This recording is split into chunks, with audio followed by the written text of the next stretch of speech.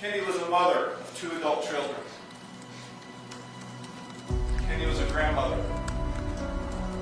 Kendy worked for Kootenai Health for nearly 20 years. He was confused. That reaction there. As we were all standing out there in the driveway of his residence, he had shoved his hands in his front pants pockets and were shaking them, rubbing them back and forth in a very fast manner. She was looking at getting divorced.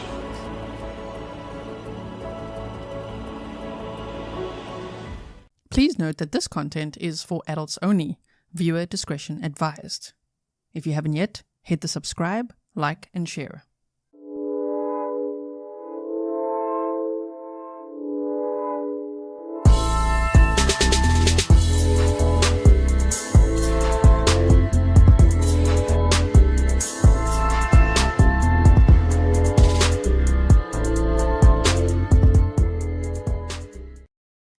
Hello everyone and welcome back to another live stream with me, Gizela K. This is Grizzly True Crime, and today we're going to be watching day 6 of the Daniel Howard trial together. This trial is taking place in Idaho, and the defendant is a former Idaho State Police trooper and a former Marine who's on trial for the murder of his wife.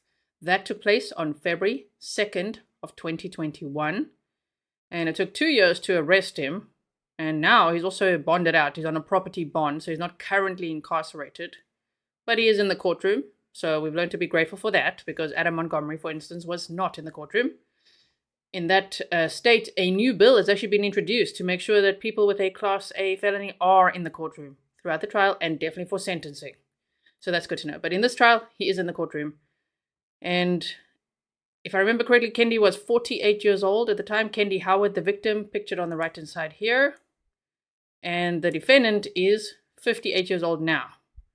Okay, so if you missed all the other days, please check out my description box. There's a write-up there for you with case background, so that you could quickly catch up if you're only joining us today for the first time. And then also, you can check out the playlist. All the other days are time-stamped for you. You can see all the witness names when there was direct examination or cross-examination or whatever it is. So it's much easier to just navigate through that. Welcome to all my moderators. Thank you so much for everything you do. Welcome to all my patrons, members, because Patreon and YouTube memberships, 2 totally separate things. So thank you to everyone who's made it over to Patreon. It's a really great source of support. Welcome to all my YouTube members and all my subscribers. We might hit a new milestone today. We'll see. We'll see if that happens. If it does, I'll let you know. So thank you so much all for being here. Please like and share so that others know that we are live right now. And if you are confused, we are on a 1-day delayed coverage, and I defluff it for you. So for instance, today, the footage I have is 4 hours and 2 minutes of trial footage out of a 7-hour, 50-minute trial day. So what that means is I edit out, I spend some time editing out the lunch breaks, the coffee breaks, the paper flapping, the sidebars, which are silent, all the long pauses and things like that, so that we can watch it, just all in one go, which I find very enjoyable to do as well.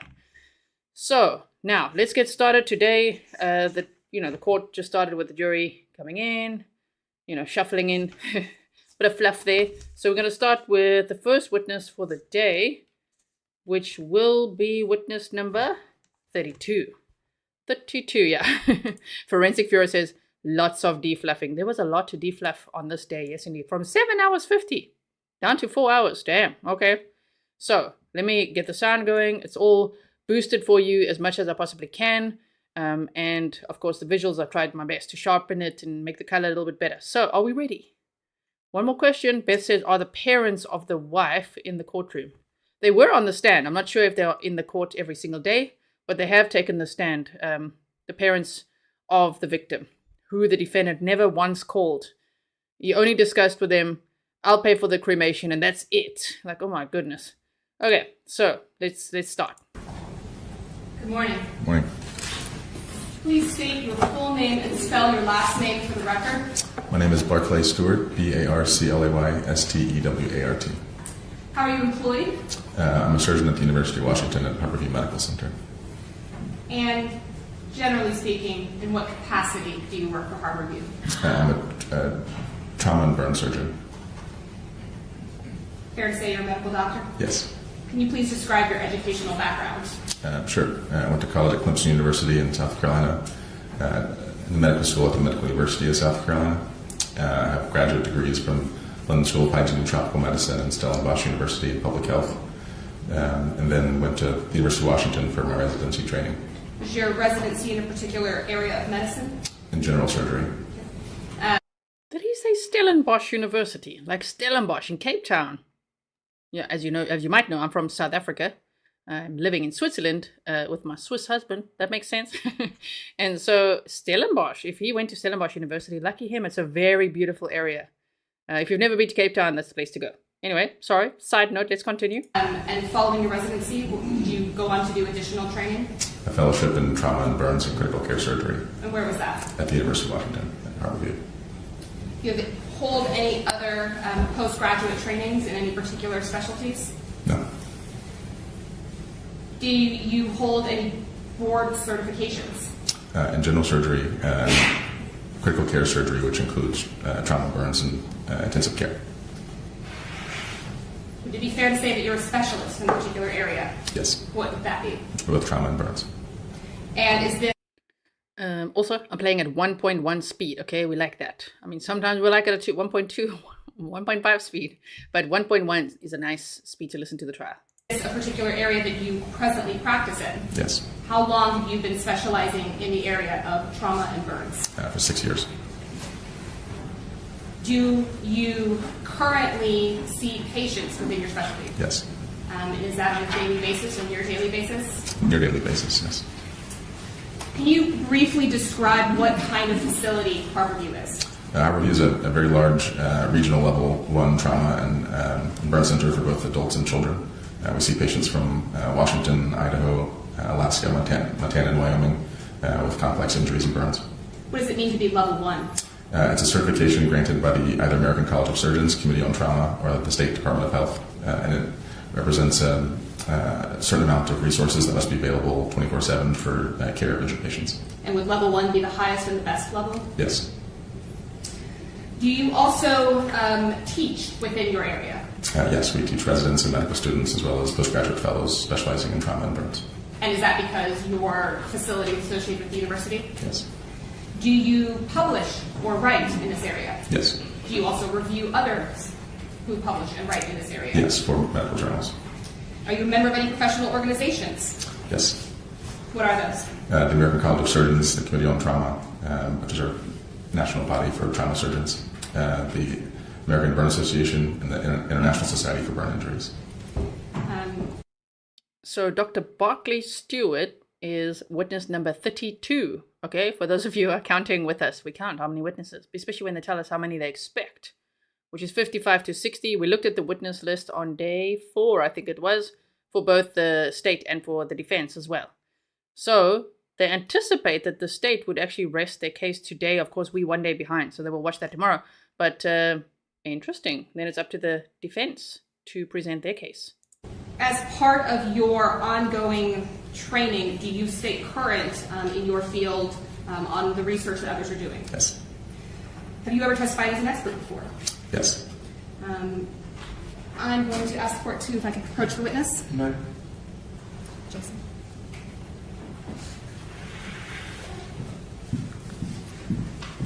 Dr. Stewart, I'm going to show you. I know we've said it on many days, but those cups are so tiny. I suppose also because, you guys know me, as well for my big cups here. Look, I've got tea. Look at the size of this mug. It's almost a vase. Okay, so I've got tea there, which is Earl Grey tea. And shame, now in the courtroom here, they've got tiny, tiny cups. Okay, also, by the way, if you didn't know, I'm having another live stream right after this trial day. Okay, that's going to be to discuss all the Delphi updates and the trial dates and everything. And we're going to have Hoosier cold cases with us. So just make sure you don't miss that. If you're popping in and out of this trial today, go to that stream. It's already public and just click notify me, okay? All right. What's been marked as States 83. Do you recognize this? And feel free to look through it if you need to. Yes, I recognize it. That's my CD. Does that appear to be, looks like it has a date at the top. Does that appear to be relatively recent, up-to-date resume for you? Yes, sir. Move to admit States 83. No objection. States 83 is submitted.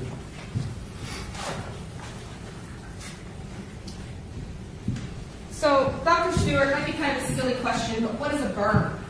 Burn is injury to the skin, one of its layers or deeper structures related to typically heat, but could also be from chemicals or electricity. Are there different kinds of burns? There are different kinds of burns. We classify them based upon how they occurred, the etiology of the burns, and their severity, their size, and depth. What is the purpose of classifying burns? One is that we can have a common language of how we speak about burns to colleagues and to patients, and the second is they are classified predominantly in accordance with how we treat them. So different burn categories would result in different levels of treatment? Yes, ma'am. And fair to say that different burns have different levels of severity? Yes, ma'am. And then therefore different levels of burn would have different levels of associated pain to the victim? Yes, correct. Generally speaking, can you kind of give us a breakdown of that burn differentiation? Sure. So the skin has two layers. It has epidermis, which is the layer that you see on top of your skin, the dermis, which is the thicker layer that gives skin pliability and elasticity, and then the subcutaneous tissues beneath it, the fat and connective tissue and muscles and such. First-degree burn, like a sunburn, is injury to that top layer. The bottom layer of skin is intact, and the bottom layer of skin is what produces new skin cells, so it's typically doesn't require medical treatment. A second-degree burn is injury to that bottom layer of skin and includes all the top layer, obviously, and into the bottom layer of skin. It results in a wound that usually takes a period of 1 to 3 weeks to heal, and it heals again from the cells inside that bottom layer. That's things you get from typically scald burns. And then a third-degree burn is all the way through both layers of the skin and into the fat or its deeper contents. And that's some rare scald burn injuries and things like flame burns, electrical burns, and such generate those deep injuries. Does a second-degree burn result in the need for medical treatment? They are, in fact, the most painful burns, so yes, patients usually seek treatment for pain, even if they're quite small. Large second-degree burns can be very physiologically important for us to treat. They can cause people to have severe dehydration and burn shock and get sick from having large wounds that can get infected. But even small second-degree burns, because they are so painful, and certainly people are concerned about scarring and such, seek care for most all second-degree burns that are more than the size of a quarter. What kinds of characteristics do you look for in making your determination as to the type of burn? First-degree burns, like sunburns, like everyone's had, are usually pretty dry because the top layer of skin is still intact, just partially injured. For second-degree burns, once it gets into that bottom layer, they're wet and red and weepy as the fluid from our bodies leaks out without having that top layer of skin to protect it. Third-degree burns typically have what we call an eschar. It's a thick, leathery, usually multicolored appearance that is caused by necrosis of the top layers that are burned or charred. The deeper injuries are hard to tell from a visual perspective and usually require surgical exploration. Do you, when making determinations about burn, consider the cause or source of the burn? Yes. We get very worried that burns need to be surgically managed if they're not going to heal within 2 or 3 weeks because they can form significant scar and scar that changes the way people function, the way their skin feels, not just the way it appears. We know that depending on different temperatures of liquids, durations of contact, viscosity, or how thick things are in a liquid, for instance, in the scald burn, can change how deep it is. Flame injuries are rarely ever only second-degree burns and usually result in third-degree burns that need surgical management. So we're able to tease out which burns need surgical care more quickly and help patients get to their recovery more swiftly by knowing how they happened. So we're going to see 13 witnesses today, because when I was editing, I was counting. How many are we going to see today? I think yesterday we saw 5. 13 witnesses today. And if anyone's confused why they're talking so much about burns, Kendy Howard, the victim, had what they said was a second-degree burn on her, I think it was her right forearm. So to then get in a bath makes no sense. That would be extremely painful. So I'm pretty sure they're going to go more into that. In your current position, you indicated that you treat patients. Is that correct? Yes, ma'am. Can you give us a brief overview of what that looks like for you? Sure. Our burn center is one of the 3 largest in the country. You see about 900 inpatients a year and about 3,500 outpatients a year. There's 4 of us in total that do burns and 2 of us that do burns and trauma. So we split our time between those 2 specialties. And what percentage of your work involves treating burns? About 50%. In your current capacity, do you only see patients that are there present with you at burn review? No, because of our regional mandate and our large regional catchment, we use a lot of telemedicine in order to see and treat patients. Can you describe what that involves? Sure. So we have 2 pathways for telemedicine. One is from clinics or hospitals who are called concerned about a patient who showed up to their emergency department or clinics and feel like the patient needs to be transferred for us for immediate care. And the second and surely higher volume component of that is our clinic-based telemedicine program, which patients send in photos of their burns typically from smartphones. They're registered into our medical record, and then we review them with our clinic nurses every day, and then have either video or telephone calls, depending on the person's preference, later in the day to discuss management. So would it be common then for you or other experts in your field to rely on data that was generated by other doctors in rendering an opinion? Yes, other doctors, certainly if they're at a clinic or hospital, and even patients themselves taking it on their own phone. Would it be common then for you to review photographs of injuries as part of forming your opinion? Yes, ma'am. Almost every day that I'm on service.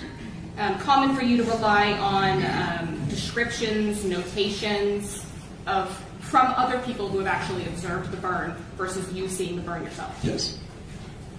And is the facts and data that are generated commonly relied upon by other medical experts to form larger opinions about cause, degree of injury, and treatment? Yes. And is that opinion that is formed independent of the opinion of others? Quick pause. Sorry, sir, to pause you there, like as he's about to answer. Jenny Gunter said maybe she was burnt by boiling hot water in the prepared bath. No, what they proved so far with really amazing witnesses and experts is that Kendy would have already been deceased when she was placed in the bath. So the type of burn she has and the blistering would have happened when she was still alive, as well as 30 other injuries to her body, bruises and like lacerations and all sorts of things, including that burn as well, which is just horrendous. So they say for those injuries to, for one to bruise, you have to be alive. And also for the blisters to form from where she was burned, she would have had to be alive. Because I initially thought maybe it was from the bath water being like super hot or something. No. So it's probably, we're all speculating, we were yesterday, it's probably from that like stove kettle.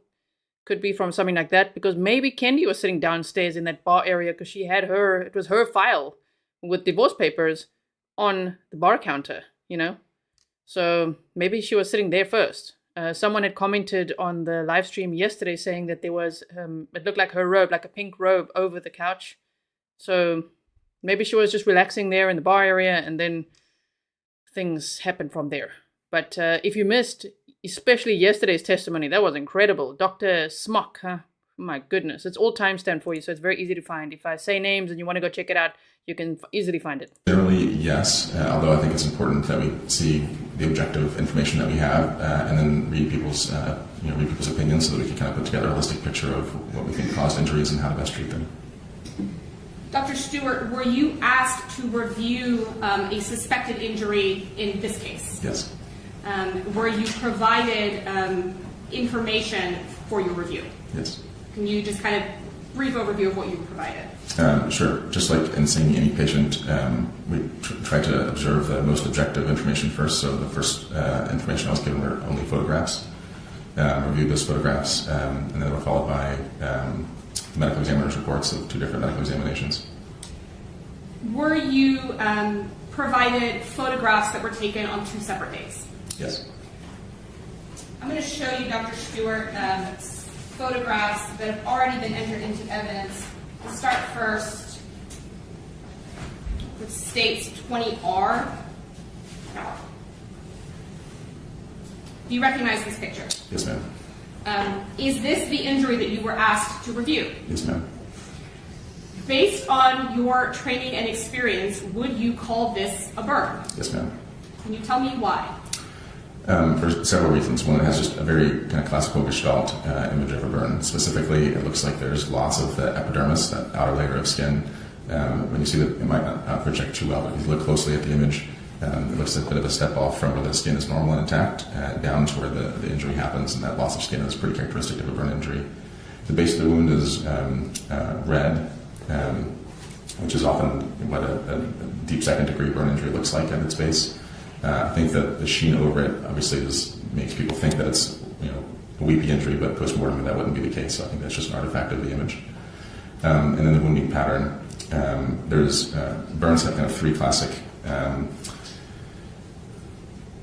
characteristics. That in the middle of the injury, it's called the center of necrosis, where the burn injury actually occurred. Then there's an area around the outside that's called the zone of stasis, where it's typically there's so much swelling and edema from the injury that it looks a bit pale. And then right on the outside is a zone of hyperemia, which is extra redness or dilated blood vessels from the injury.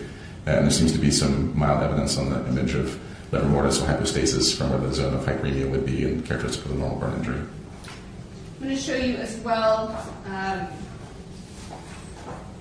18F, which is a photograph that was taken a few days later. Did you also review this photograph? Yes, ma'am.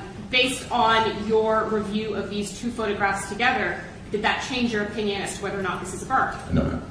In your review of these two photographs, did you form an opinion as to the degree of this burn? It appears a second-degree injury, pretty stereotypically.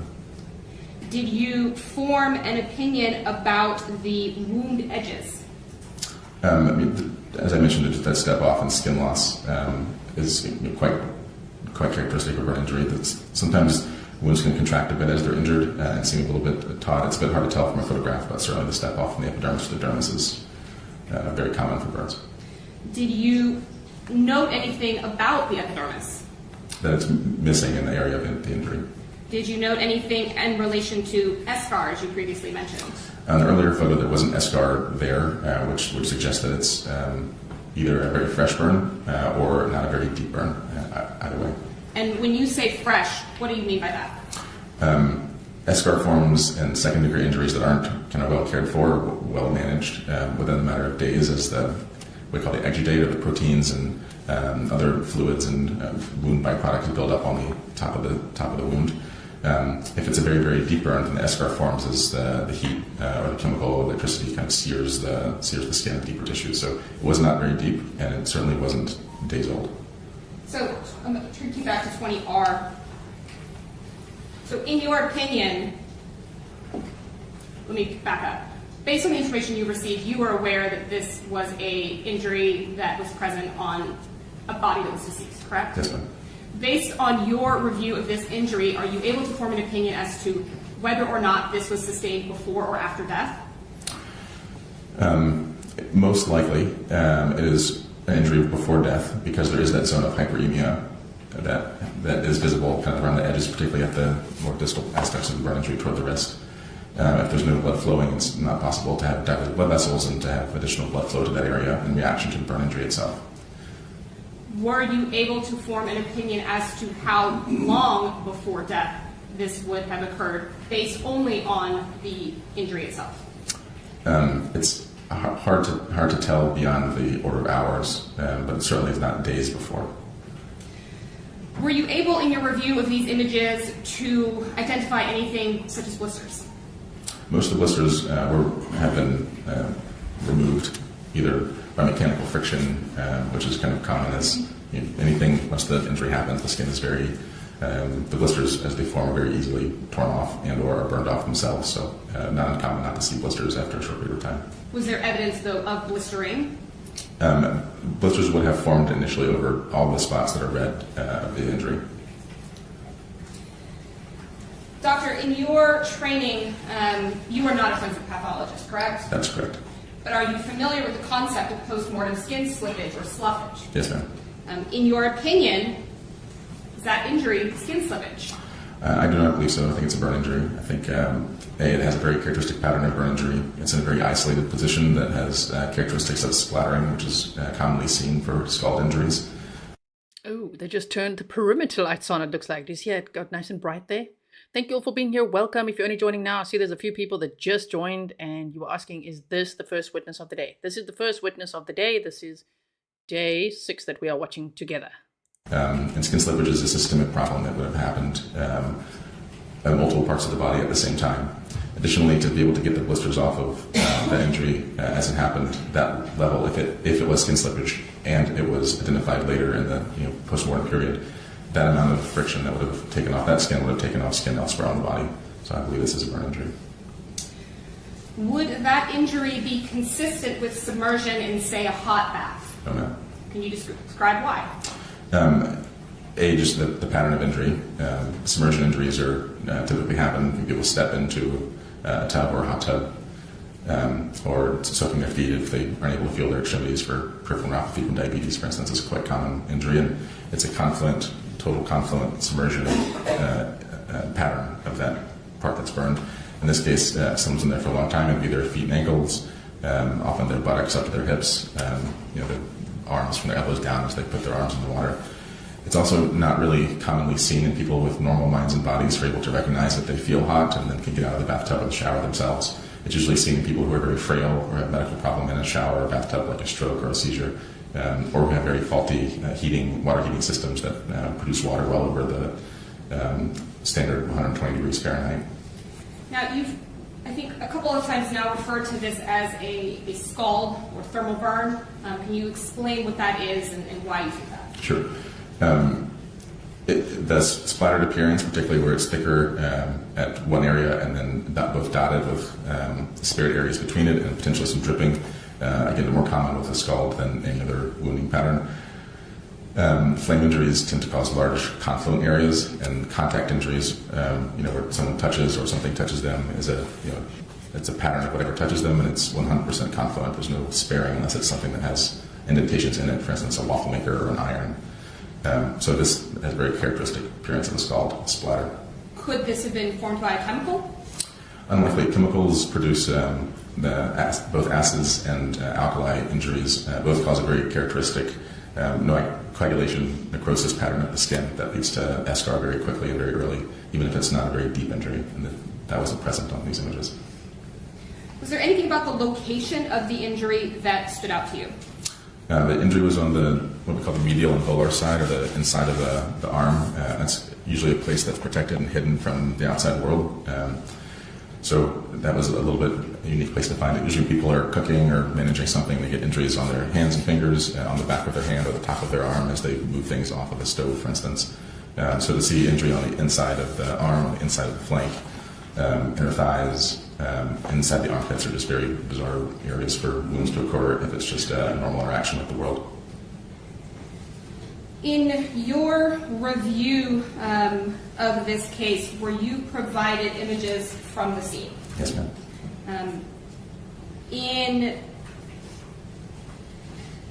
Is it common for experts in your field to review scene photos when the source of an injury is unknown? Yes, we certainly do it for matters like this, for legal matters, and then for our patients, particularly children who are concerned for child abuse, we'll review images with CPS, for instance. In your review of the scene, was there anything that stood out to you as a potential source? In one of the images, there was a kettle with an open top that was on a wood-burning stove. I'm going to show you what's already in. So it drew his attention, the kettle on the wood-burning stove. Forensic Bureau says every day is like a lecture in this trial, and education. Did you do your homework? I don't even remember what your homework was. I just remember you had homework, okay? Stefan assigned it. Evidence as states 63.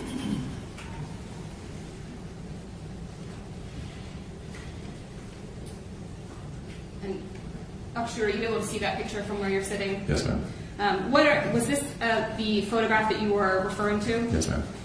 Can you just kind of give us a little bit of indication of what you're specifically drawn to? Sure, just a kettle in the bottom left corner of the image that was on the stove. That was also seen in another image. The kettle doesn't have a top, which I'm not saying that this was or wasn't. Whenever they show this picture, the kettle is always so low down here, you know? Can you see it? It's here. Here is this, it's like it looks like a full metal kettle on this wood-burning stove. Okay? Someone in chat yesterday said it's also people keep water in the kettle and put it on this wood-burning stove to make sure the air doesn't get too dry, because we heard that Daniel Howard was very pedantic about keeping water in this kettle and keeping it going and keeping the house warm. That's how he heated the house, right? Okay. The cause of the injury, but it was just something that I noticed as part of a potential source in the images I received. Would hot water from a humidifier kettle potentially be able to cause an injury like this? I'm sure any water that's hot enough to generate steam can certainly cause a scald injury. And again, doctor, I'm going to show you 63D. Is this the stove that you're referring to? Yes, ma'am. Dr. Stewart, were you also able in your review of the photographs to observe where the victim in this case was found? Yes, ma'am. I'm going to show you 16G. Was there any... Sorry for the quick pause here. Karen says, a lot of creators are envious of G. They mention her often, makes me smile. Please send me those timestamps. I want to see. I don't see that. Okay, send it to me. If you ever see, like, I don't know, people mentioning, just send me the email, an email, grizzlytruecrime@gmail.com with the timestamp. Then I can also look. Anything about this that drew your attention? I mean, obviously lots, but what regarding the burn injury itself, people who have burn injuries typically have a very hypersensitive wound, and it's sensitive to things as minimal as air blowing across it, and any variation of liquids above or below their body temperature. So to soak inside of a bath immediately after burn injury would be a little bit unique. People usually try to keep it clean and avoid getting it submerged, avoid exchange of temperature. Certainly would seek care for an injury that size, just given how painful it would be. Would soaps or bubble baths potentially serve as an irritant as well? I suppose they could, but not usually. We use them clinically to clean wounds quite frequently. We just are ensured to do it at the temperature as close to the body as possible and kind of at the patient's own pace because it can be very sensitive to be submerged. You testified that second-degree burns are often the most painful. Mm-hmm. What kind of response do you typically see from people when they have sustained a second-degree burn? Yeah, because the injury doesn't destroy all the bottom layer of the skin and the dermis. There are nerve endings that exist that are not injured compared to third-degree burns or deeper, which burns those nerve endings and they can't be felt. So because it is so sensitive, people do things to soothe it. Usually cooling gels like aloes are commonly used.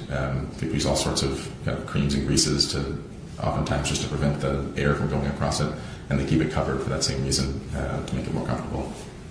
In your review of scene photos, did you see any indications that there had been an attempt to care for that wound? Yeah, acknowledging it, the photos received were only of the bathroom and the areas that you showed with the wood-burning stove. I didn't see any evidence of wound care products or medications for pain, but again, I didn't see the entirety of the scene's photos. Dr. Stewart, would it have been extremely painful to get into a warm or hot bubble bath with that injury? Most likely. I would not have expected someone to have a fresh burn and then submerge it in the hot water. See, that's where Daniel Howard, well, it's one of the many ways that he really messed up, which is great. We love it when criminals are really dumb, right? Pamela said Daniel Howard apparently tortured Kendy Howard before he put her in the tub. Oh, this wasn't something that I was aware of. He has some major issues. Yes, and badly. She had blunt force trauma on the top of her head. Her jaw was broken. She had bruising on her face and swelling, bruising on her chest, on her knee, all over her body. 30 injuries.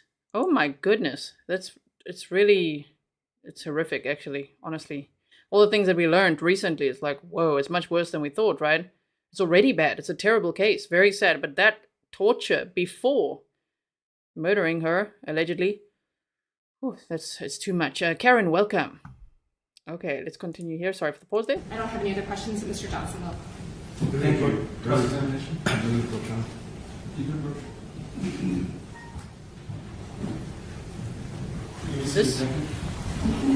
That was the defendant, by the way. That's Daniel Howard standing there. We get a side profile of him every now and then. Cross-examination, Mr. Johnson. Thanks, Sean. Good morning, Doctor. Good morning, sir. Doctor, when were you asked to review the information in this case? I don't recall the exact date, but close to a year ago. And your specialty, you're not a pathologist? Correct, I'm not a pathologist. Okay. Do you know how long Miss Howard was in the tub? I do not. Now, showing you what's been marked as, or admitted as 20R, on this image, is it right that it's on the right hand, or right arm? Correct, yes. And it's on the inside portion? Yes. Okay. Now, in your opinion, if this was a burn, it could happen anywhere to up to hours before her passing, correct? Correct. And you believe that it was some sort of liquid to include possibly oil, correct? Correct. Yes. Okay. And do you know if Miss Howard was right or left-handed? I do not. These type of Is he going to ask about her cooking chicken again? In olive oil. Please don't. Oh no. burns could occur, for instance, throwing chicken into a hot skillet of oil, correct? Potentially. It's when we see cooking-related oil burns and fires, they're usually on the hand, but certainly can also be on the side of the arm. Oil burns tend to cause a rather early eschar as well. It turns white pretty quickly after the injury and then fades to red if it's a second-degree injury or an eschar if it's a third-degree injury over days. He literally did. You might think I know. I don't listen to every single minute while I'm defluffing, and editing for you. Abbreviating. I make sure just to take out all these long breaks and pauses, but my goodness, he literally went there. He literally was like, what about cooking chicken in oil? We already heard that the other day. It's like, no. Just one injury, one on her forearm. Nowhere else, not on her hands or anywhere else. No, that's probably from cooking chicken. Now, there was no other burns or marks on the body that looked like that. Is that correct? Not that I saw. I did not see all parts of the body on images, however. Are you aware of other parts of skin slippage within the body? Not that I recall, no, sir. Were you provided all of that information? I was provided the medical examiner's reports and multiple photographs of which I did not see significant skin slippage that on the other arm, for instance. Now, you were shown... Just pause. Stefan and my second smile say similar things. It really looks like Dan tortured Kendy because of the wellness check a few days before. Very plausible as well. If you guys didn't know, there was a fight. I don't know. There was an incident on January 29th of 2021, just 4 days before Kendy was allegedly murdered. And to the point where she actually called her boyfriend. Remember, she had a boyfriend, a new house, hot tub. She was ready for a new life, was divorcing Daniel Howard. And so she actually called this boyfriend while Dan was verbally abusing her. And he listened in, and then he thought, okay, I'm not going to call back in case that agitates Daniel Howard. So he, the boyfriend, whose name is also Daniel, but Daniel Prado, called her parents. And her parents then called the police for a welfare check, and the police came over. And we got to see that body cam, which I think was on day 2. It's timestamped if you want to go find it. And Kendy actually packed her bags and went to stay with her parents for a few days. Then she went back, because she said she's got animals to look after, which could have been her cat, Betty? I think it was Betty or Betsy, her cat, right? She went back to look up, she might have also had farm animals or something, but she went back to look after animals, to go and work as well. And she was actually planning to transfer to Kootenai with her work, so she was putting that in motion. So that's what people are referring to. And it does look like it. It's almost like, punishment for that day, for that welfare check, for the police being there, for actually leaving and going to her parents, and for making people aware of the abuse that she had suffered actually for a long time.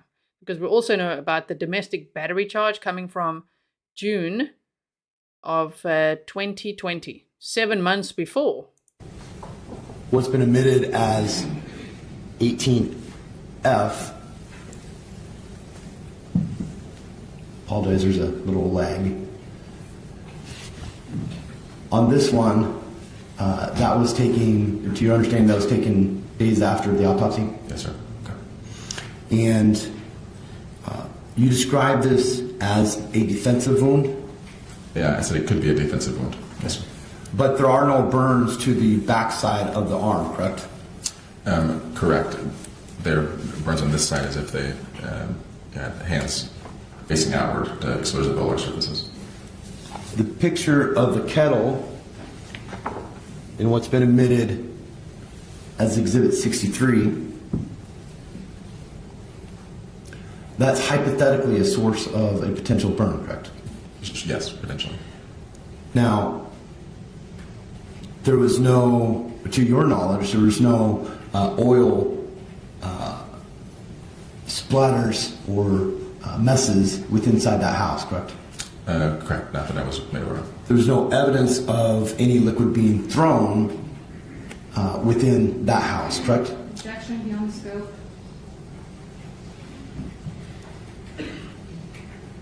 I'll allow the question if the witness knows. I mean, he wasn't a crime scene investigator, right? This is a trauma surgeon, so it's about the burns.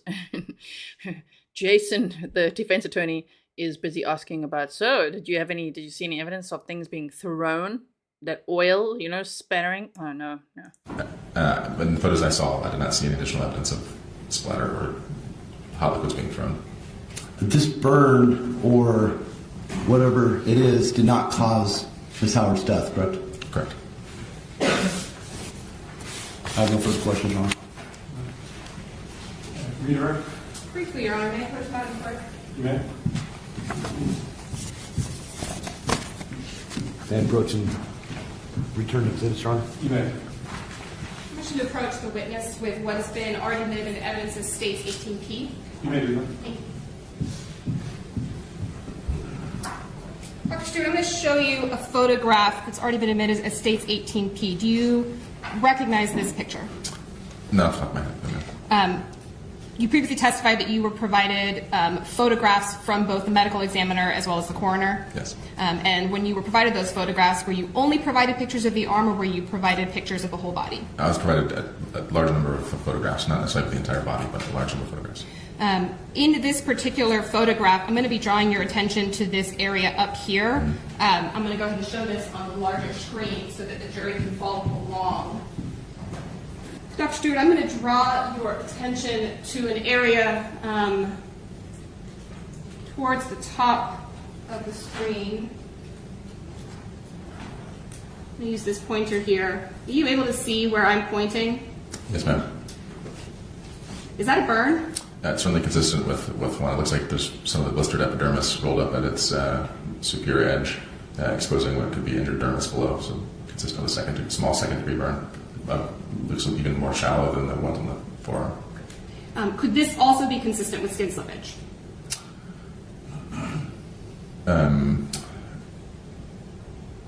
Less likely. Okay. Am I allowed to ask a question? Sure. Was this at the same time as the first autopsy? This was at the with a coroner photo. Okay. Based on your review of the body, was there, other than this mark and the mark on their arm, were there other large places of epidermis rollback as we see in this picture? No. And so, in fact, there was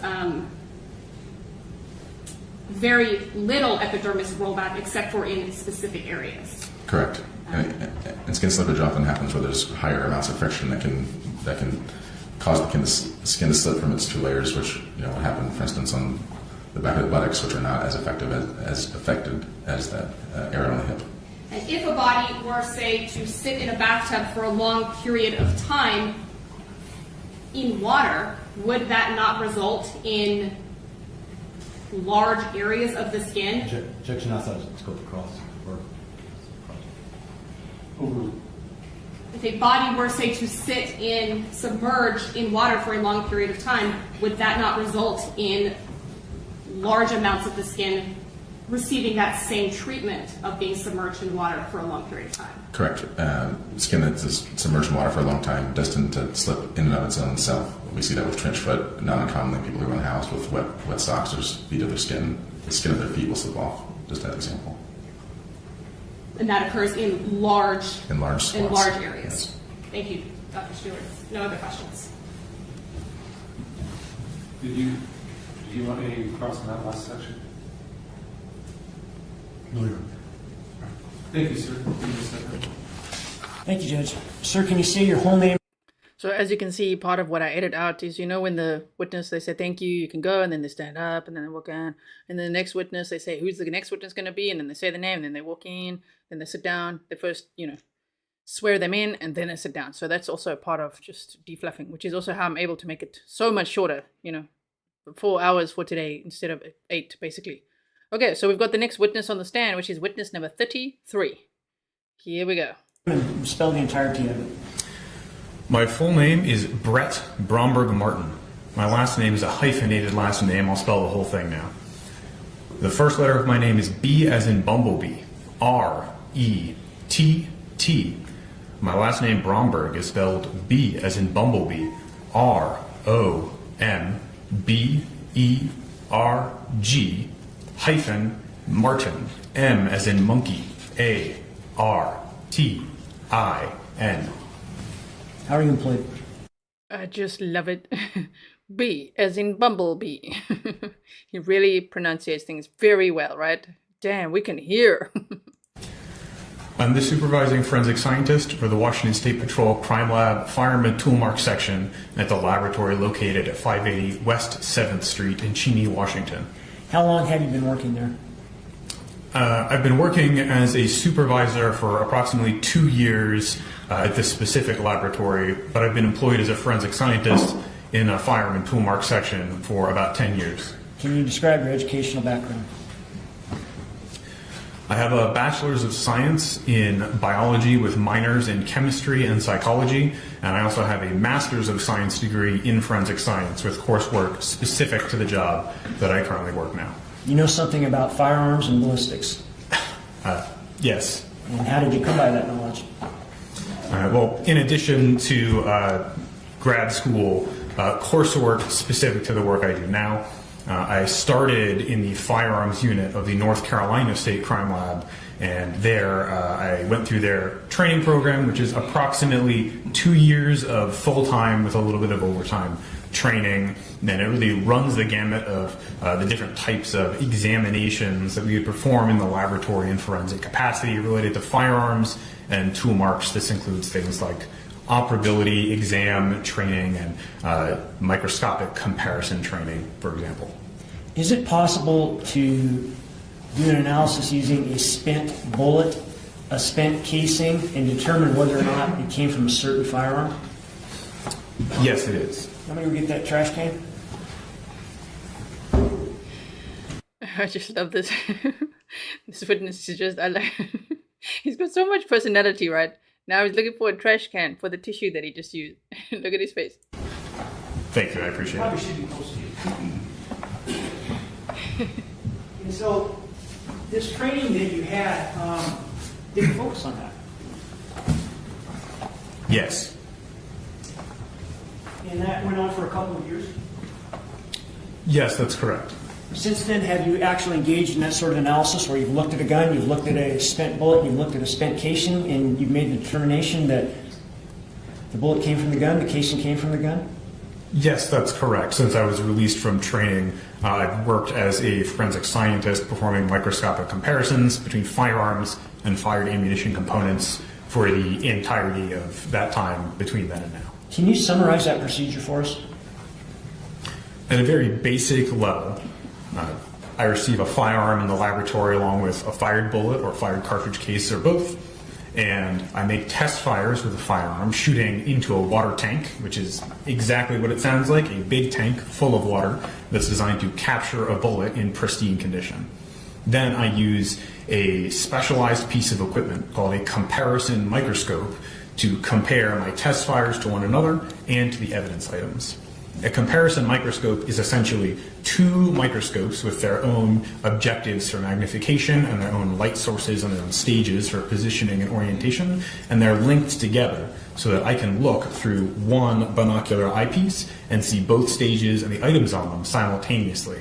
So I can make not just an apples-to-apples comparison of two items and the marks on their surface topography, but I can make a Red Delicious to Red Delicious or Granny Smith to Granny Smith type comparison. Okay. Damn, he's good for us visual learners, eh? Because his language is almost like visual learning. The way he describes things. Just apples to apples. Red Delicious to Red Delicious and Granny Smith to Granny Smith, okay?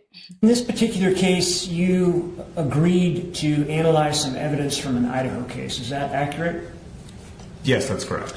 Did that include a Taurus semi-automatic pistol, Yes. as well as some bullets, One fired bullet. and a casing? Yes, one fired cartridge case. Okay. And did you have some actual ammunition that was provided by? Yes, I don't remember the exact number. I'd have to look at my notes to be sure. Okay. Are you familiar with that particular model of Taurus? Yes, I am. Can you describe for the jury how one operates that specific gun?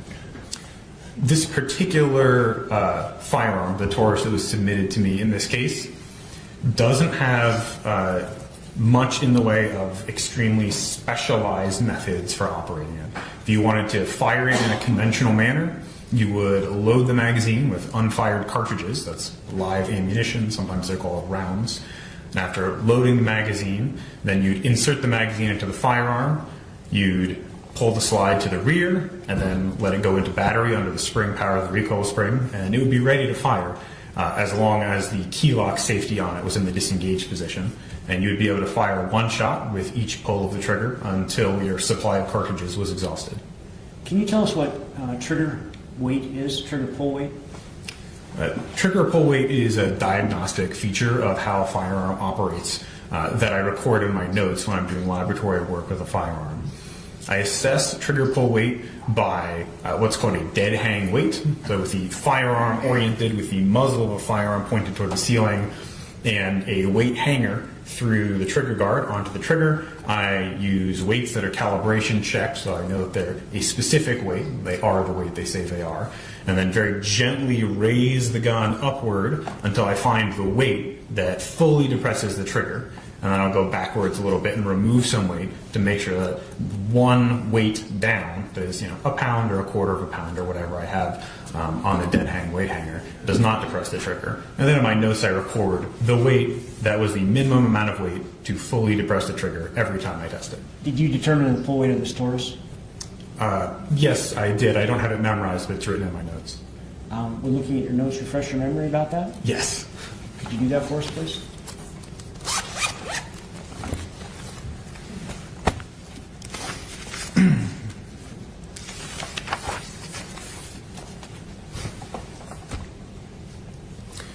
The Taurus pistol that was submitted to me at the laboratory for this case had a double-action trigger pull weight of approximately 5.5 pounds. Would that be typical of a gun like that? I would say that's pretty typical. Okay. Did you go ahead and, using that spent bullet that came from the autopsy of Kendy Howard, the spent casing that came from the tub, and the Taurus that came from the tub, do an analysis to determine whether or not that fired bullet came from the Taurus and whether that casing came from the Taurus? Yes, I did perform that analysis. Would you run us through, in general, that process? As I said before, typically I make test fires into the water tank for fired bullet comparisons, and that's exactly what I did here. I would have picked up the fired cartridge cases off of the floor of our laboratory firing range and put them under the microscope and effected a microscopic comparison of my test fires to one another, and then the test fire on one side and evidence item on the other side. In this case, I also did a little bit of other microscopic analysis. I made a cast of the interior of the barrel of the firearm, the bore, and then I examined that as part of my examination, as well as a cast of the portion of the slide that supports the head of the cartridge during firing, called the breech face. And I examined both of those as well as part of my analysis. And did you reach a conclusion? Yes. What's that? My conclusion is that the submitted fired bullet and submitted fired cartridge case were both fired by the submitted Taurus pistol. Other evidence was submitted by Idaho, by the Sheriff's Department, and I think you have some other scientists out there in the hall waiting to testify, sir. But I wanted to ask you about GSR analysis. Does your lab do that? We do one type of gunshot residue analysis for distance determination to determine the muzzle to target distance at the time of firing based on the deposition of gunpowder particles and other chemical residues.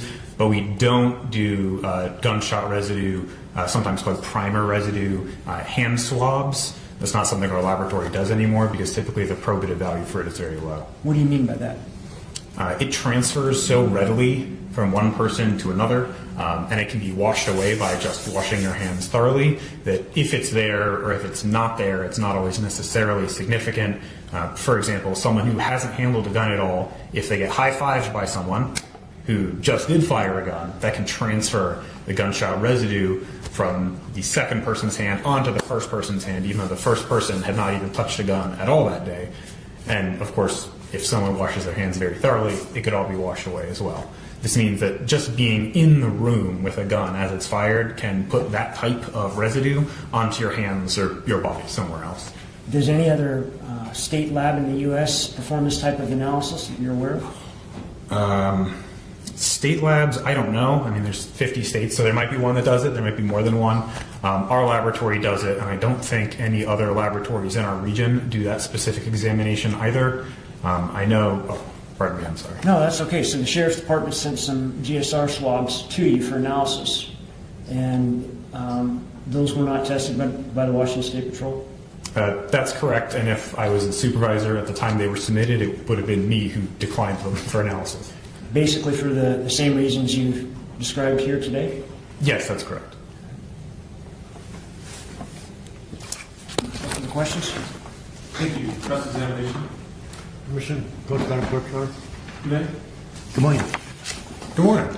I have So there was a bit of a sidebar there that we teleported through. So now it's cross-examination time. put up there what's been admitted into exhibit as a exhibit number 58, which is a blue gun or replica gun. Can you go ahead and look at that? Is it okay if I handle it Yes. directly? Do I need to wear gloves for this? No, this is not. This is a replica gun. Okay. Does that appear to be the same as a Taurus 380? The one that was submitted to me in this case, yes, I think it is. And then on that gun, can 5.5 pounds of pressure be used with an index finger to pull the trigger on that gun? If this were the one that was submitted to me at the laboratory, yes, although it's worth keeping in mind that 5.5 pounds on the trigger of a firearm with dead hang weights is a little bit different than using your hand. I mean, guns are made to be ergonomic. They're made to be held in the hand and squeezed. And so, although it might feel heavy to just use your finger to lift a 5.5 pound weight, off of a countertop or a floor or something like that, I would generally say the same amount of weight or force is usually a little bit easier to apply with your hand when you're holding the gun in a conventional manner with your hand on the grip and your finger extended through the trigger guard in a normal fashion. That trigger can also be pulled with your thumb, correct?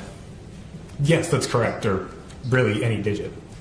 Now, when working with outside agencies, when you communicate whether or not GSR was not going to be conducted, if that local agency still wanted it conducted, would you do the test? Nope. And did you do your analysis prior to or after DNA analysis? After, just by handling really anything, potentially there's the capacity, pardon me, let me rephrase, just by handling anything there's the potential to damage any type of very delicate evidence like trace DNA or a latent fingerprint. So the firearm section always goes last when analyzing really almost anything at the crime lab. And to your knowledge, was DNA analysis done in this case? Yes, I think it was. No further questions. Permission to retrieve the exhibit. Nope. Sounded pretty firm. Why are you so adamant about not testing GSR even if some other agency wants it? Specifically with reference to hand swabs, since our laboratory is held to international accreditation standards, that means we have to maintain procedures and technical manuals and instrumentation and personnel to be able to do those types of exams, and then all of that would be time and effort and money we could have spent preparing to do other exams, and that particular one just isn't usually very useful for any given case. I know there's a very small number, or a relatively small number, of private laboratories in the United States that do that type of examination, but what it can tell you in any given case is usually pretty limited. Thank you. No further questions. Thank you, sir. You may step down.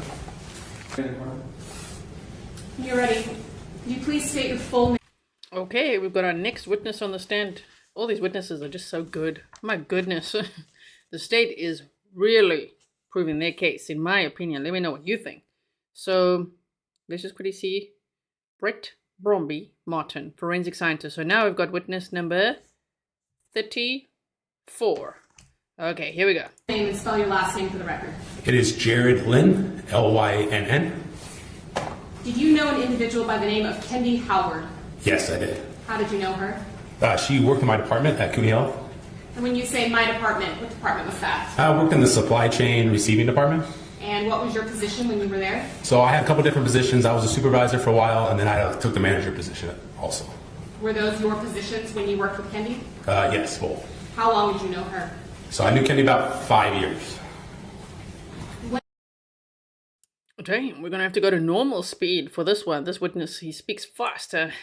When you held those positions and knew Kendy, were you her direct supervisor? So for the first pretty much 4 years, 10 months I was, and the last 2 months I took a manager position, so then my supervisor kind of took over as the direct report. So for the 4 years and 10 months, did you work in that department with Kendy on a fairly daily basis? Yes, yeah. And then in those last 2 months, who took over that direct supervisor position? So Carolyn took it over. Do you know Carolyn's last name? Carolyn Farnsworth, yeah. And so for those last 2 months, did you continue to know Kendy and see her around?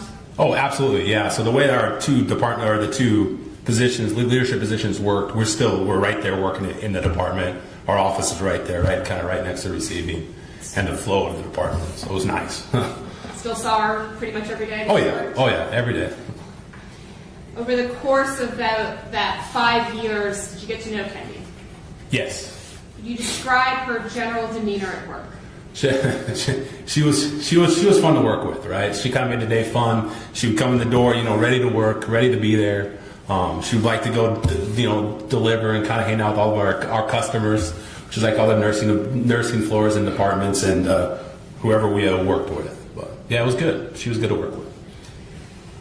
Can you kind of just describe generally what Kendy's day-to-day responsibilities were? So Kendy was a receiver, so we basically took anything that came off the dock, so anything that came from our main distribution center, FedEx or UPS, we would take those boxes and we would receive them, check them in, and they would go out and deliver them around the hospital in the afternoon.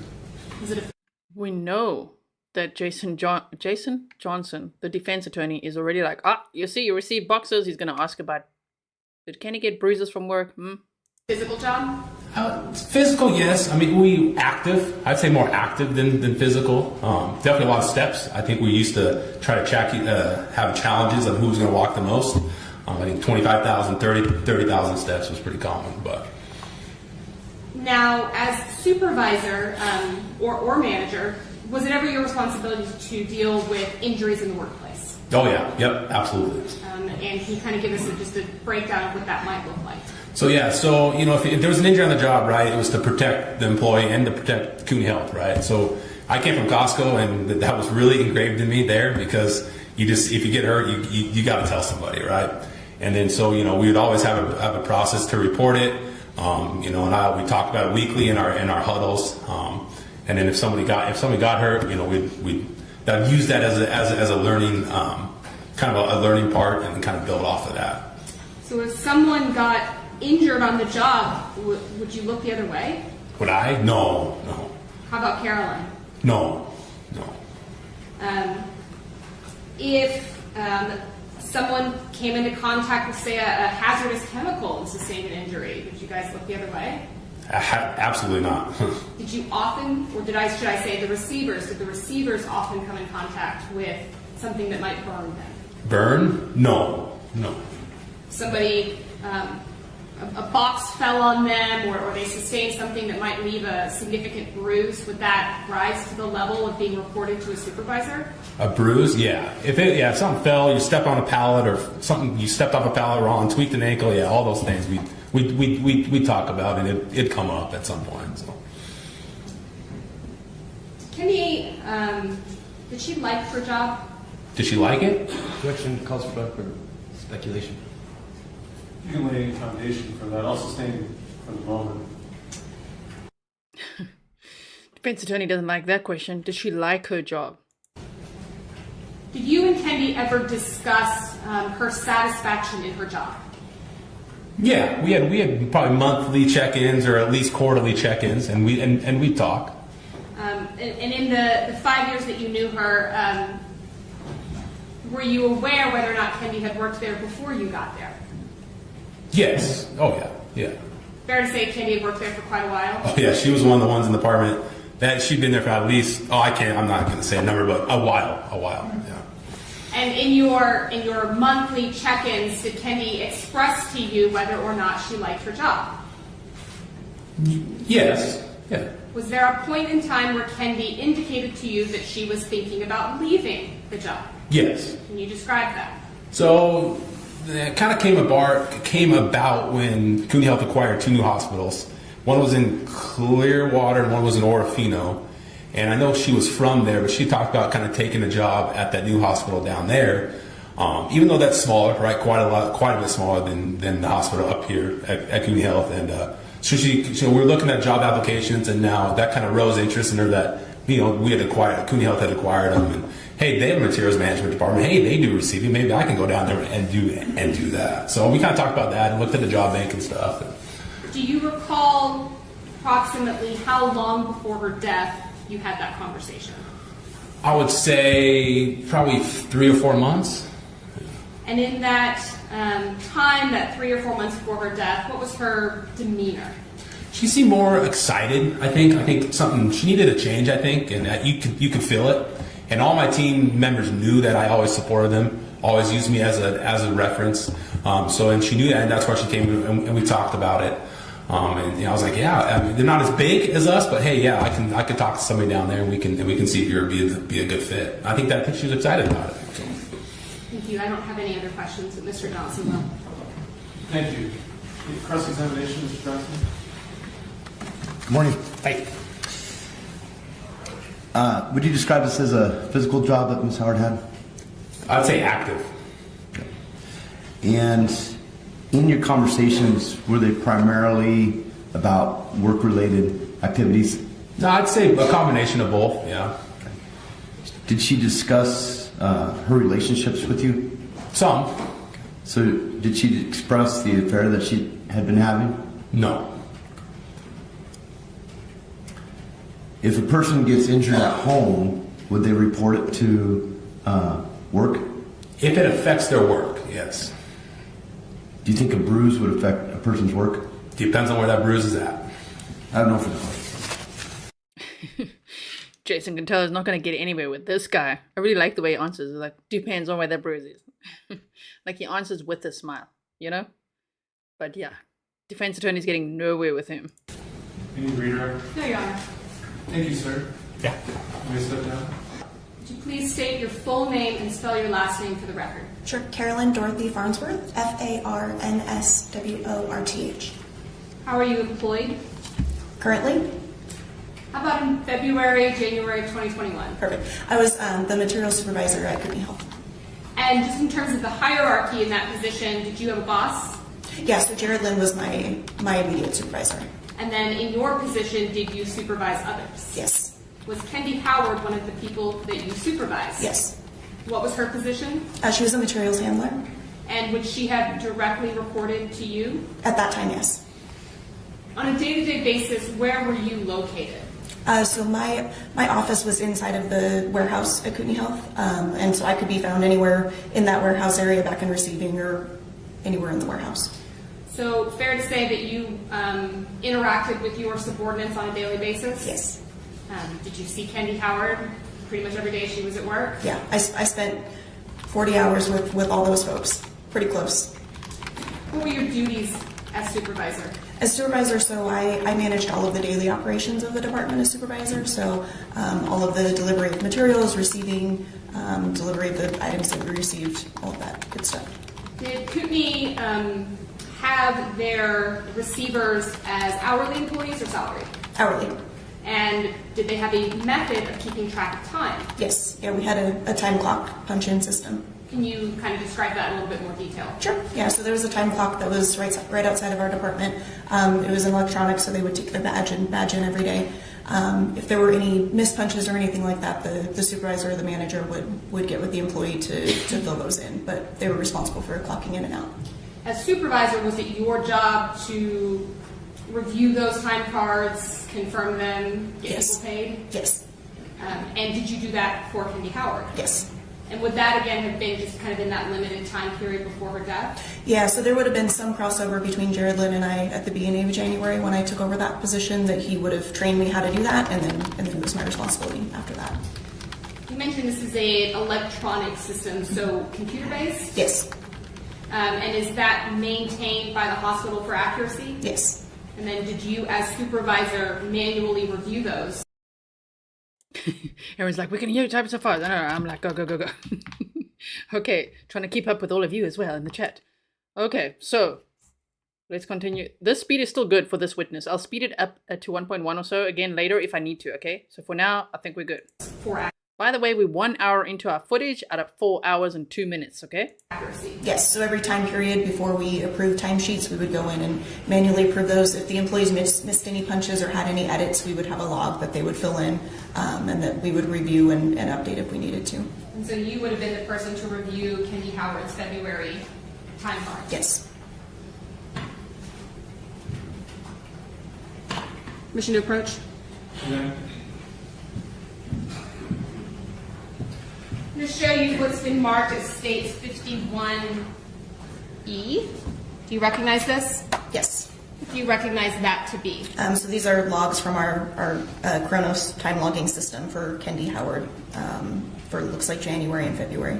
And that would have been the document that we just discussed that you would have checked for accuracy? Correct. And that does appear to be an accurate printout? Yes. And this would have been from your, not yours, but Kootenai's maintained computer system? Yes. Move to it and it states 51E. Any other questions? No, Your Honor. 51. Also, Renee says, I feel like these witnesses really care about getting justice for Kendy. Right? You can feel that. And also, there's a few people asking if the defendant, Daniel Howard, is currently incarcerated. He's not. He got out in December on a property bond. So I think he wears like an ankle monitor or something. I'm not too sure. But no, he's not in jail yet. He was for a bit. Then he bonded out. Keep that with you just in case you need to review it. So Ms. Farnsworth, what kind of schedule was Kendy on? So she was on our receiving schedule, which was generally a 5:30 to 4. They worked 10-hour shifts. I know it had been changed a few times before that, but at that time it was 5:30 to 4. And did she work a certain number of days a week? Typically it was Monday through Thursday. Although at this time period there was some time that she took off, so she worked a few odd days that she doesn't normally work.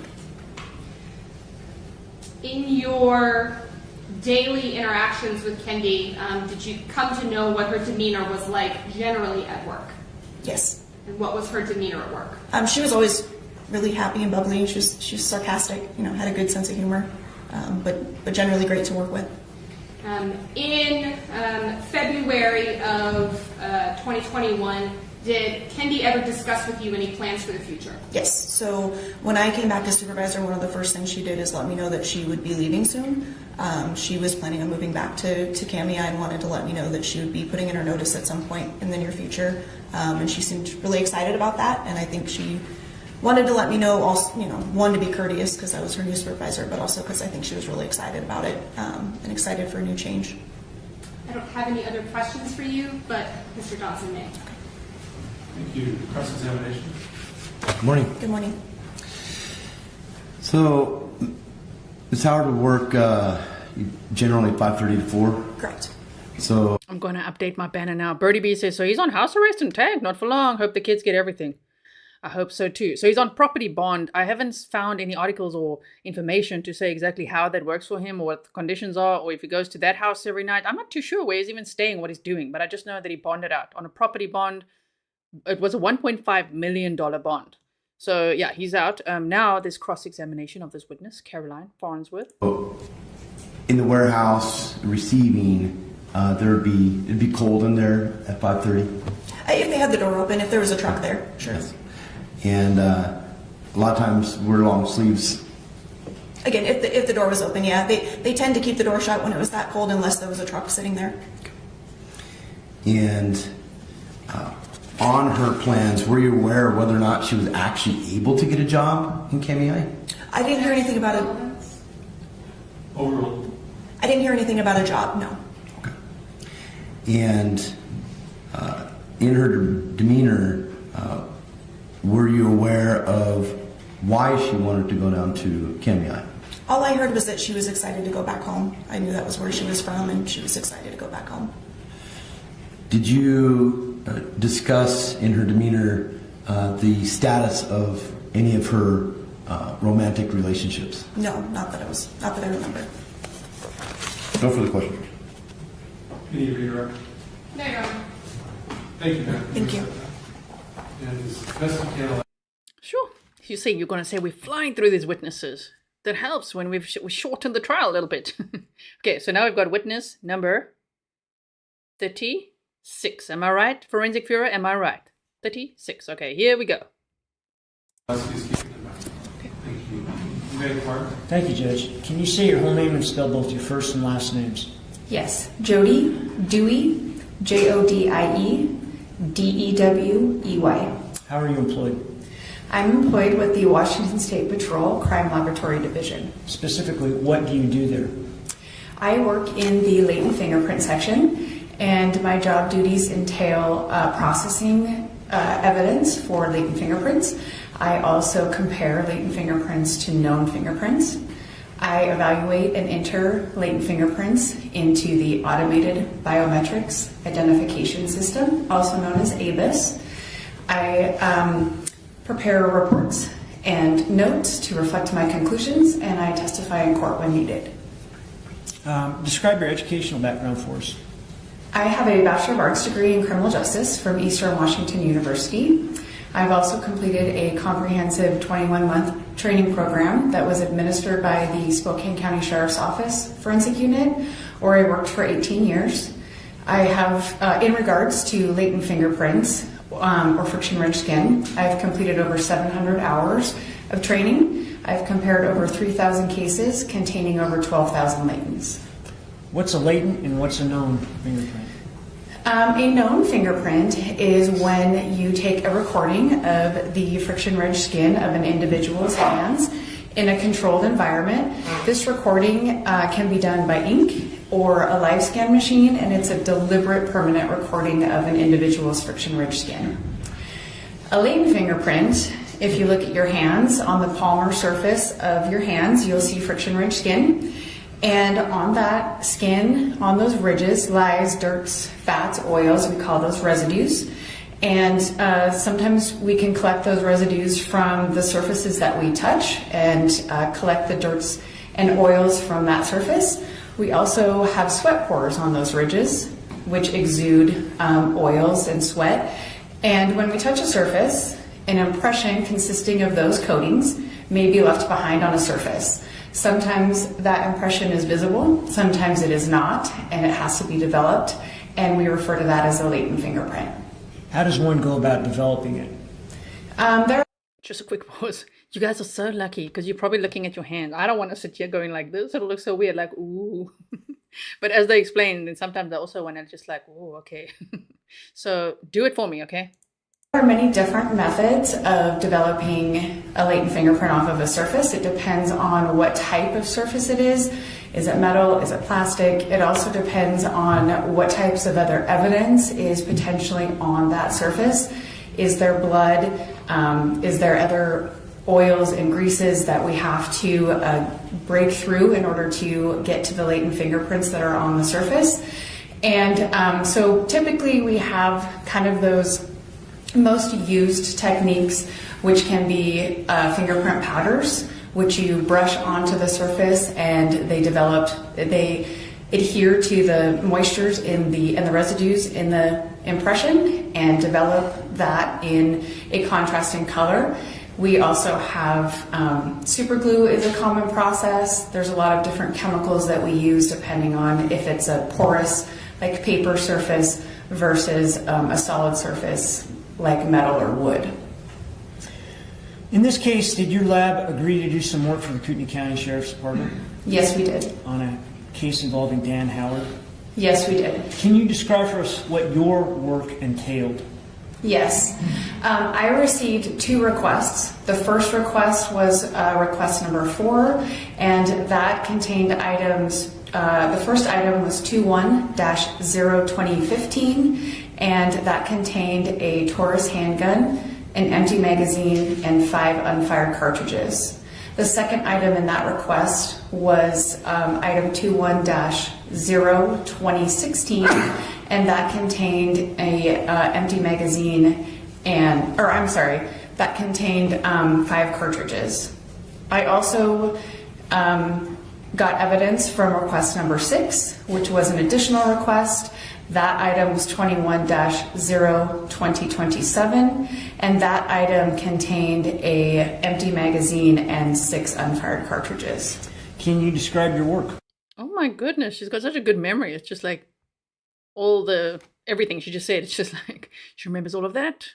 I don't see paperwork in front of her right now. Yes, I processed all of these items of evidence for looking for latent impressions on the surface. I started with the first request that contained the handgun, empty magazine, and 5 cartridges. I processed those items with what we refer to as Lumi-Cyano. It's a fluorescent superglue. So it's a one-step process where we put the item in a superglue chamber where the cyanoacrylate or superglue is vaporized in the chamber, and it develops latent impressions on the surface.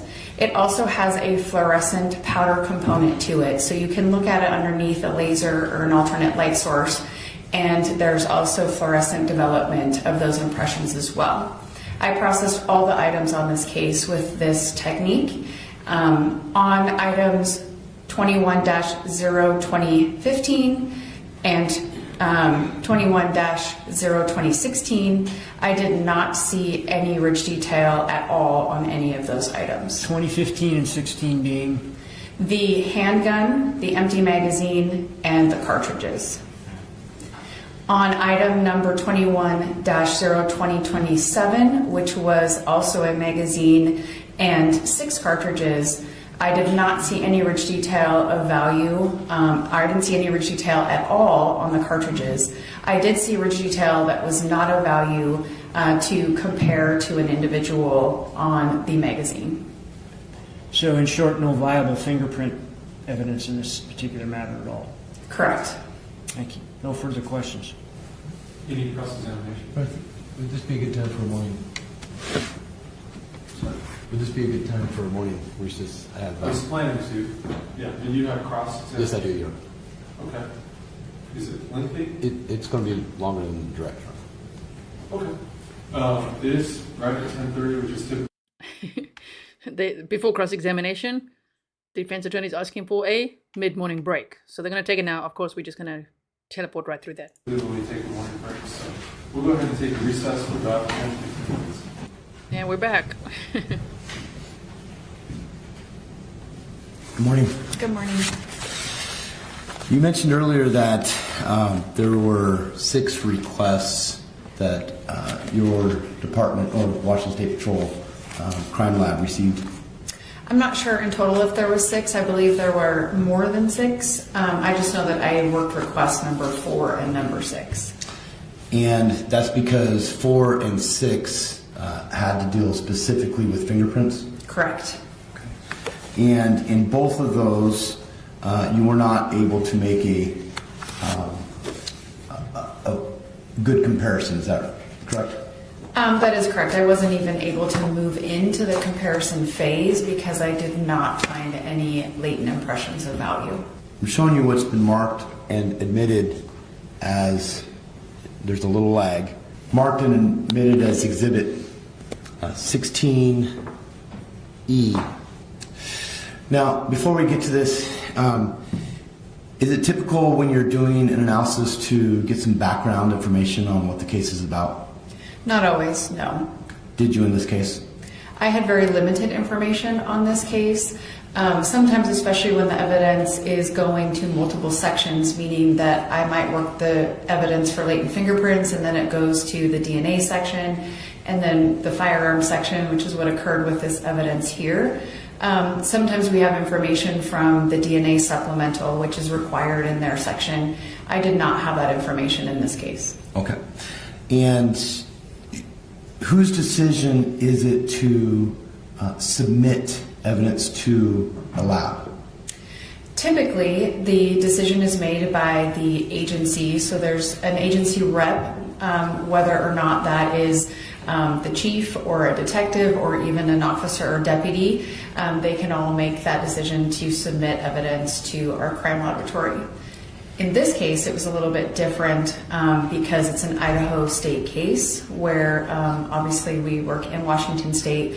So that had to come from the administrative level, meaning my director or my commander, the Forensic Laboratory Services director, and the chief himself. Okay. So, to your knowledge, did you receive any requests to analyze the purse, that any purse that was found on the scene? I did not. The only reference I'm aware of in regards to a purse is in request 6, the item that was submitted, which was item 21-0-2027, contained a magazine and loose cartridges that were submitted to me for latent fingerprints. In the item description, it was described as coming from a purse. Okay. So, now touching on that item, the magazine and the cartridges, were analyzed additionally for DNA, is that correct? Correct. So that occurred after I was done with the latent fingerprint processing. So it's fingerprint analysis first and then DNA? Typically, yes, and in this case, yes. Okay. Did you receive any request to analyze fingerprints on Ms. Howard's cell phone? I did not. Did you receive a request to analyze any fingerprints for marriage divorce documents? I did not. And again, that's not your decision to make what is submitted to you? Correct. Question asked and answered.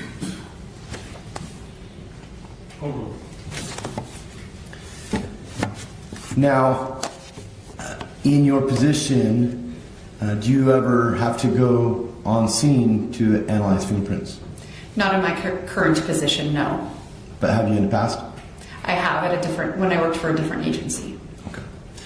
Were you asked, or to your knowledge, was any fingerprint analysis done at the scene? I am unaware of whether there was or not. And you did not conduct the DNA analysis in this matter? That is correct. Thank you. I have no further questions. Your Honor, may retreat the exhibits. You may. Can you redirect Mr. River? No, thank you. Thank you, ma'am. You may sit down. You may depart. Thank you. Can you say your whole name and spell your last? Witness number 37. Here we go. We are 1 hour 15 in to our 4-hour trial footage day. My name is Tyler Staples, Staples. How are you employed? I am employed with the Washington State Patrol Crime Laboratory as a forensic scientist working in the DNA section. How long have you been so employed? Since October of 2019. Can you give us a rundown on your educational background, please? Yeah, I got my Bachelor of Science in Chemistry/Biochemistry with a focus in forensics science from Eastern Washington University.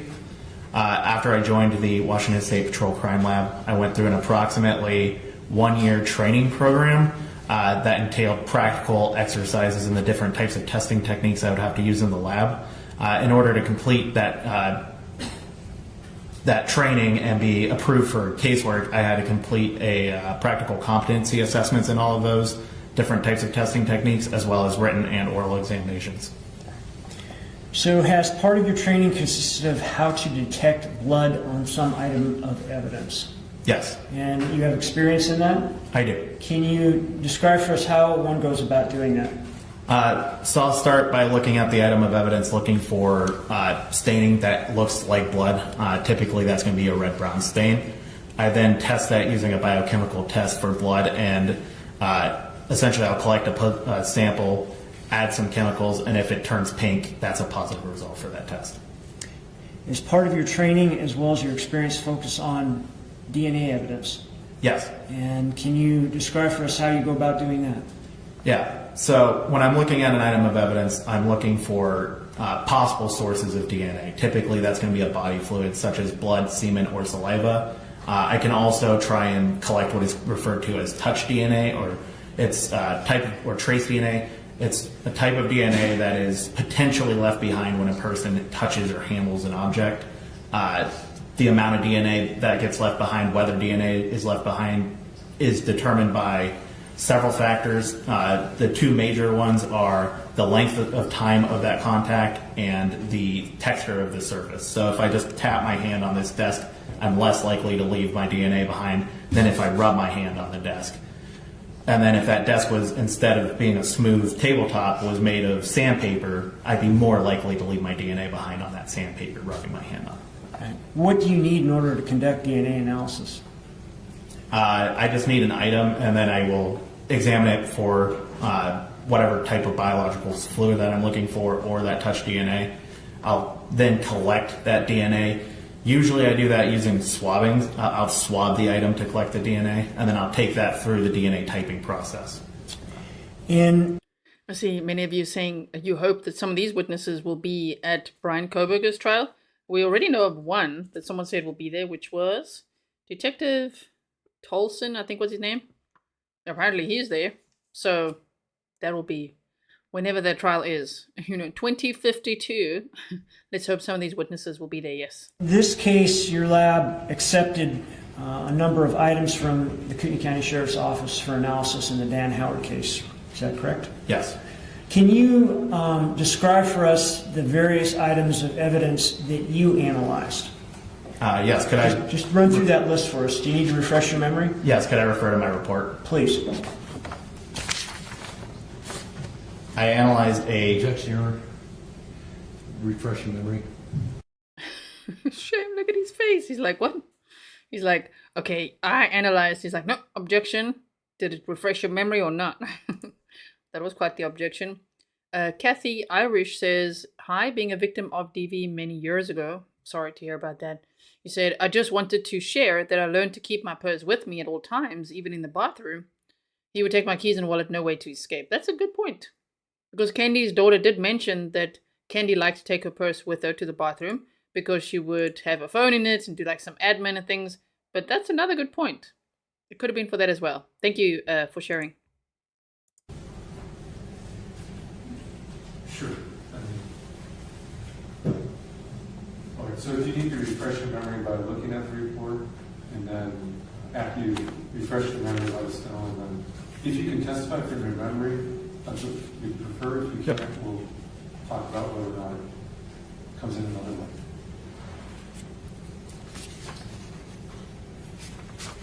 Okay. I examined a green bath towel. I examined ammunition that was reportedly removed from the magazine that was with a Taurus pistol that was found inside of the bathtub. I examined that Taurus pistol. I examined that magazine. And I also examined fingernail clippings from Kendy Howard. And I examined a magazine and ammunition that was recovered from a purse belonging to Kendy Howard. The fingernail clippings would have been from her autopsy? I believe so. Okay.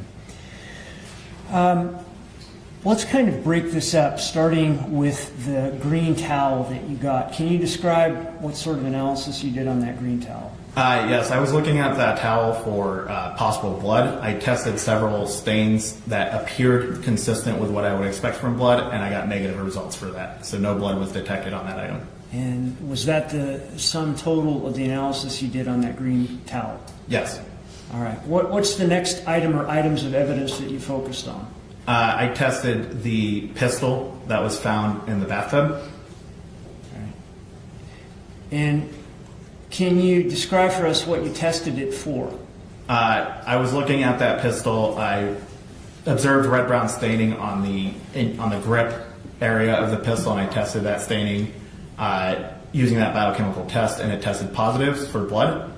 I then tried to swab. I would swab the grip, the trigger guard, and the rear half of the slide, trying to collect that potential touch DNA. I also tested those swabs, and I was trying to avoid any of the visible red-brown staining in that process to try and focus on that touch DNA. I tested those swabs using that biochemical test, and I got a positive result for blood on those swabs. I also took a sample of the staining consistent with blood on the grip as well. And did you reach some conclusions then? Yes, the sample I took from the staining consistent with blood on the grip had human DNA, but no male DNA, so I did not perform STR DNA typing analysis on that. And then the sample that was from the grip, trigger guard, trigger, and the rear half of the slide, I obtained a DNA profile that was consistent with having originated from 2 contributors. Kendy Howard was included as a major contributor to the profile, and Daniel Howard is excluded as a contributor to that profile. Were you able to identify the other contributor or not? I was not. Okay. And so this would have been what part of the gun that you found this on? This was the grip, trigger guard, and the rear half of the slide. These items had been immersed in a bathtub with Kendy's blood in it. Is that your understanding? As far as I understand, it was recovered from a bathtub. Would that have contributed to finding her DNA on those surfaces? Yeah, her DNA would be expected to be there if her blood was in the bathtub. Okay. Tell us about the rest of your analysis, please. I analyzed that magazine that was included in the with the pistol. There was a stain consistent with blood on the base of the pistol, and I swabbed the the base of the magazine, and I swabbed the rest of the magazine for that touch DNA, avoiding that stain on the base of the pistol. I took that forward through the DNA extraction process, and I detected human DNA, including male DNA, that was not an amount suitable for further analysis. Did you do any work with the bullets that were inside of that magazine? Yes, there was a separate item that was submitted that was reportedly the ammunition, the cartridges that were removed from that magazine. I swabbed those. I tested those swabs for blood and got a negative result.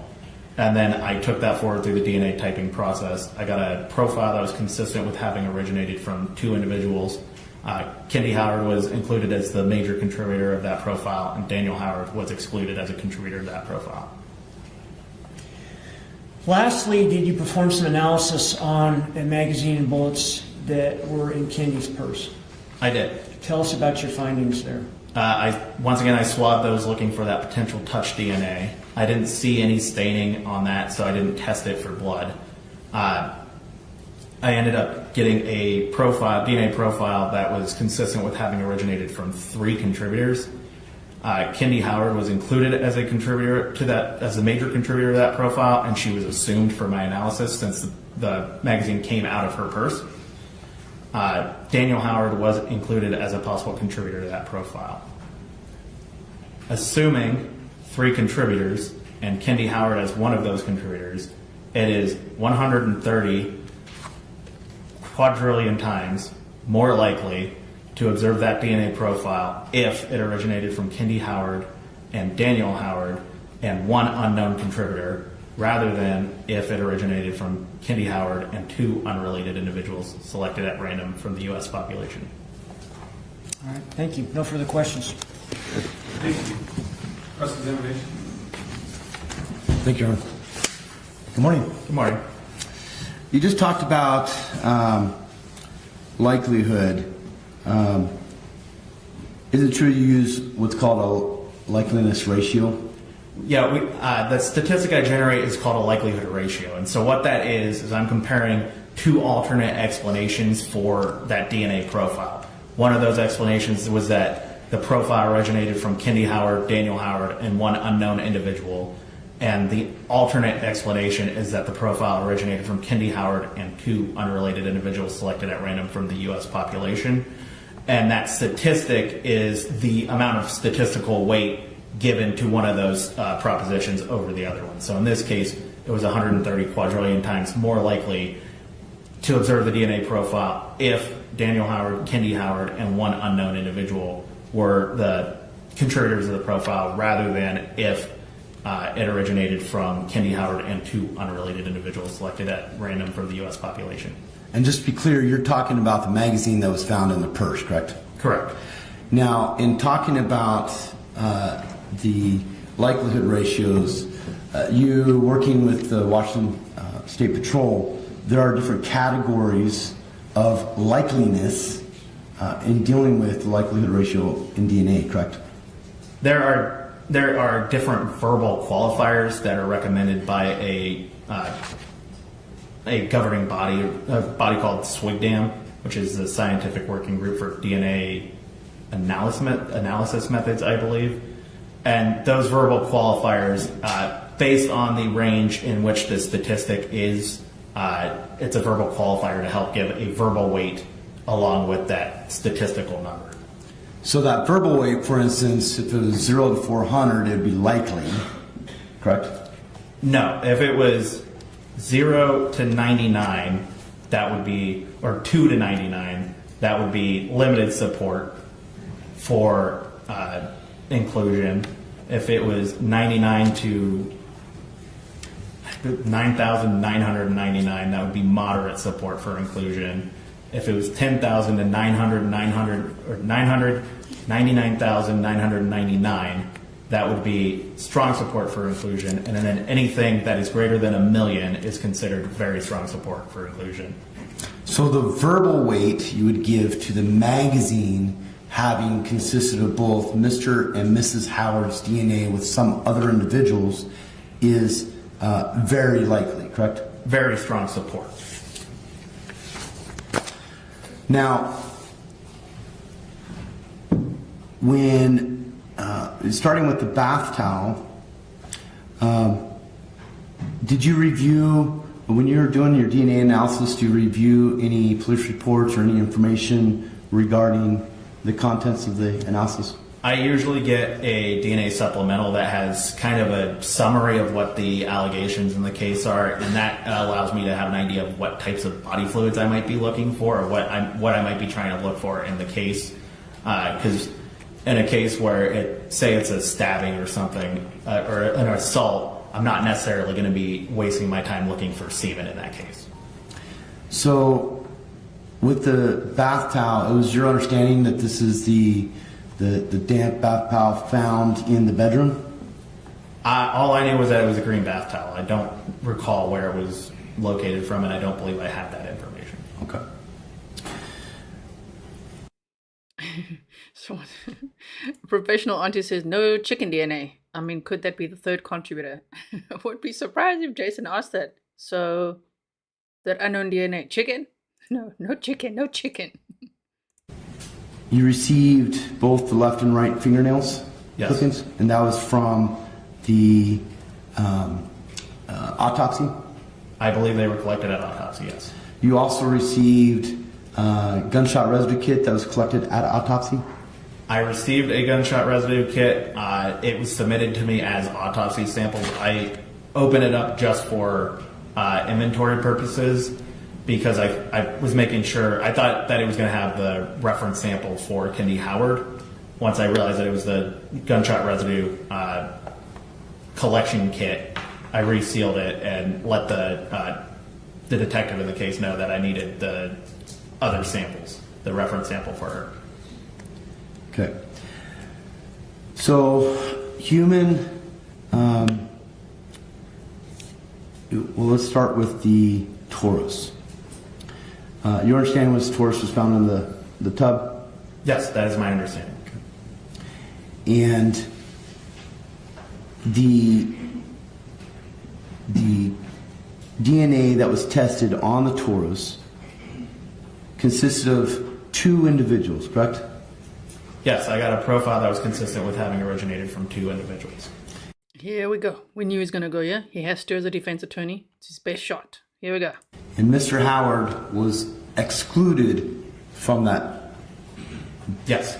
So that means it's even in that, when we go back to that limited range, he's not even considered in the 2 to 99. He's excluded from that profile, correct? Yes, he is excluded from that profile. Okay. Were you provided any other possible reference samples to compare who that other individual might have been? I was not. Does that happen sometimes in the course of an investigation? Yes, it does. So when you provide law enforcement that someone isn't on the DNA, you might later get another profile? Occasionally, I will get additional profiles to test against that profile that I developed, or additional reference samples to test against that profile that I developed to try and identify that individual, but not always. Whose job is it to provide your lab that profile? The law enforcement agency. In the 3 years of the investigation. Quick pause. For anyone who's wondering, how is it possible that his DNA was excluded? Remember that he was an Idaho State Police Trooper for almost 20 years. I think it was 19. And he's a former Marine. So even though he's made some real dumb mistakes in this case, in my opinion, he did know things. He knew some things. Phoebe says, yes, Jason, Mr. Howard was excluded because he wiped it clean. Investigation, did law enforcement ever provide any supplemental profiles to you? No. And good point. He had gloves on. Remember that time, which was January 29th, like 4 days before the actual alleged murder? He was like towering over Kendy and he was dressed all in black and he had gloves on. Yes, you remember that as well. Oh my goodness.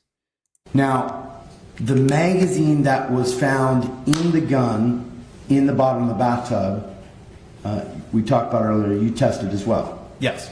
And you tested the individual bullets? Yes.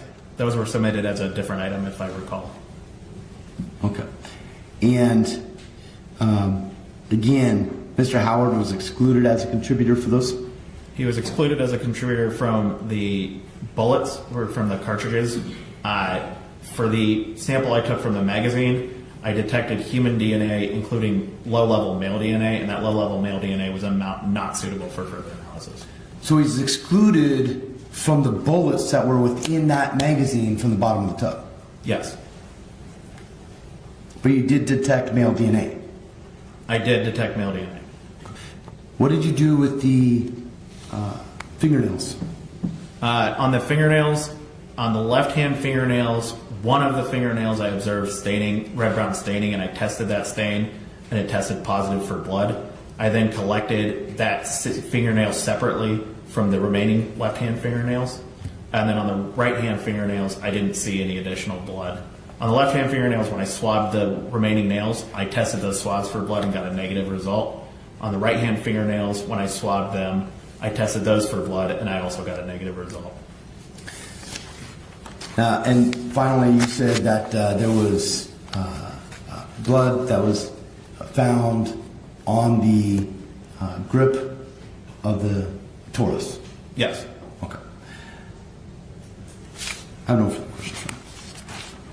Can you redirect? Well, thank you. Thank you, sir. Mr. Johnson. Oh, we're going to have some arguments outside of the presence of the jury now, is what I'm assuming is happening here. Pen for Real, welcome. Also, Crime Spies, welcome to you. Thank you for being here. Crime Spies also has a channel, you guys, if you want to check it out. You said in the body cam video, wasn't it nearly 2 hours from when Daniel last saw Kendy to what time the officer showed up? That's what he said. You know, it was like an hour and a half to 2 hours. So we're not exactly sure. I would almost put it at maybe, if I had to guess or speculate, 4 hours-ish. Especially if you look at that calculation they did yesterday with the dryer, when that was put on, which was like 5 minutes before he called 911. But that means what he put in the dryer would have first had to be washed. You know, so you could add on some time there. I don't know, an hour and a half to 2 hours. I would think maybe, you know, within 3 to 4 hours or so. So you said, what is the estimated time of death from the medical examiner? They didn't really say that, right? Unless I missed it. I didn't hear them say that. Okay, so let's hear what the attorneys have to say, which I think now is outside of the presence of the jury. Thank you, Your Honor. Your Honor, as you know from reviewing the grand jury proceedings, Myklebust's testimony revolves around the escalation of domestic violence. The concerning thing in this case is we're on day 6, and there's yet to been one person that has witnessed a single act of domestic violence on Mr. Howard. Certainly there's an inference from the state's charge of domestic battery that involves pictures, but neither one of either Mr. Prado or Melissa observed any acts of violence. I think it's significant that... Like, how many times would someone actually be able to observe the acts of domestic violence? This guy, I know he's a defense attorney. I know he's just doing his job, but like, yeah, people don't usually see that. They see the bruises though, which everybody did see and they did report on. And he is facing those domestic battery charges from 7 months before, where Kendy had a bruised chest, redness and swelling to her ear and face, and wow. Never mind that she had 30 injuries to her body before she was allegedly murdered, right? Anyway, let's hear. Brooke, who not only lived growing up, but lived for 5 years in the home, described maybe some name calling, but did not describe a single act of domestic violence. Here, the use of this witness would only be served to bolster testimony as it relates to possibly the alleged domestic battery that occurred in July, and specifically to say that because, and the jury hasn't even found him guilty of that yet, but because of previous acts of domestic violence. You did say yet. He said yet.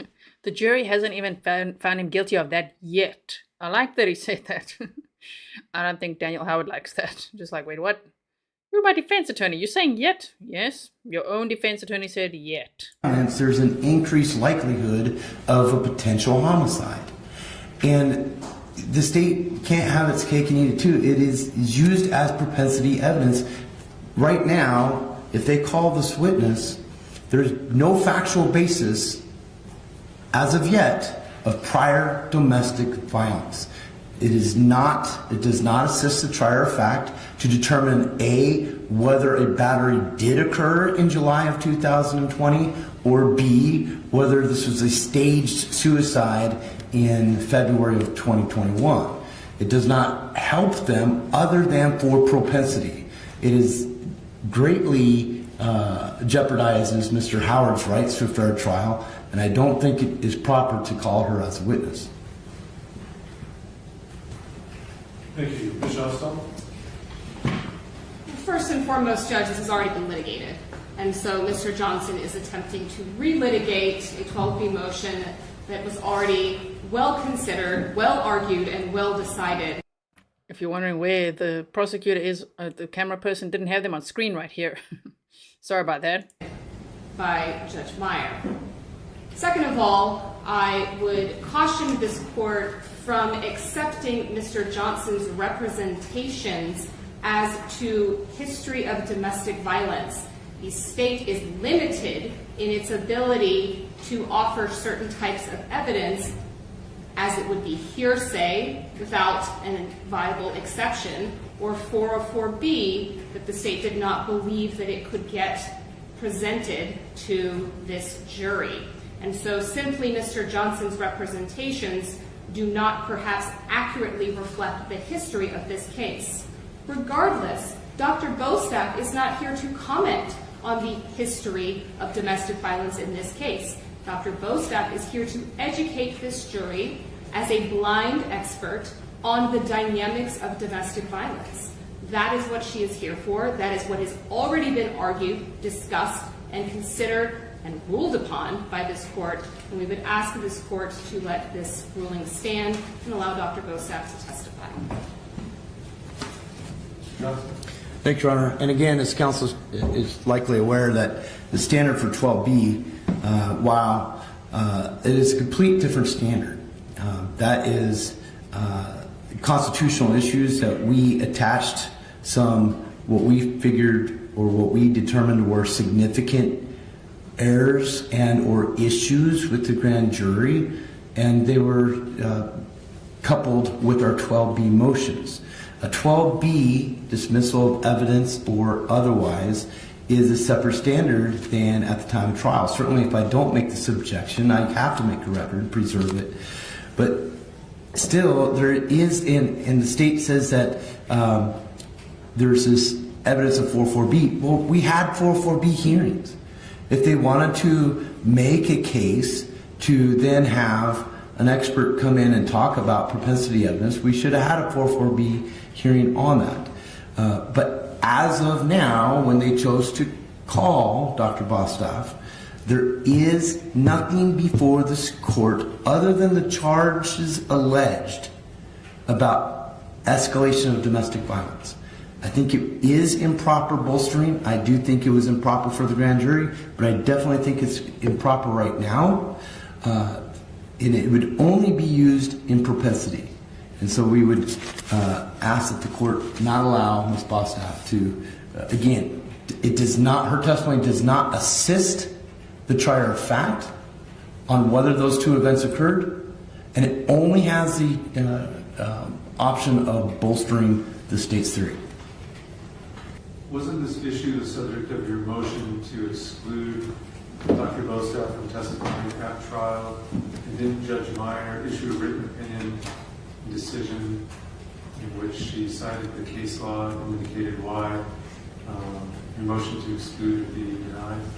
Yes, Your Honor, but again, you're looking at pretrial motions at that time, which with the 12B standard, it has to be renewed at the time of trial. And at this time, there has been no evidence of domestic abuse other than the charges charged. Well, there's certainly evidence that a jury can believe. There's photographic evidence of significant bruising. Various witnesses for the state have testified to the, if I remember correctly, upward of 30 locations of trauma injuries on the victim.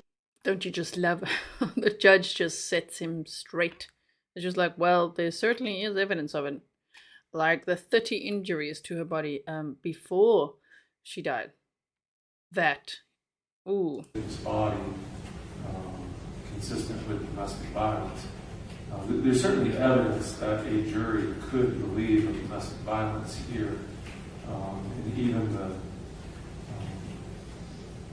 along with the bruising, there's text messages in which your client is certainly implicated as the contributor of those injuries.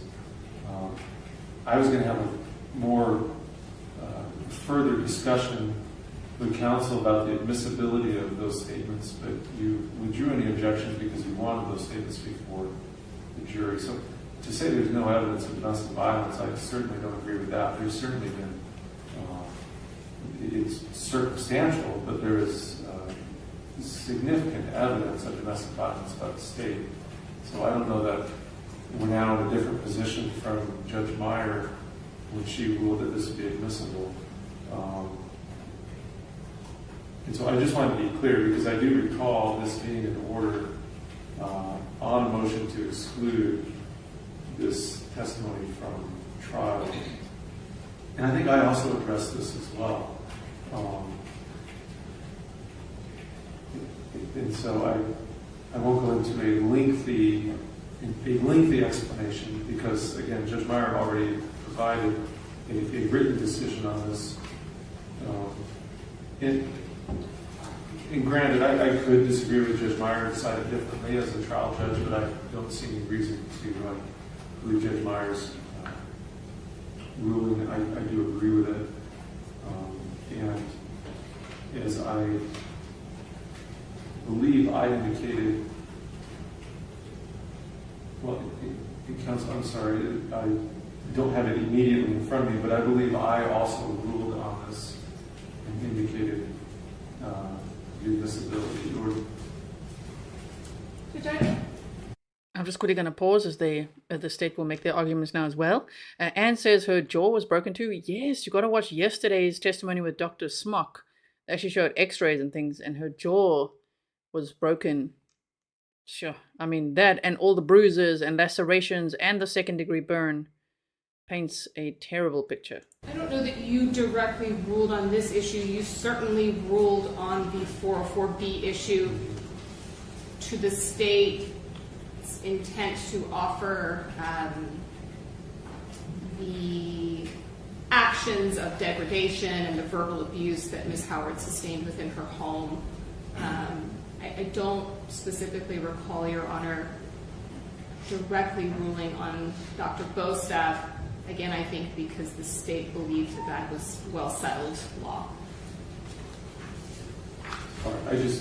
Sorry, I wanted to find it because I believe that I briefly touched on this as well, which I did in my February 20th ruling.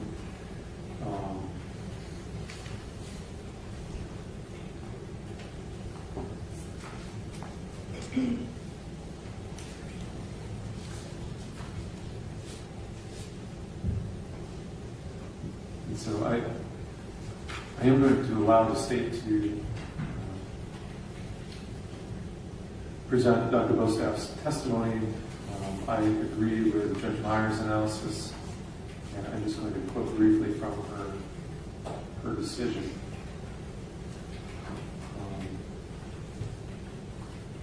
Cited from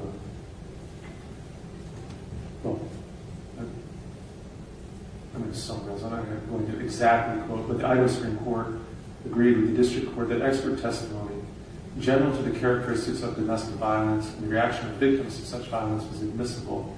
Expert testimony which addresses the general progression of a victim or witness, as well as the behavior and characteristics of victim and offender during the progression through those phases, may be admissible. This is especially the case where the expert does not link the general progression of the domestic abuse to the particular circumstances of the case. And they're referencing a case called State v. Dutt, 139 Idaho 99. And they note that the expert didn't tie the circumstances and the progression to the case itself, but rather spoke as what they call a blind expert, spoke as an expert generally. In that case, they held the district court did not abuse its discretion because the generalized testimony gave the jurors specialized knowledge that could assist them in evaluating the victim's credibility. The expert did not testify concerning matters outside or demonstrated expertise. In this case, what we'll call a blind expert's testimony is to educate jurors about the dynamics of domestic violence, the effects of domestic violence on victims, the reaction of victims to such violence, as well as to disabuse jurors of commonly held misconceptions about domestic violence. This expert, as I understand it, and certainly I would not allow it, will not be speaking to Mr. Howard's behavior, Mr. Howard's propensity, or Mr. Howard at all, or Ms. Kendy Howard either. As courts, Idaho courts across the country have all recognized that cycles of domestic violence, though certainly there's a greater awareness today than in the past, but as a general rule, the dynamics of domestic violence are often outside the general understanding of jurors.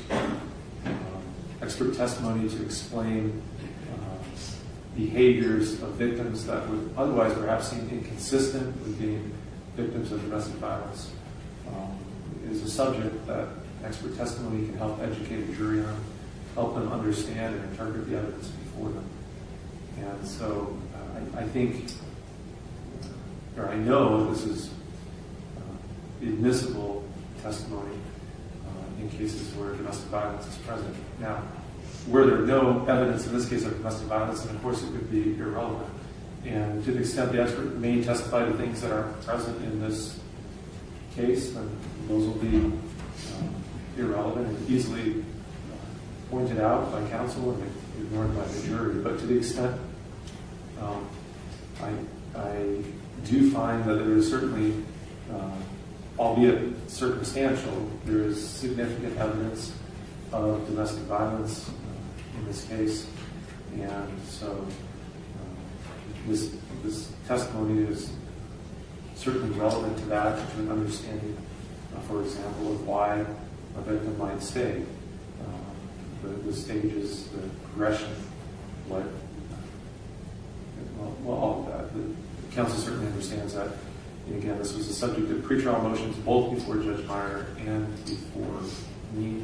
And I'm going to let those rulings stand. I still believe it's admissible. Okay, thank you for raising that. So I appreciate you raising that outside the presence of the jury. We'll bring the jury back in. As best we can. Okay, jury's back in, and the next witness is on the stand, which this is not the witness that they were referring to yet. That will be after this. The domestic violence expert? Yes, so this is someone else now first, which is witness number 38, which I believe was a friend of Kendy's. We'll listen now. To anyone who, if you missed, for example, when Anne was saying earlier that she doesn't recall, that Kendy's jaw was broken. If you missed that, the good thing is timestamps. All the days, I always spend time after each live stream setting up timestamps for you. If you don't know what those are, it's like when I chapter out the live stream, so it's easier to navigate through. So you could just check the top comment. If you just go to the comment section, I pinned my comment with all the timestamps in. You can click on those numbers, it'll take you there. Or you could check in the description box, or you could just hover over the video. You'll see it's chaptered out for you. Sometimes I also like to, the timestamps help me too, because I also want to revisit something and be like, wait a minute, what did they say there? They could just quickly go back, jump to that section, watch it, and then you're all caught up again. Okay, so so they will have that witness, as the judge decided. Now let's hear this witness, number 38. Hi, Tana Meyers. Could you please spell your last name for the record? Meyers. And do you have a maiden name? Hendren. Can you spell that as well? Hendren. Did you know an individual by the name of Kendy Howard? Yes. How did you know her? We were friends since elementary school, but better friends in adulthood. So did you grow up in a particular place? Yes, we grew up in Kootenai, Idaho. And did you know Kendy throughout your childhood?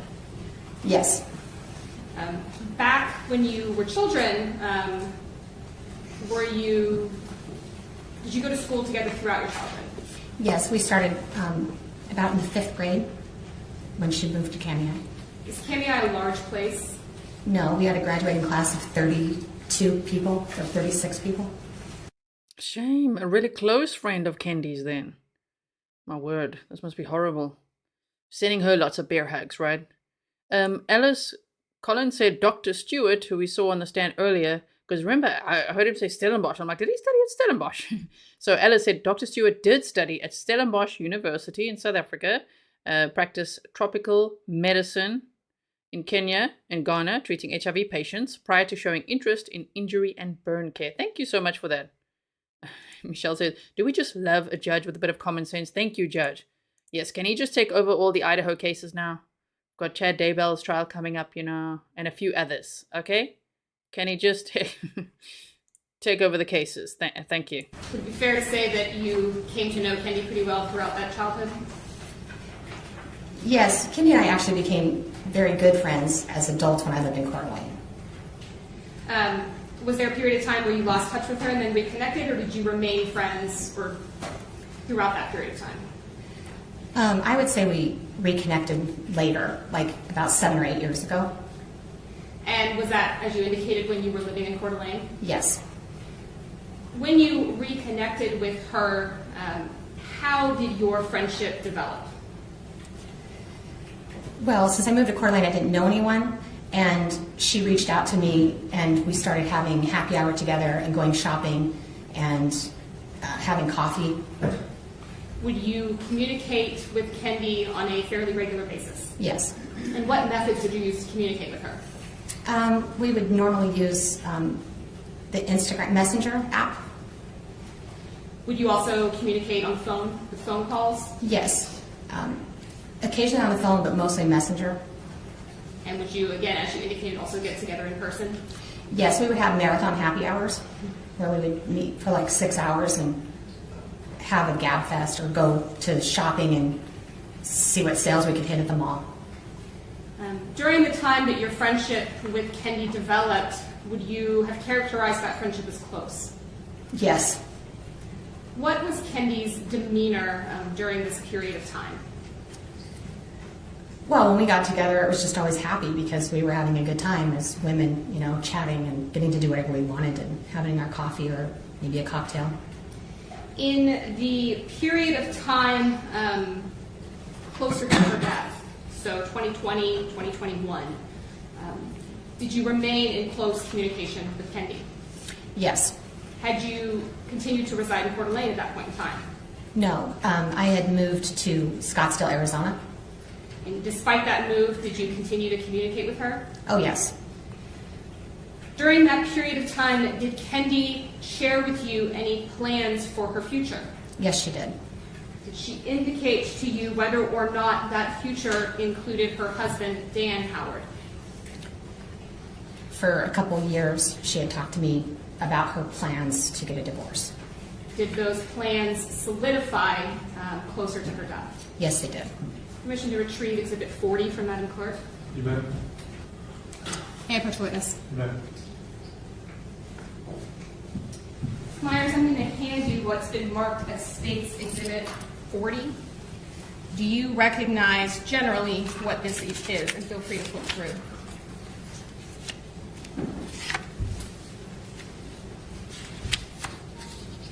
Yes, this is our text messages on Facebook Messenger. Do those appear to be an accurate portion of conversations that you had with Kendy Howard? Yes. Move to admit State's 40. No objection. Be no objection. I said the 40 is admitted. Ms. Myers, were you in communication with Ms. Howard in the days before her death? Yes. And was that in that Facebook Messenger communication that you just looked at? Yes. Permission to publish to the jury? You bet. Are you wanting the jury's opportunity to read it now? I think so. Okay. Let the jury just take a minute to read it, and you look up when we're done. Ms. Myers, what do you do for work? That was some of the teleporting there. So the jury just sat and read through the messages for a while there. So in case you see the jump cut and wonder what that's all about, that's what it is. Okay, we skipped over that. I'm a housewife now. Is there a point in time that you ever worked in real estate? Yeah, I worked in real estate for about 20-something years. I was a broker. Was Kendy Howard aware of your profession? Yes. And were you working as a real estate broker during the period of time that the two of you were friends? Yes. Did you ever discuss with her buying a house? Yes. Did you talk with her about that process? Yes. Did you talk with her about some of the paperwork and other aspects of buying a house? Yes. Did you answer any questions that she had about that process? Yes.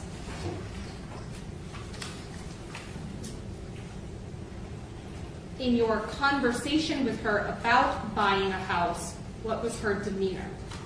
She was extremely excited. You see how many people talk about Kendy and smile. Their whole face lights up. They're just like, she was so excited. And, you know, she really seemed like such a lovely person. So many people, you know, just smile when they talk about her. Even in, you know, at a trial. I mean, it's very sad, obviously. Daniel Howard, not so much, huh? We see him from the side, looking like a freaking lizard half the time. In your many years of friendship with Ms. Howard, did you come to know her opinion of guns? Yes. What was that? Kendy didn't want to handle guns. Her and I had a very long conversation about it just prior to her death because I previously had dated a state cop for 7 years, and her husband was a state cop. And we... I'm gonna stop you there because I don't want to get into anything that might be inadmissible per the rules of the court. But generally, did she like or dislike guns? She didn't know how to use a gun, and she didn't like them. In your years of friendship with Ms. Howard, did you come to know her opinion of her body? Yes. did Kendy ever express to you dissatisfaction with the way her body looked? Yes, because she was constantly on a diet, and she also talked about how her husband talked derogatory about Objection, her. hearsay. Your response? Judge, I can rephrase the question. Without telling exactly what Kendy said to you, did Kendy have some self-worth issues when it came to how her body looked?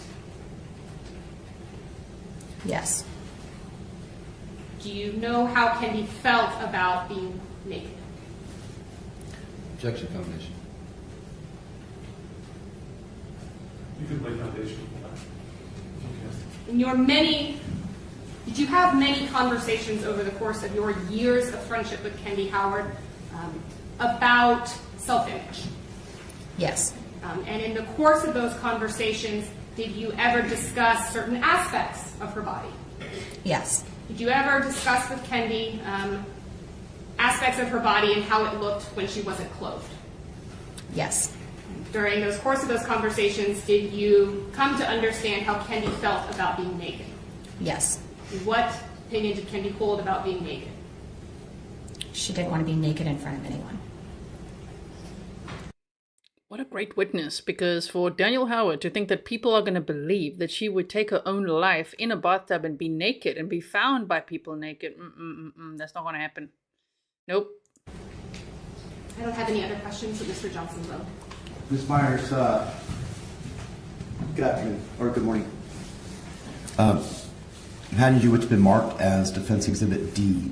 Do you recognize those messages? Can I look at it? Yes. Yes. Those are, it's a copy of other portions of conversations you had with Kendy. Yes. Your Honor, move to admit Defense D. Any objection? Yes, Judge, I am going to object. Certain portions of that messages are inadmissible hearsay. I object also on the grounds of foundation.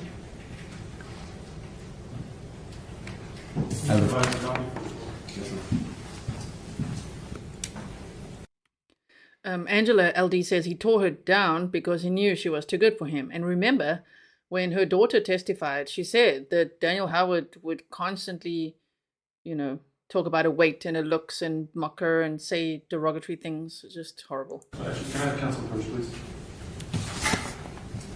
I'm not sure. Are you aware whether her son and Dan have fired that gun? I have no idea. She described having a midlife crisis to you, correct? I don't know if those are the exact words. Do you still have Exhibit 46 in front of you? From the state? Is this the one you gave me, 46? The one I gave you is D, Defense D. You may approach the court, Your Honor. You may. Actually, counsel's giving it to you. Okay. So this is not this one. This one. Okay. The yellow is state and blue is sticker. Okay.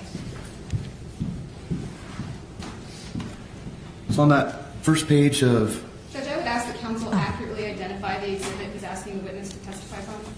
Sure. So looking at Plaintiff's Exhibit 40, with the yellow sticker there. Yes. Third line up, Ms. Howard describes think midlife crisis, correct? Yes, I do see that now. Okay, and that's after she mentioned buying a house and getting a tummy tuck? Yes, I do see that. And later on the next page, about 4 lines up, is it your understanding that she did not have a plan for a job at that time? Am I allowed to talk about the phone conversation? Counsel will ask you about that. Okay. But on Exhibit 40, Yes. you asked her, what about a job, right? Yes, I did. And her response was, I don't know. Yes. You also asked her about whether she was dating Mr. Prado, is that right? Yes, I did. And she denied dating him? Yes, she did. Now, going to the defense exhibit 40. This is on, again, a couple days before her passing. She describes waking up scared about the changes in her life, correct? Yes. The last message on the last page, do you see how it says author, sent, and then the body of the text? Yes. Now comparing, just looking at the differences between defense exhibit and the state's exhibit, if you look at the state's exhibit, do you see blue numbers or timestamps on the right side? Yes. So going straight across, do you know what UTC is? On theirs? Yes. No. So there's been testimony that the state, Ms. Marhofer, Object to counsel informing the witness as to what other people have testified. it's not offered for the truth, Your Honor, context. Overruled. There's been testimony that Ms. Marhofer has created those blue date stamps to recreate the actual time in our time zone. You see how they're about 8 hours difference? Oh, yeah. Okay.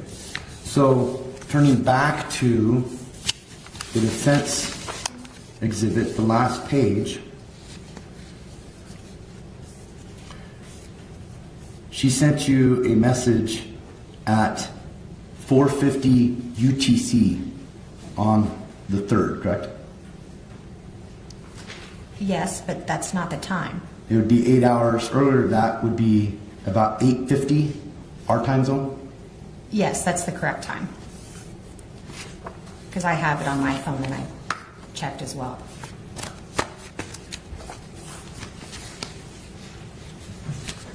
Permission to retrieve exhibits, Ron? Amen. Thank you. I have no further questions. Redirect, or do you want to do that? It'll be pretty quick, I think, Judge. Redirect, go ahead. You indicated to counsel that you had a phone call as well. Do you recall that? Yes. What did you talk about in that phone call? It was a very long hour-and-a-half phone call. During that phone call, did Kendy discuss with you her plans for the future? Yes. Did she talk to you about moving to Kootenai? Yes. Did she talk to you about plans for possible job options? Yes. During that phone call, did Kendy indicate to you why she might be, quote, scared as FK? It was a life change. And she'd been married a long time. But she was excited. She had multiple ideas on what she wanted to do with the rest of her life. In your conversation with Kendy that counsel showed you, at any point in that conversation, did she indicate that she was turning back? No. In your conversation with her on the phone, did she ever indicate to you that she was turning back? No. No other questions.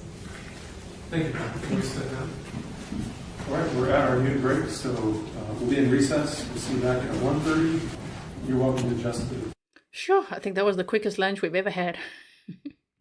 That was really a teleport. Are you okay? Are you guys dizzy? That was fast. Okay, so now here is the DV expert. Okay, so let's hear from. This is the one that the defense attorney Jason Johnson did not want to be able to testify. So this should be interesting. We are 2 hours and 4 minutes in, and the full footage is 4 hours and 2 minutes. Okay. Okay. Thank you. You may inquire. Would you please state your full name and spell your last name for the record? Lisa Marie Growette-Bostaph, GrowetteBostaph. How are you employed? I'm a professor of criminal justice at Boise State University. In your current duties, do you teach? I do. Is that your primary duty? It's one of my primary duties. How long have you worked in your current position? This is my 21st year at the university. In your 21 years at the university, have you primarily focused on a particular area of criminal justice? Domestic and sexual violence. Do you hold any education that allows you to work in this field? I hold a PhD in criminal justice.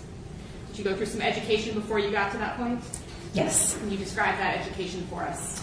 The PhD program at the University of Cincinnati, where I got my degree, requires 2 years of coursework on the criminal justice system, on theories of criminal offending, on investigations, depending on your specialty, some electives that you get to choose, and then you spend a year taking comprehensive evaluations to test your knowledge in the areas, and then you spend probably another 2 years conducting a research study and writing a dissertation.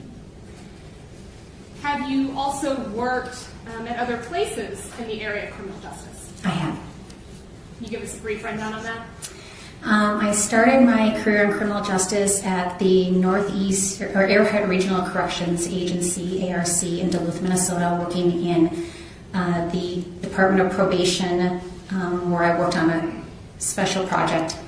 And I went from there to the Duluth Domestic Abuse Intervention Program, where I worked as a liaison between batterer treatment for domestic violence offenders and the court system.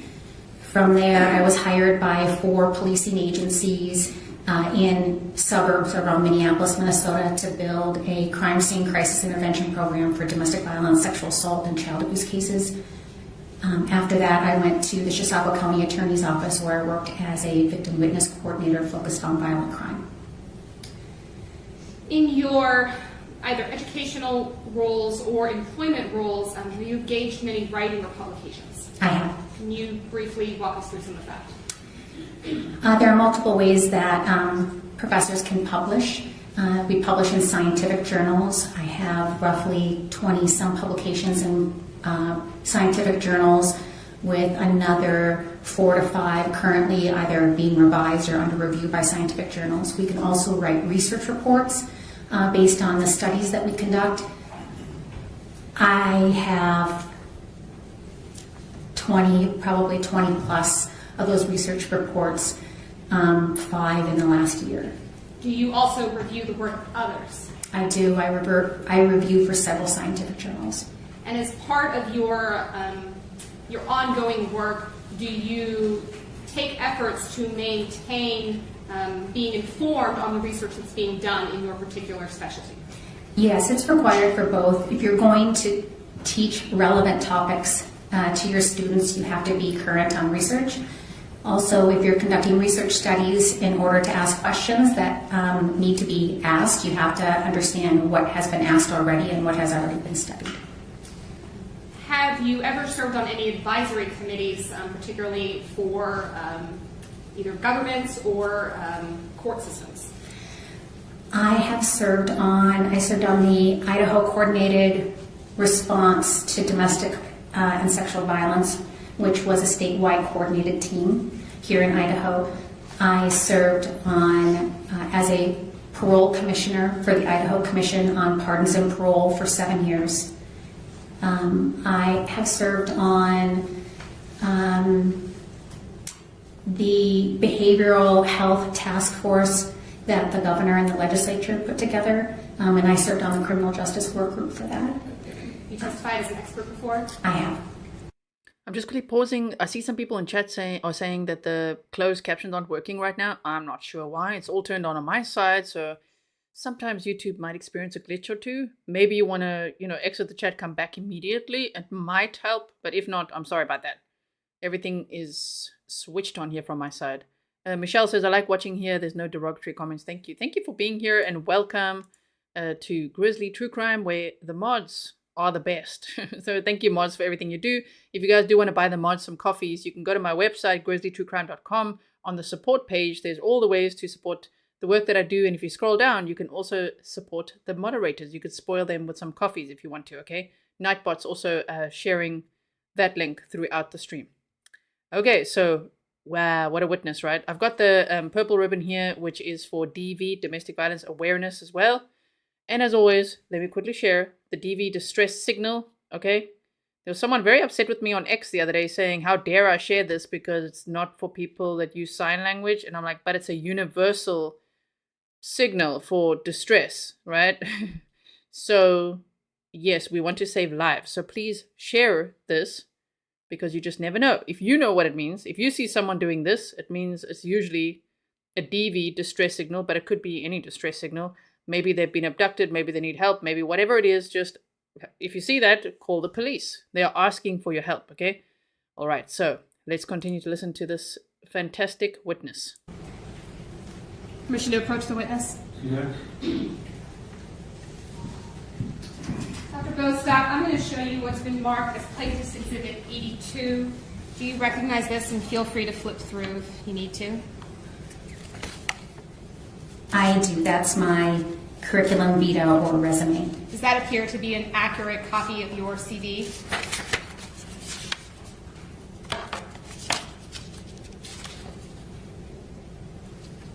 It's not the most recent copy. Have you actually done more work than what's just included on this? Yes. Does this appear to be accurate within, let's say, the last year? Yes, with the additions of the last year, yes. Move to admit States 82. No objection. 82 is good.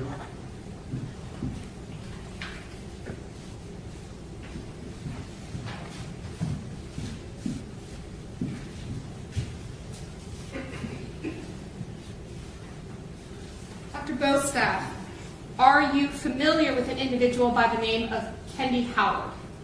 No. Are you familiar with an individual by the name of Daniel Howard? No. Have you reviewed any police reports or photographs associated with either Kendy Howard or Daniel Howard? No. Are you here today to testify as what's known as a blind expert? Yes.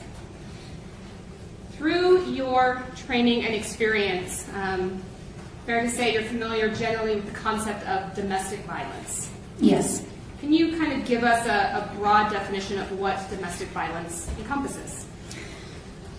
Domestic violence generally encompasses the use of coercion, threats, intimidation,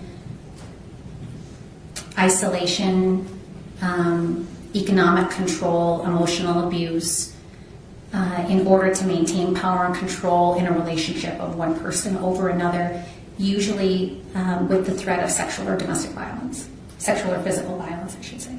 Now, does that mean that domestic violence can encompass more than just physical violence? Yes. How so? Well, if I can have you think about a wheel, like and why don't I show you a wheel? Would that be helpful in explaining your testimony to the jury? Sure. And is this something that you frequently utilize in either your teaching or your research? And I'll show it to you here in just a second. So this would be States 25A. Yes, that's the power and control wheel developed by the Duluth Domestic Abuse Intervention Program in Duluth, Minnesota in the middle 1990s. Is this widely accepted by other experts in your field? Yes. And is it utilized by you both in your training and in your research? Yes. Move to admit States 25A. Any objection? We would ask that it be for demonstrative purposes only. Okay. I think that's fair. It sounds like that's how you're using it. So it'll be a demonstrative exhibit. This will be good. So next it'll be So it's presentation time now. Emily Outdoor says, I'm new to this case and this channel. Glad I found you and enjoying your coverage of this. And welcome, Emily. Thank you so much. demonstrative exhibit. That means that both the back will be considered as part of the evidence. It will be used in court for this witness to help explain the testimony. Dr. Bostaph, is this the wheel that you were just referring to? Yes. Okay. And you stated that this is something that's widely utilized by individuals in your field? Yes. So, what are we looking at here? What we're looking at is using the concept of a wheel, if you think about a bicycle wheel, to represent domestic violence relationships. So at the axis of the wheel, the center part, is the idea that power and control is the center of domestic violence. Thank you. If you need to step out to see better, you're welcome to, or if you're able to testify from there, that's fine also. Okay, I think I'm fine here. Otherwise, I'll pace. The center of the wheel here, the axis of it, represents power and control, which is, as I said, considered to be the basis, the primary reason for domestic violence in the situation, in the relationship, that one person aims to have power and control over another person. Just wanting power and control, of course, isn't enough. You have to actually do something to gain that power and control. And so these spokes of the wheel that you see here represent various tactics or ways that people who are engaging in domestic violence will try to achieve and maintain power and control in the relationship. So you have things like using intimidation, being intimidating, whether that's using a physical presence, whether that's using a threat. You can also see coercion and threats over here. Using economic abuse means restricting access to funds. If someone wants to leave a relationship, generally you need to have some access to money to put a down payment on an apartment to rent or to put gas in your vehicle or buy a vehicle.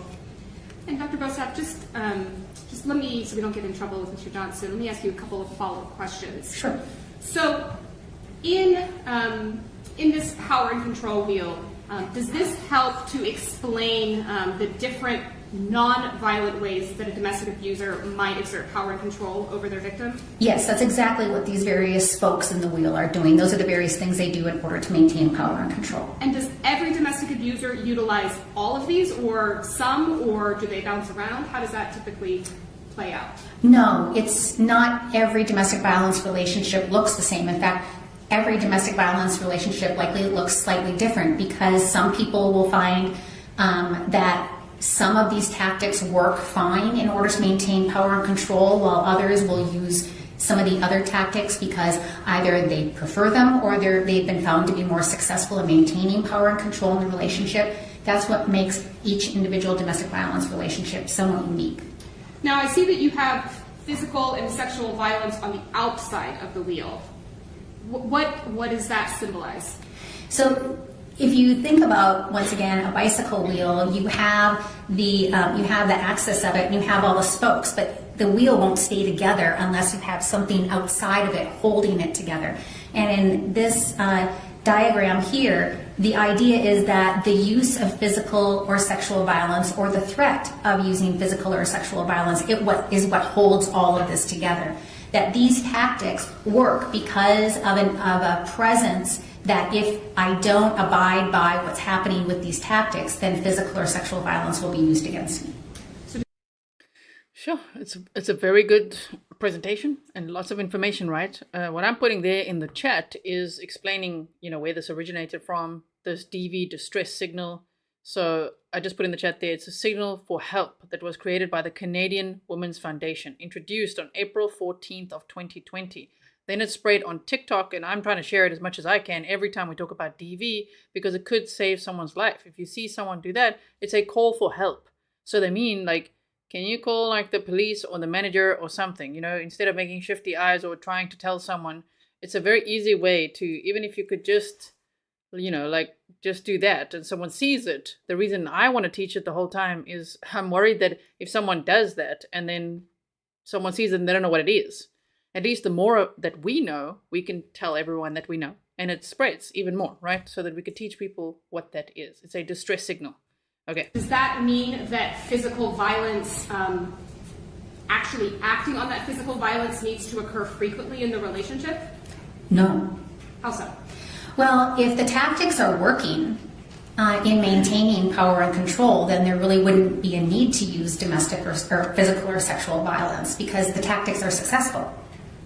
If the tactics aren't successful, then an abuser resorts to physical or sexual violence to essentially hold up the threats that they've made.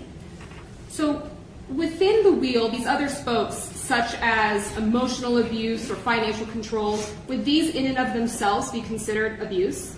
Yes. And would these in and of themselves be designed to have an effect on the victim regardless of the physical abuse? Objection calls for speculation.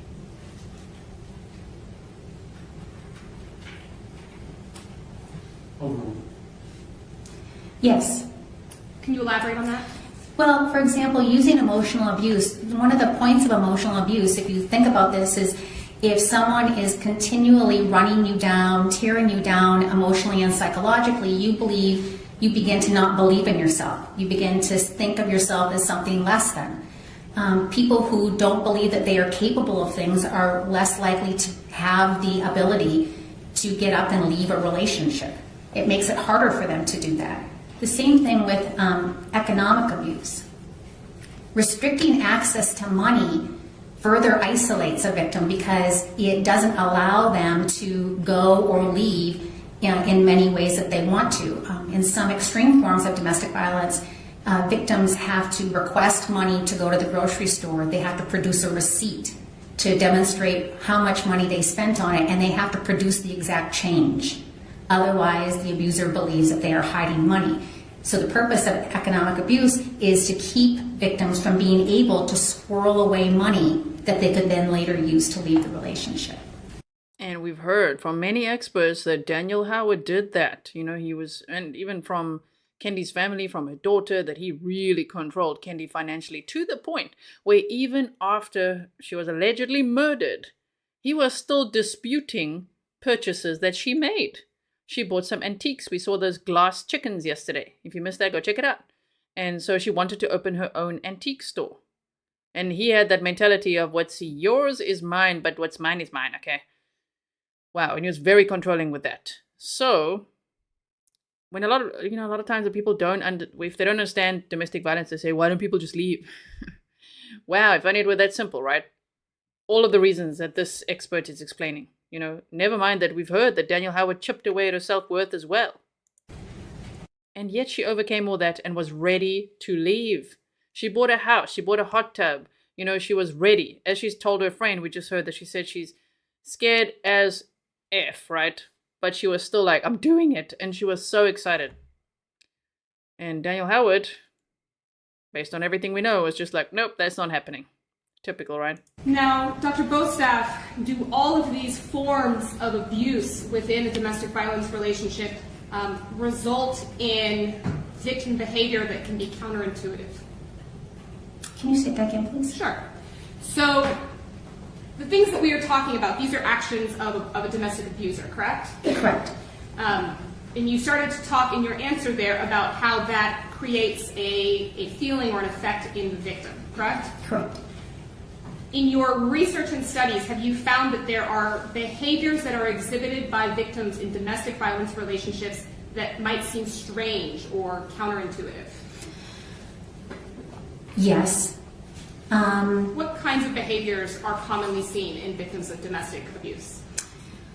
Well, one of the primary things is that the latest numbers out of the National Crime Victimization Survey demonstrate that only 49.5% of victims of domestic violence ever report to the police.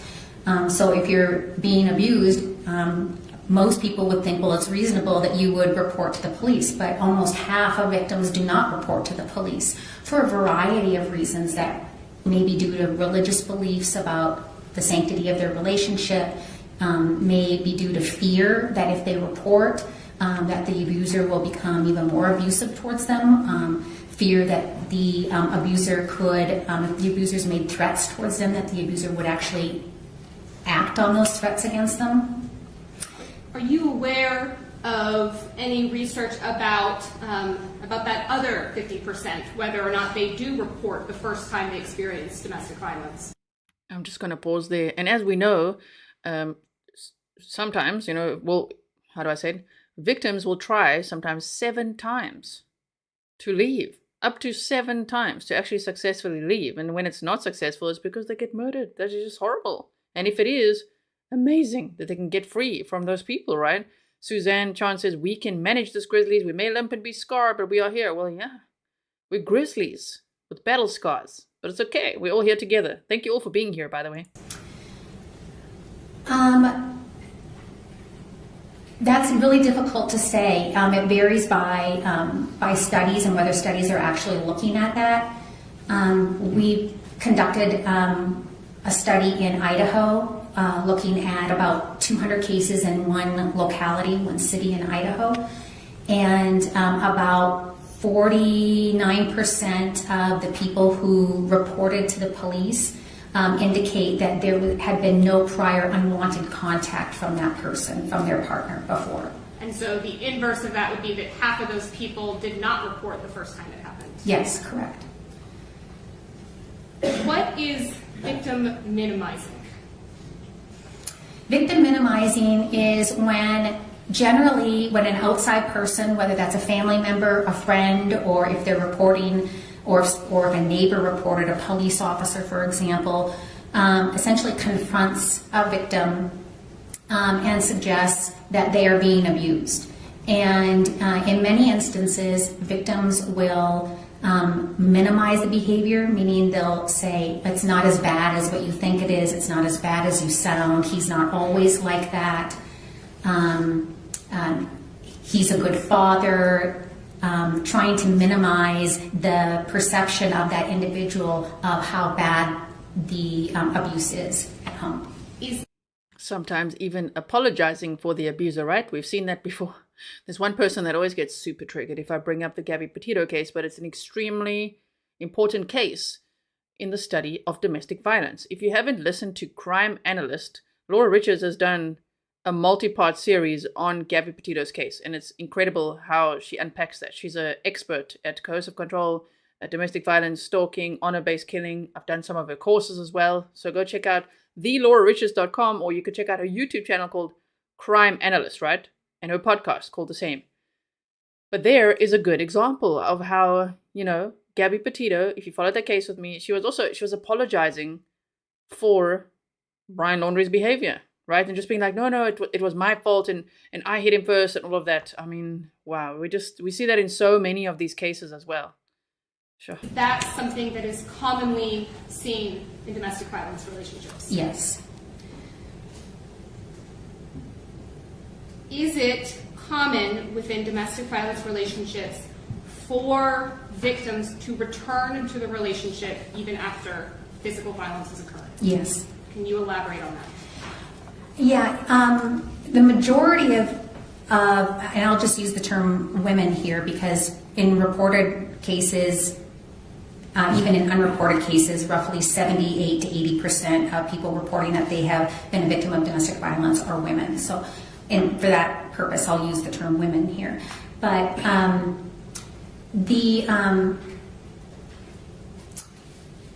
majority of women who experience domestic violence one time don't leave the first time. They may not leave after the second time. In fact, a majority of women will likely attempt to leave multiple times before they're actually successful at leaving the domestic violence relationship. Yes. And when I did the course with Laura Richards, then the question was, well, what about those who aren't successful at leaving? Yeah, those ones, the stats for homicide are incredibly high. Rosie Tulip said DV victims can be male as well. Let's not forget about them. Absolutely. Even though it's a much smaller percentage, yes, definitely. What do you mean by attempt to leave? They may go and stay at a family member's house for the night. They may go stay with a girlfriend. They may actually get an order for protection, which is a civil court order that tells another person that they have to stay away from them. They may actually go as far as to do a formal separation from that person if they're legally married. They may even say they're ending the relationship. There are multiple ways that separation can appear. So then why do they go back? For a number of reasons. A number of reasons that are very similar as to why they minimize.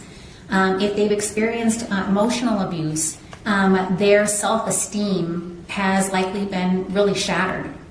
And so their ability to believe that they can live outside of that relationship by themselves takes a toll, and they begin to doubt themselves. Also, there are, as I said before, sometimes religious considerations. If they belong to a faith that doesn't support or accept divorce or separation, then they may feel as though their religious ties are really telling them to go back. to the relationship. Other times, the threats and violence don't end.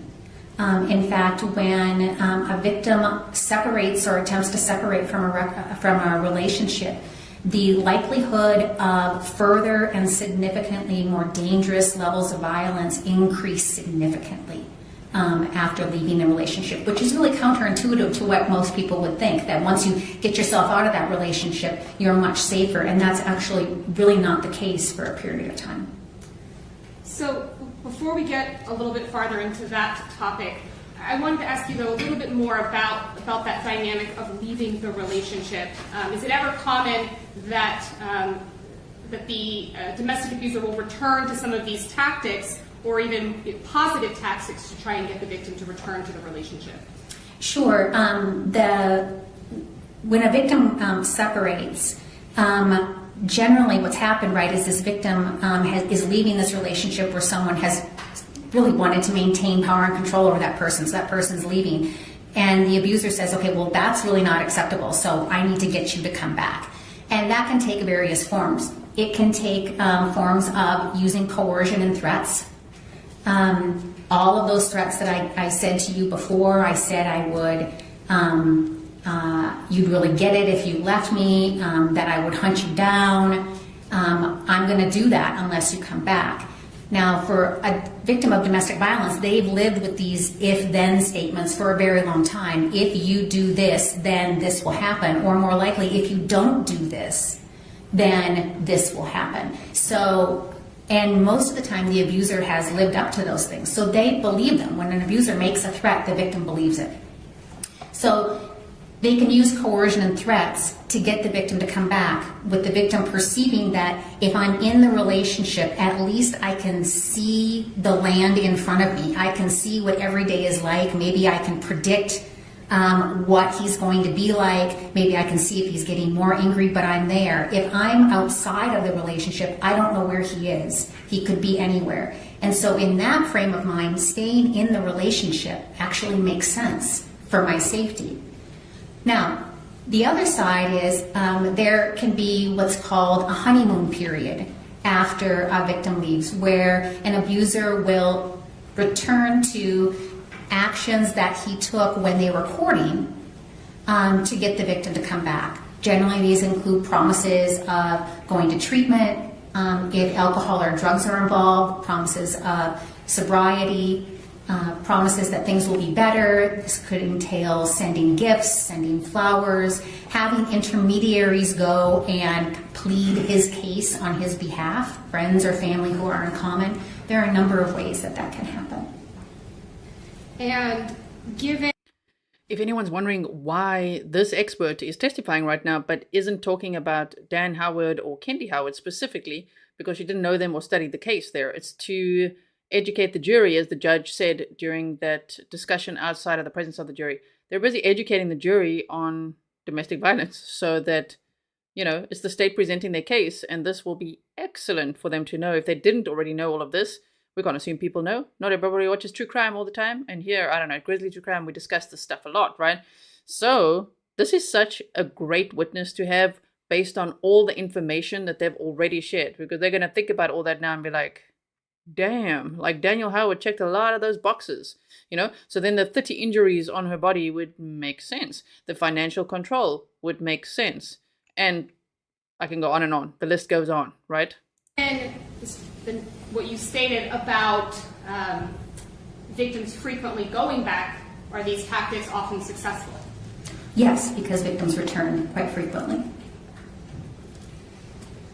How does the presence or absence of a victim's social support affect whether or not they're successful in leaving? It can affect it greatly. There are certainly victims who do leave without any social support, but most victims do require some social support, whether that's from friends or family, or whether it's from a local domestic violence advocacy organization. But they require something, generally a place to stay right away. If you don't have money for a hotel room, or you don't believe you're going to be safe in a hotel room, then you really need to stay with somebody at somebody's house. So that's social support. the longer that you are out, the more difficult it may become. And so you need people that are surrounding you who are supporting the decision that you've made. And that's not always the case, because there are times when, for a lot of the reasons that I've mentioned, whether that's economic, whether it's children, whether it's religious based, or whether it's the fact that this kind of behavior has been normalized in a family, it's not unheard of for family members to actually encourage a victim to go back to the relationship. So positive social support for that decision to leave is pretty crucial. That's why I like sharing this stuff as well. We talk about DV a lot. There's lots of cases that we've covered, right? Male and female victims, of course. And it's because, well, as this witness just said, well, sometimes the family is not aware, of all these risks, that all the red flags are right there. And so it helps to educate people on these topics so that they know, the victim does need a safe place to go, to get out, to escape, and to, never go back. Once you get away, don't go back, right? They're so dangerous. Dr. Bostaph, when you have a victim who, for whatever reason, does not report that abuse to law enforcement, is it common to still see that victim take steps to document what happened? Yes. How so? Well, victims can do things like take photos with their own cell phone of injuries, record conversations. They may keep a diary, which is actually more common, I would say, than taking photos or recording things, but keeping a diary. They may have someone that outside of the relationship that they communicate with. It's certainly not unheard of for victims of domestic violence to make statements to a friend or a trusted family member to the effect of, if something happens to me, you need to look at X, Y, or Z. And how many cases have we seen where they say that? If something happens to me, this person did it. We've covered many murder cases like that. That is so scary. So trust your gut. As someone in chat earlier said, you said something about the butterflies you were feeling were really red flags. Yeah, trust your gut. Sometimes it's not butterflies. It's literally your gut instinct saying, no, no, no, no. So they may also get a safety deposit box at a bank and try to put copies of documents that they would need if they're going to leave there for safety. They may try and deposit money into a bank account, open a bank account that does not have their partner's name on it, so that they only have access to it, and try to siphon away some money to have a financial pocket of money for when they decide to leave. And so is it often common to see that victims have taken steps over a period of time to develop a really solid plan for leaving before they actually do it? No, it's not unheard of. I wouldn't say it's not unheard of. If anybody was to Google online what would be a best practice or what should I do if I'm thinking about leaving, they certainly would see all of those steps available to them. If they had any contact with victim services, they would likely go through a safety planning exercise, which Zack does all of this, plans out how are you going to leave in the most safe fashion possible. And why is safety a concern? Because of the increased risk of violence once you leave that relationship, especially in the short period of time afterwards. Have you personally done research into the increase in the risk of violence after a victim leaves or attempts to leave a relationship? I have some white papers that discuss that topic. And did you participate in the development of something called IRAD? Yes. What is IRAD? IRAD is the Idaho Risk Assessment of Dangerousness. And just kind of briefly, what was it developed for and who developed it? So the Idaho Coordinated Response to Domestic and Sexual Violence was a very large committee comprised of professionals in criminal justice, the healthcare field, victim services, who came together under a federal grant to look at what are some of the needed areas in the state for addressing domestic violence and sexual assault issues. And in the year preceding the creation of the committee, there had been a significant spike in domestic violence homicides in the state of Idaho. And so this group decided that having some sort of checklist assessment ability for police officers and ER nurses and victim advocates to assess the level of potential increased dangerousness or even the potential for lethality in a domestic violence relationship would be a tool that could help them intervene earlier to hopefully reduce the number of domestic violence homicides in the state. Also, Ramona, you were asking if I can put this power and control wheel on the screen. I find that it's not zoomed in enough and it just makes the screen way too busy. So what I'm going to say is if you just go to Google and type in DV power and control wheel, you can download that image for yourself. If you do want to keep it, you guys, in case you wonder like where can I get a copy of that or a screenshot, if you just look up this DV power and control wheel, you will find it. Okay? All right, let's continue. Permission to approach. Okay. Dr. Bostaph, I'm going to show you what's been marked as 25B. Do you recognize this? Yes. What do you recognize this to be? That is the Idaho Domestic Violence Supplement. Is this what you were just referring to? It is. And so you participated in the development of this? Yes. And it was supported by research within your field? Yes. Move to admit states 25B. Yes, Your Honor, may we approach? It's going to completely show up on this screen. So let's kind of start up here, Dr. Bostaph, at the top of the form. Now, you indicated this is a form that was designed to be utilized by law enforcement, correct?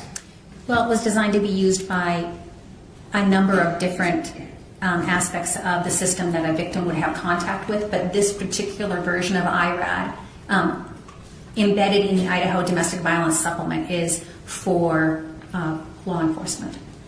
And this information up here that's in gray, would that be information gathering about the individual?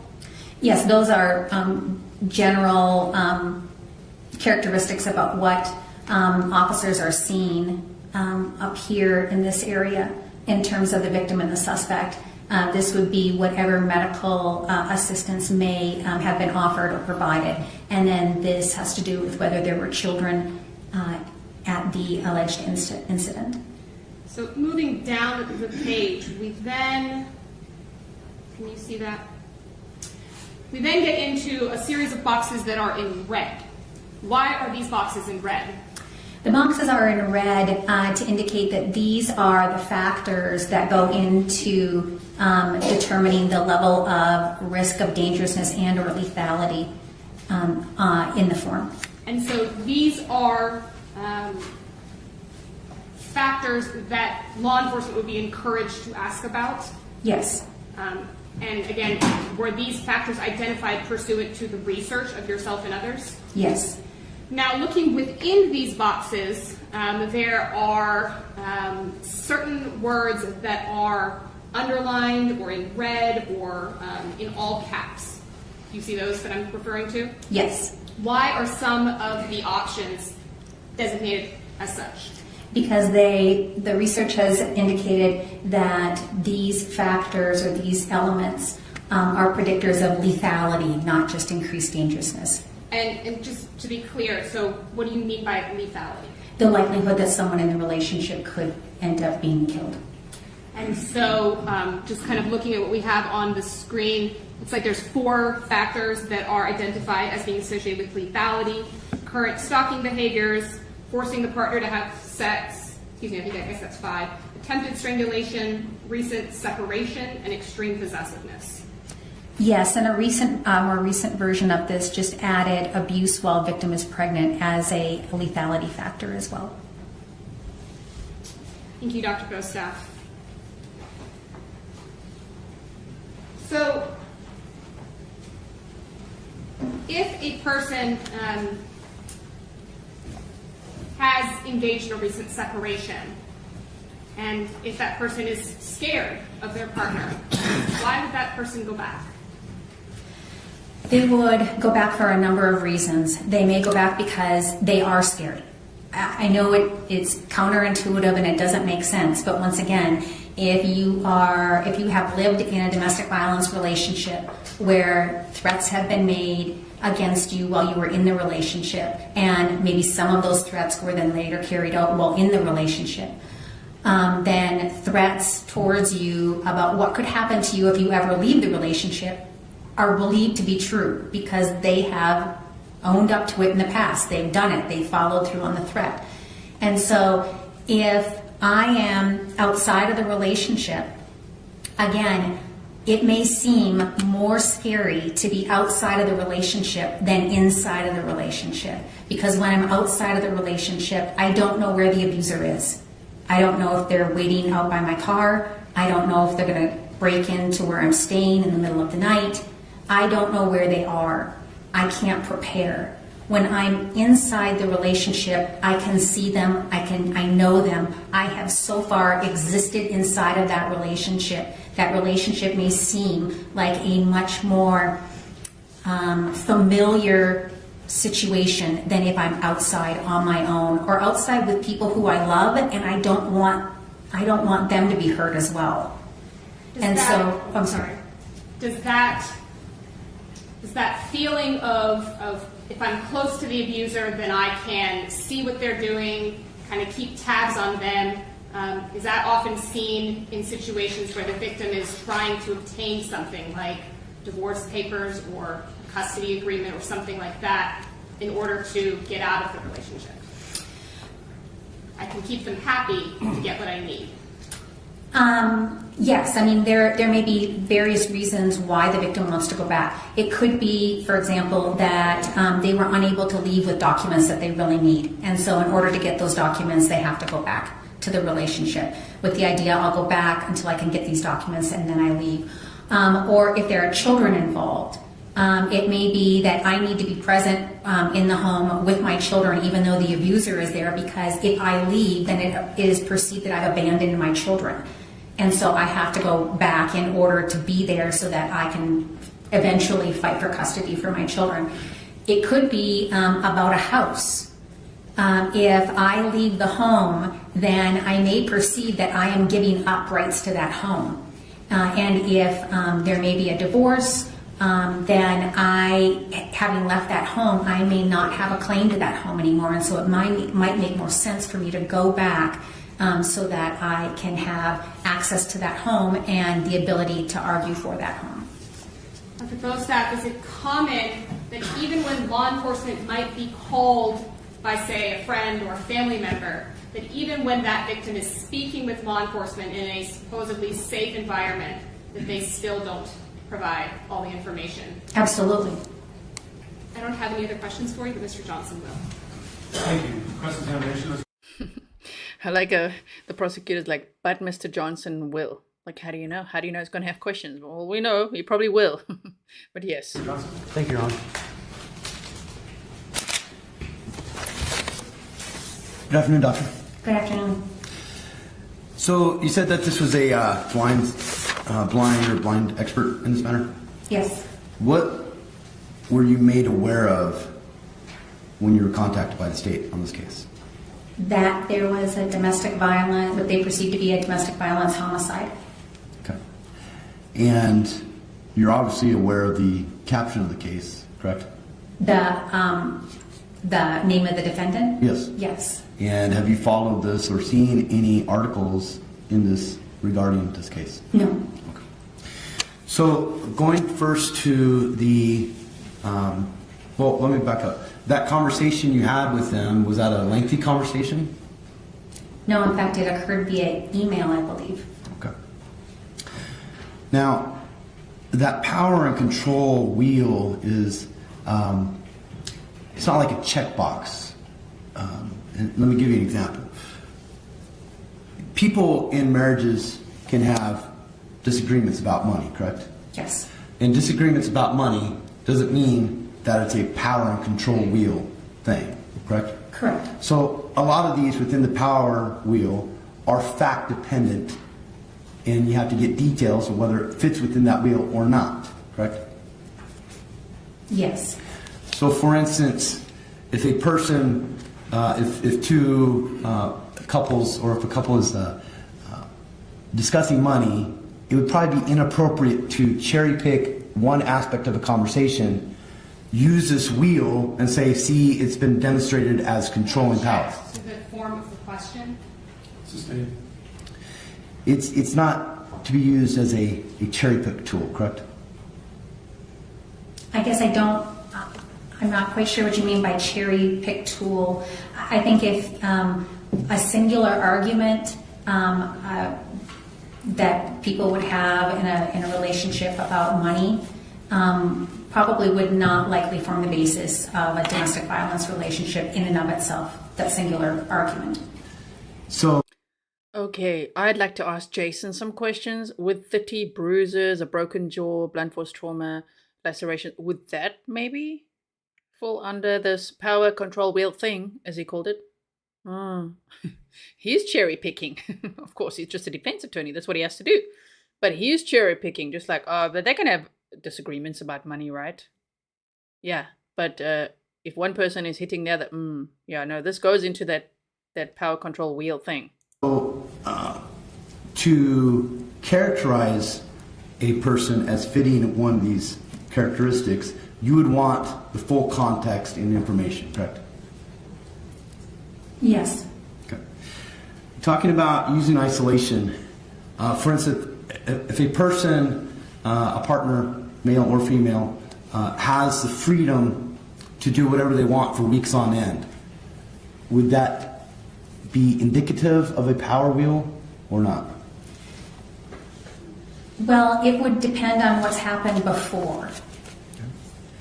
So routinely over the course of years, if a person has the freedom to do what they want for weeks on end, that probably wouldn't fit that power wheel? No, that's not what I meant. What I meant was that domestic violence relationships are dynamic. They're not static. And so they change over years. And so the level of power control can wax and wane depending on the abuser's need for that power and control. So what happens in one time frame of a relationship isn't necessarily what happens in another time frame of a relationship. You mentioned earlier that not all domestic violence is male to female, correct? Correct. Is it fair to say that the majority of male victim domestic violence goes unreported? The reporting rate for male intimate partner violence or domestic violence is about 39%, I believe, in the latest statistics. So, still touching on that using isolation, expressions and actions of jealousy can be an indicator of control. Is that right? Yes. The ability to put money on a house without asking permission, would that be a power abusive, or you need more context? It would be no different than the isolation piece. It would really depend on what the entirety of the relationship is and whether and where they are in the waxing and waning of the need for power and control. As far as using language in an argument, in your research and experience, do couples that have been together for a long period of time argue? Yes. Do they often say things that are either inappropriate or are demeaning? That I don't know. Okay. Does that in itself mean that they're using that to control or power? It would depend on other things happening in the relationship. I know, you caught that rightly. He said permission. Something about putting a down payment on a house or getting a house without permission. Oh dear. Now he's sounding like one. Certain relationships, in either your experience or your research, are there relationships where one person is more financially sound than another person? No, not necessarily. That domestic violence exists across the range of socioeconomic status, race, ethnicity, age. Would you agree that some people are better with money than others? That's beyond my expertise. Okay. I like the way she answered that. That is beyond my expertise. Like, okay, what are you even asking me? And it seemed like from when we saw the financial records that Kendy was more financially sound. Even though Dan liked to be like, she's a spender and she's this and this. She was providing a lot of the income as well. But hypothetically, if a person, the financial control has to do with having to get permission to make purchases, correct? Well, that's an example, one example of economic abuse or economic control. It's not the only example, but that is an example I gave. I don't find that his questions are helping his client right now, which is probably a good thing, based on all the evidence we've heard so far, right? Wow. Now, this power wheel, just to be clear, you're not a psychologist. I am not. This power wheel doesn't touch on whether a person is going through a midlife crisis or not? No. Okay. Now, can using or referring to untrue police reports, meaning making a false police report, could that be a form of power control? No, object to the form of the question. Your response, Mr. Johnson? I think the form is proper. I can rephrase it if the court wishes. I'm sustaining the objection. If a person makes a false claim to either friends or family or law enforcement, could that be a form of power control? I guess it's difficult to say because of the likelihood, the increased likelihood of victims minimizing the abuse that they experience and the fear that they may have and acknowledging that abuse has occurred. Calling something false can be tricky. Okay. And given, obviously we don't want to put a specific case on it and have you say one thing's false or not, but can people using the legal system be a form of power and control? Yes.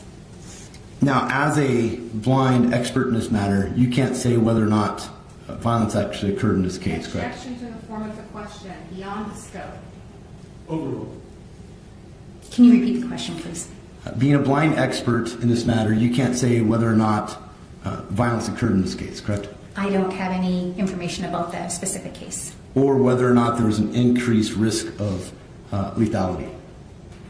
In this particular case? Yes. I cannot. No further questions.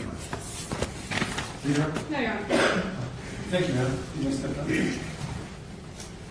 Please state your full name and spell your last. Oh, that was a horrible line of questioning that. It almost seemed like for a second there he was going to make as if Daniel Howard was a victim. Right? Wow. That's pretty low. Okay, so now we've got the next witness, which is witness number 40. Okay, let's hear. Last for the record. Benjamin Ray Myklebust, last name Myklebust. How are you employed? I am self-employed. And what do you do for work? I am a home inspector, own a home inspection business. Where primarily do you work? Out of Lewiston, Idaho, but I cover a large area. Do you ever do any work in Kootenai? Yes, I do. Were you so working in February of 2021? Yes. And at that time, did you have contact with a realtor by the name of Daniel Prado? Yes, I did. Is this a person that you work with on a regular basis? Yeah, I mean, I think as far as his business, yes. I do a large amount of business throughout the year, so he's smaller on my scale, but I think I primarily do most of his inspections. Is this some? Just quickly going to pause. Renee, good point. You said, Jason, your client was in law enforcement. That's power and control right there. I mean, yeah. It's like, if people, falsely report to law enforcement or whatever, okay, but this guy the defendant was in law enforcement. He was a former Idaho State Police Trooper and a former Marine as well. One that you have a personal relationship with? No. Back in February of 2021, did you perform a home inspection for Mr. Prado? Yes, I did. Do you recall what date you performed that inspection? Would have been February 2nd, 2021. And when you performed that home inspection, was Mr. Prado present? Yes. Did he indicate to you that he had a buyer for that home? Yes. And that was why you were there? Correct. At that point in time, was the buyer present? No. Did you ever have... Remember, he's talking about Daniel Prado, who was Kendy's boyfriend. Someone that she actually knew from high school, and I speculate someone she should have been with. You never know. If she'd never met Daniel Howard, that sounds like it would have been a great thing. So he was helping her, find a home and obviously talk to the home inspector and all of that. Personal contact with the buyer of that home? No, I did not. Did Mr. Prado provide to you payment for your services? He did. Permission to approach the witness? Mr. Myklebust, I'm going to show you what's already in evidence. It states 71B. Do you recognize this? Yes. What do you recognize this to be? Payment for the home inspection. Daniel Howard's name on it is on it. Kendy Howard's name is on it. It's Kendy Howard's signature, and my signature is endorsed on the back. And that's because you cashed your check? Correct.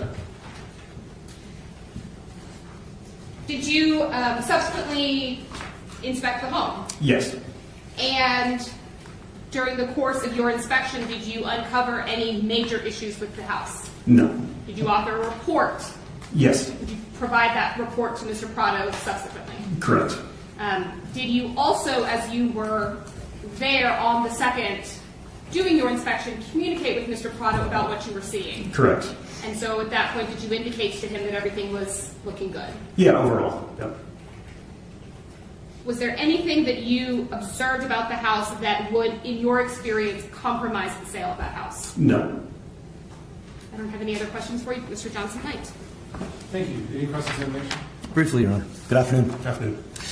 Now, on the date of that check, that's February 2nd, 2021, is that correct? Correct. But you did not see Ms. Howard or Mr. Howard? No. Okay. And the home inspection is a pre-purchase home inspection, correct? Correct, in this case. Okay. So, to your knowledge, the home had not been purchased at the time of the house inspection, correct? Yeah, I mean, usually a real estate agreement has been, there's been a deal agreed upon, and that's why I'm there. Yeah, I'm not just there for no reason. Okay. And who handed you the check? Dan, probably. Good. I have no further questions. Thank you also to Barbara for reminding us that Daniel Prado was a realtor. Good point as well. Yes. Okay. Thank you, sir. Absolutely. You can sit down. Would you please state your full name and spell your last name for the record? Heather Swanson, Swenson. How are you employed? I'm a loan officer at Freedom Northwest Credit Union. And where is that located? So the branch I work at is in Kootenai, Idaho. Were you so employed at that place and in that capacity in late 2020, early 2021? I was. Can you describe generally what the duties of a loan officer are? We gather the application information from borrowers, and then we do a summary of the application information, which we submit to our underwriter for approval. And then if it's approved, then we open up the title policy request, the evaluation or appraisal request, and then basically just follow it from start to finish on the transaction. And so, to summarize, is your job to assist your customers through, say, a home buying process? Yes. And you are so Freedom Northwest Credit Union, that's a bank, right? On a financial institution, yeah. Do you guys do a lot of home mortgages? We do. And so this would be a process that you go through on a fairly regular basis? Yes. Does your financial institution utilize a system to keep track of all of these documents? We do. Can you briefly describe how that works? So it's the same system that we have for our accounts. It's just another aspect of it.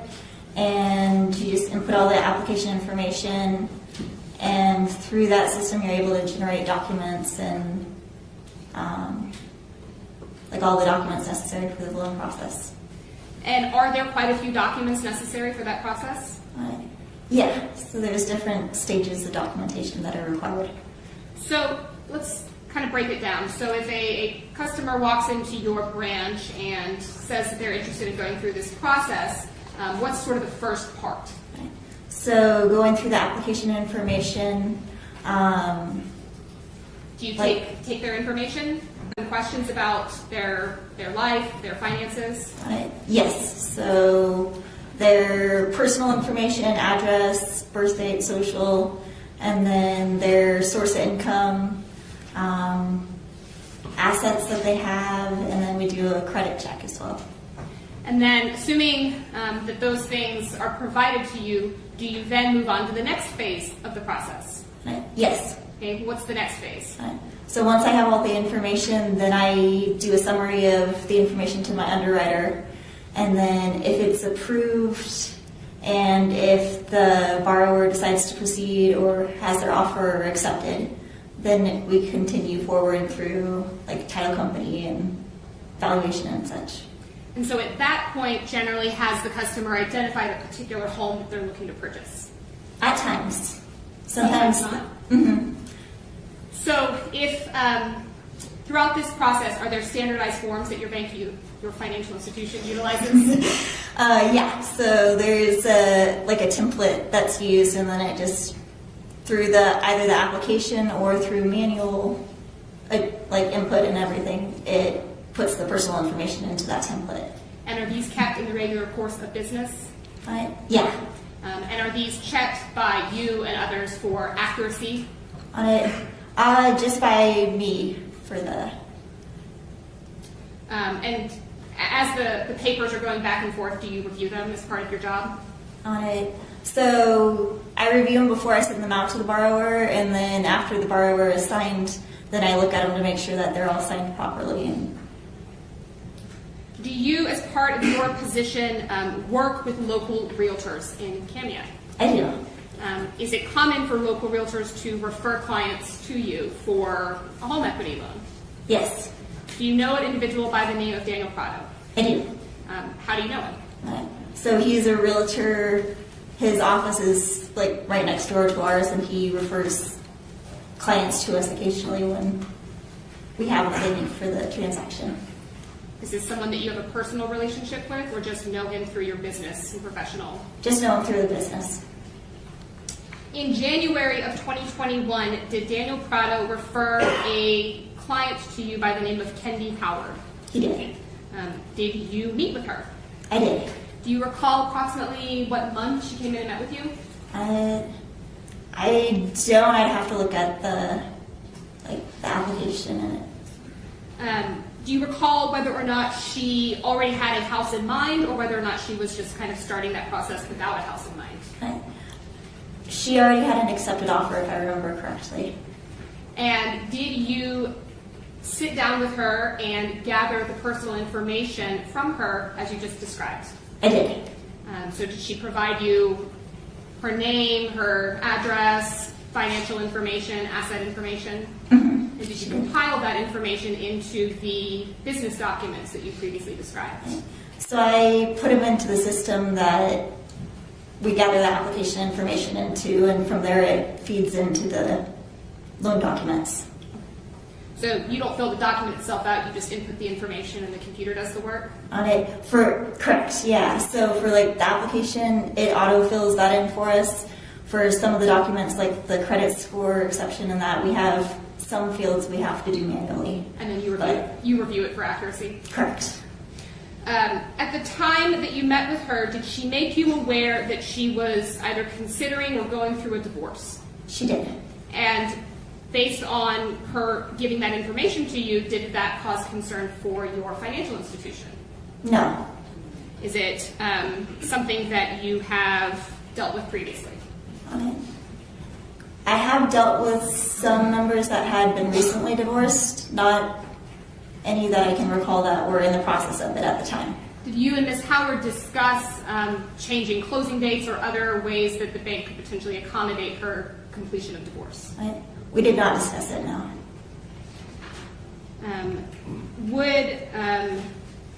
would her answer indicating that she was going through divorce prevent her from completing the loan paperwork and moving forward in that process? No. And so Mooney says, but Dan can't hell on the stand, so probably won't get up there. I put a poll up if you are here live with us to ask you guys, do you think that Daniel Howard, the defendant, will take the stand? 73% so far say no. 27% say yes. Sure, if he does, I mean, he might think of himself as quite the master manipulator. Master crier, as we saw from the 911 call. Well, we heard it, and then we saw that body cam. Can you imagine? Yeah, I know, they were going to be here for a while if he takes the stand. did you follow the process that you previously described to generate that paperwork? So the preliminary documents I had generated. Did you then submit that to your underwriter? No, so the documents I didn't have to submit. The application summary I had submitted and it was approved. Okay. Okay, Ms.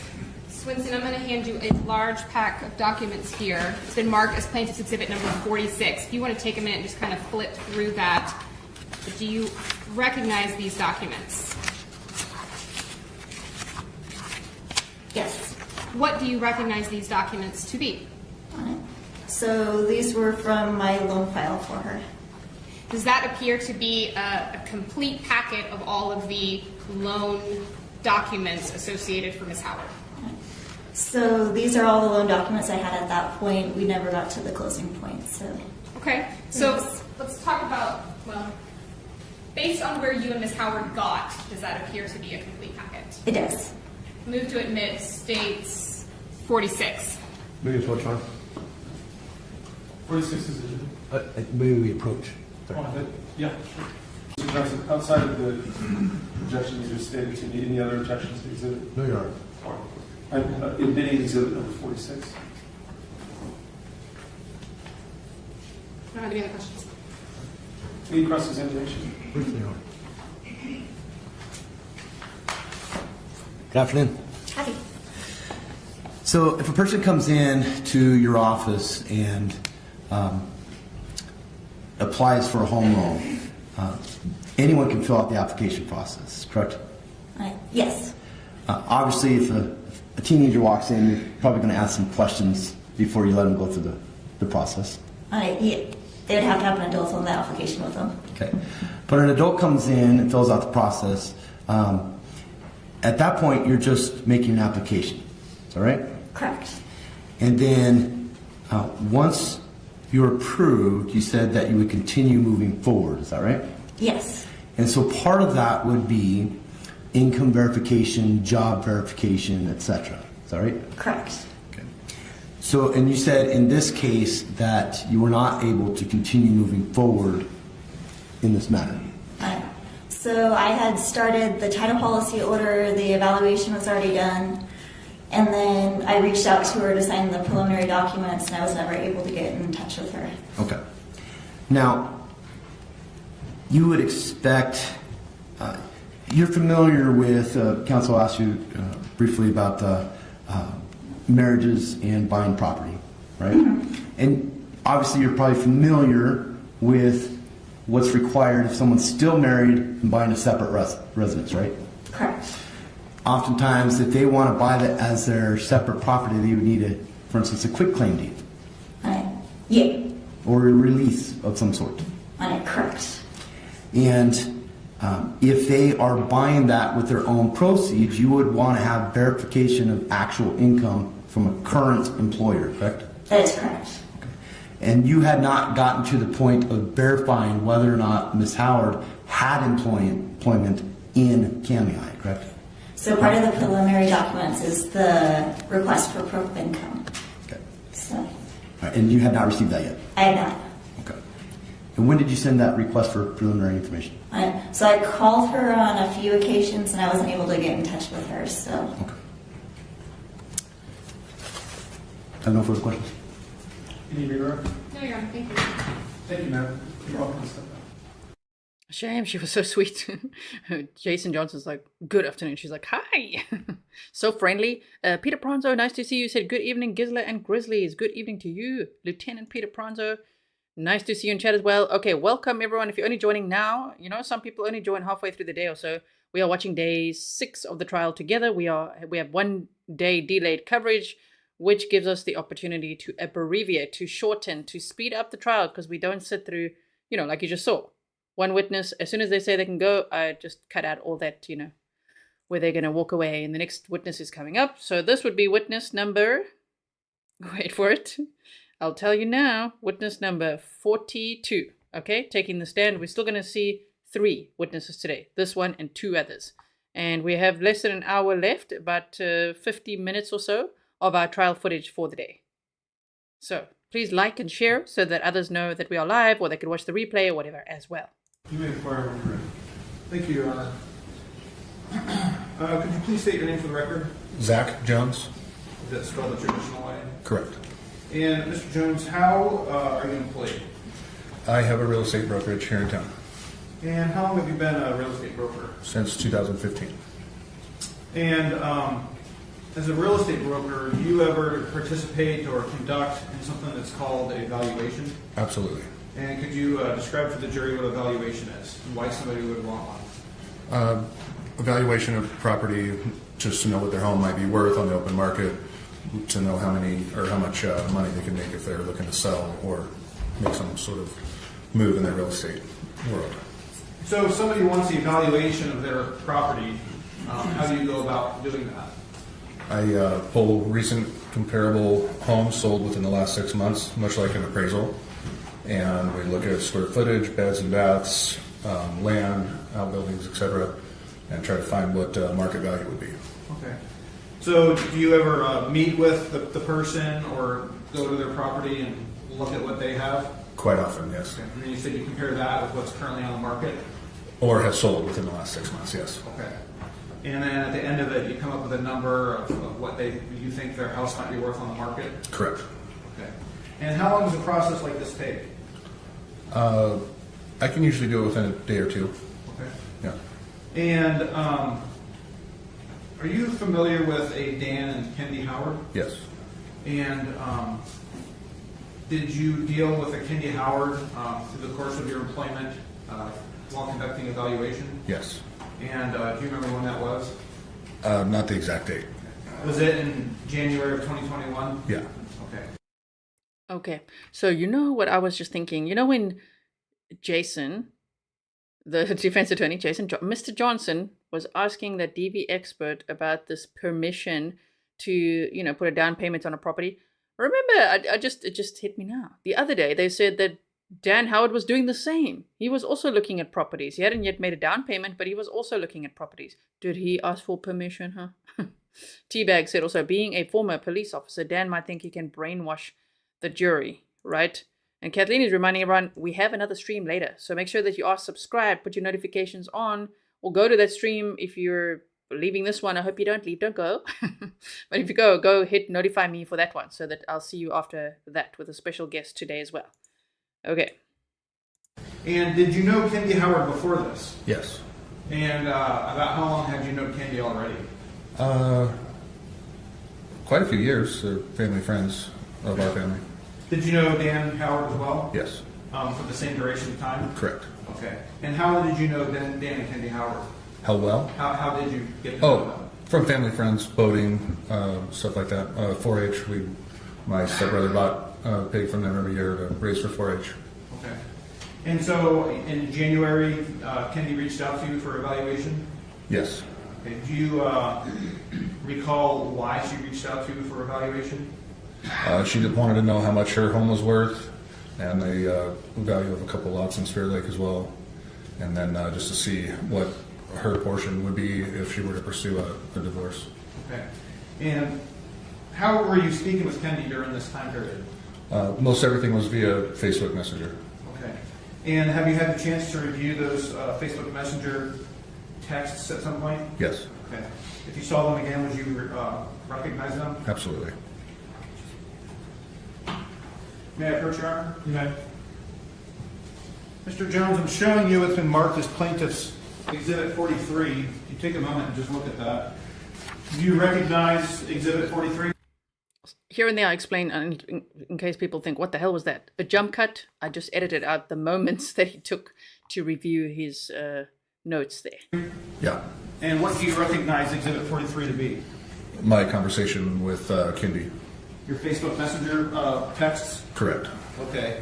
And just so the record's clear, I showed you a 3-page document, but the page numbers are 2, 4, and 6. Do these appear to be accurate representations of your messaging with Kendy Howard? Yes. Your Honor, I move to admit plaintiff's 43 at this time. Any objection? Yes, Your Honor, may we approach? Mr. Jones, have you had a chance, do you still have your copies of these on your phone? Yeah. And have you had a chance to look at what's on your phone and compare them with this exhibit? I didn't compare the two, but I did look Friday. I read through them all. Okay. And are you able to explain the numbers of these pages? I'm sure. Well, let me approach you real quick. You see at the bottom, the pages are 2, 4, and 6? Uh-huh. Now, that's not what appears on your phone, is it? No. Okay. Despite that, have you had a chance to look at the different pages and determine whether or not it's a continuation of your text? I haven't personally. I just took screenshots I stretched it out as far as I could on my computer at the office and took screenshots and sent them that way. Mr. Jones, did you have a chance to read this in its entirety when I presented it to you earlier? I didn't read it in its entirety, but I'm going to ask you to go ahead and take a moment to do that. So what you're reading there today, does that appear to be complete? yes, for the most part it does. So when you say for the most part, what do you mean? Well, like on page 6, there's a blue line looks like a message, but it's cut in half there. I mean, like at the bottom? Yeah. So there might have been something before and after? Yeah. Okay, but between those 3 pages, does that appear to be Yes, complete? absolutely, yes. Your Honor, this time I move to admit this exhibit. Permission to board out briefly? Sure. Hang on just for a second. So, Mr. Johnson can ask me any questions about it. Go ahead. Good afternoon. How are you? No worries. Just hang on to that. Just now Mr. Johnson wants to ask. He's like, okay. Takes it back cautiously. All right. It's like, right, what's he going to ask me now? So cross-examination time. Also, if you see me, putting something in my mouth all the time, it's these mints today. Still got that pesky little cough here and there. So, here we go. Cross-examination. Someone says, yay, the CC's back. Okay, closed captions are back. That's awesome. You said you took screenshots and put them on your computer? Yeah. And saved them to a PDF? Yes. And then sent them to the prosecutor's office? Correct. Your Honor, may we approach? Yes. You can be seated. Mr. Johnson. Thank you, Your Honor. Just briefly, Your Honor, as to this exhibit. So, did you blink? Because we teleported. So what happened there was, of course, the defense attorney said, Your Honor, may we approach? There was a longish sidebar, and then now, suddenly, I think there's conversations now outside of the presence of the jury. We have on the record that it's not original. It's not a download from a phone. Office of Law Enforcement has downloaded 100% of Ms. Howard's phone, over 40,000 pages. And here we have already, while there's a foundational issue on whether or not these are actually messages sent. Law enforcement has her phone. They've laid the background from Ms. Marhofer. He doesn't trust this Zack Jones of screenshots, okay? How that extraction came about.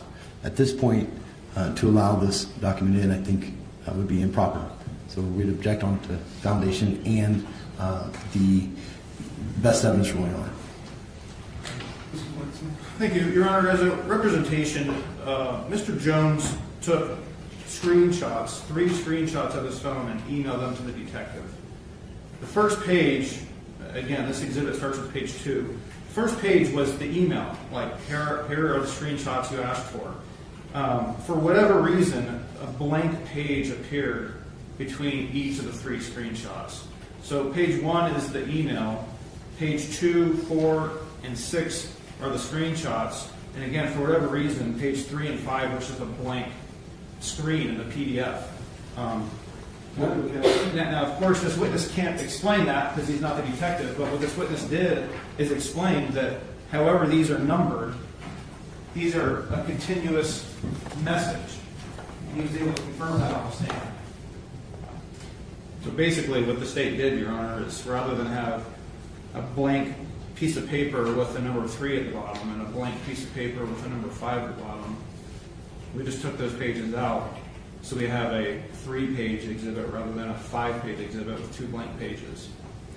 So, and again, this witness You tell them, Stanley. testified that these 3 pages represent a continuous message from Kendy Howard and him.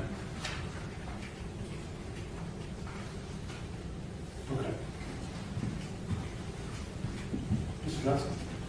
Well, the state still hasn't addressed the best evidence rule, Your Honor. I mean, the law enforcement not only obtained Dan's phone, Kendy's phone, Kendy's mom's phone, they actually got her phone and did a download.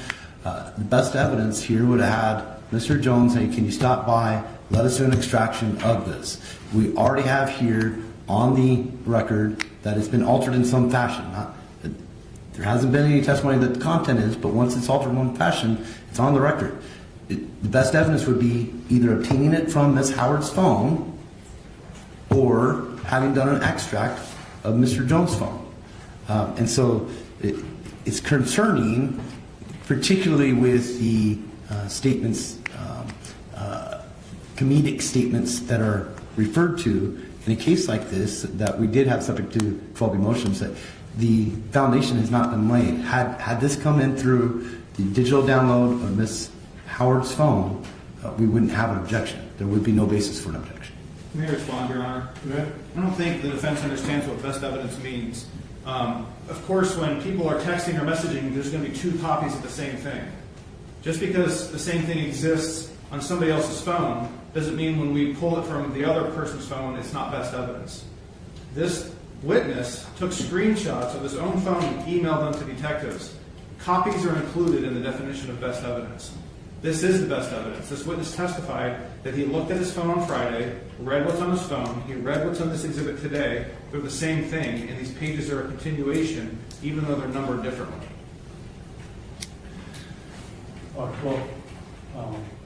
Just to clarify, Your Honor, not to get personal with counsel, but the testimony is not that these were screenshots. The testimony is that they were put into the computer, changed to a PDF, and then emailed.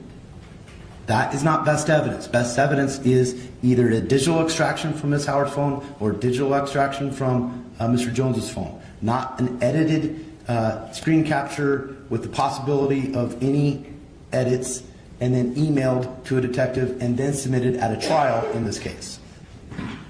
All right, well, putting aside, I guess I'm trying to kind of address it. I don't want personal attacks or characterizations. I wouldn't say that Mr. Johnson doesn't understand the best evidence rule. It's a legitimate objection. The best evidence rule, while it doesn't include duplicates, is that an original writing, recorded photograph is required to prove its contents.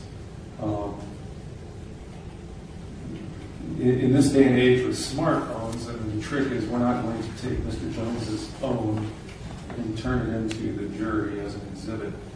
That literally would be the best evidence, his phone and what's on it. Testified to is that he did in fact take screenshots. Those were emailed. Those have now been reproduced in PDF form, if you will. In my view, that is close enough. That is a duplicate. That is sufficient as a photograph of what was on his phone. If you view the exhibit, it looks to contain the complete conversation. I know there's some gaps in the numbering, but that's been explained to my satisfaction. And so I'm going to overrule the objection and find there's sufficient foundation in that. While perhaps imperfect, I think it does comply with the best evidence rule. And so again, I think it's a legitimate objection to make. I don't think it's misunderstanding the rule, but I do think, viewed as a whole, it meets the foundational requirements. And so I'll ultimately overrule the objection. Shame explained that so nicely. We're right at the time I would normally take a mid-afternoon break. Do you want to tell the jury we're going to give about 10 more minutes, and I'll just give everybody in here a 10-minute break? Buckle up. I have no more questions. We just teleported. Did you warn you this time? Buckle up. Okay, here we are after that break. This way, so this time. Cross-examination, Mr. Johnson. Briefly, Your Honor, thank you. Go ahead. So, Mr. Jones, how well did you know Ms. Howard? I would say pretty well. Pleasant, jovial person? Yes. Like to joke around? Yes. Now, you did an interview with a detective in Coeur d'Alene on February 16th, about a week and change after her passing? A phone call. Yeah. But it was a phone call? Yeah. And it was around February 16th? I'm going to object at this time. It's beyond the scope of direct and irrelevant. Any response? Your Honor, I do think it touches... Who may approach? You may. Around February 16th, is that right? Sure. And it was after that phone call that you were asked to provide a follow-up email? Yes. And after that interview, you actually did provide a follow-up email? Correct. Did they ask you to come in and do a download of your phone? Objection, Your Honor. This calling for hearsay at this point. It's beyond the scope of direct. Mr. Johnson, you're just, I mean, you could I would, whether or not you provided a download, if that's what you want. I would rephrase, Your Honor. Okay. Did you provide your phone for a download in this case? No, sir. If you had been asked, would you have provided a download to your phone? Sure. No further questions. Any redirect? No, Your Honor. Thank you, Mr. Jones. You're welcome. Okay. Okay, and we're on to our next witness. I just want to expand on what this Nightbot, says. Please don't come into the chat while we are focusing on one case and then talk about breaking news in other cases, because you really hurt the channel. It makes people go, ooh, and then they go look elsewhere. So if you want to hurt the channel, do that. If you want to keep me informed, email me, grizzlytruecrime@gmail.com. But I don't live under a rock. I see all the updates. I know there's updates in many cases. Sometimes I'll wait for a little bit more, a few more things than just one thing to be like, oh my word. You know what I mean? We like to do thorough coverage over here. But right now, we're focused on this case, which is for Kendy Howard, okay? Just to explain and expand on why that Nightbot command comes up quite a bit. It's when people roll in and they think they're doing us a favor by telling us some other news and distracting people. Focused here, and we definitely want to respect the victim in this case and also her family and friends. There's oftentimes family and friends watching, and we want them to feel respected and like we're really paying attention to this case. And I really hope that Kendy will get justice. I think she will. I really think the state has done an excellent job. Now we've got the second last witness for the day, number 43. Okay, so let's hear her name quickly. Let me take this text off. Here we go. Thank you, Judge. Ma'am, can you say your whole name and spell both your first and last names? Mallina Christine Labor. It's MALLINALABOR. Back in January and February of 2021, where did you work? Owsley Plastic Surgery. And what sort of business was that? They did surgical, cosmetic, elective surgeries for the breast, body, and face. What was your job there? I was the front office receptionist. And would that mean you would take calls from potential clients? Yes. Set up appointments? Yes. Walk them through what they needed to do in order to get in to see the doctor? Yes. Back on January 28th of 2021, in the morning hours, did you take a call from Kendy Howard? Yes. What was that in regards to? It's for a consultation for abdominoplasty and breast augmentation. Which is what? It's a mommy makeover. Okay. Did you set up an appointment for Okay, so a mommy makeover is what Kendy Howard was going to have, which was apparently a tummy tuck and a breast augmentation. We've heard about that before. Angela was also saying for the previous witness, why didn't we hear what was in the messages? I'm so confused. Oftentimes it happens, it would be exhibits for the jury to read through. I guess what we needed to know would be that Kendy was, making future plans, which is the opposite of wanting to take her own life. So it really helps the state's case to show that her and her new boyfriend, Daniel Prado, were in contact with a real estate broker, making down payments on a house that Kendy had been eyeing, and she wanted that house, and she was so excited to live there. She bought a hot tub. She was going to open a little antique store in that area, and it was back home. So it's showing that there's plans to get away from Daniel Howard, divorce him, okay, and even to ask that real estate broker how much of what portion of the house that they currently had would I get when we get divorced. So I think that's what the point of that was. Okay, so let's hear. Kendy Howard. Yes. Do you remember the dates, or would you need something to refresh your memory in that regard? I would need I know it was the following month, but I don't know the exact dates off the top of my head. Let me show you what's been marked as Exhibit 47. It's 3 pages stapled together. Take a moment and flip through those and tell me if you recognize it.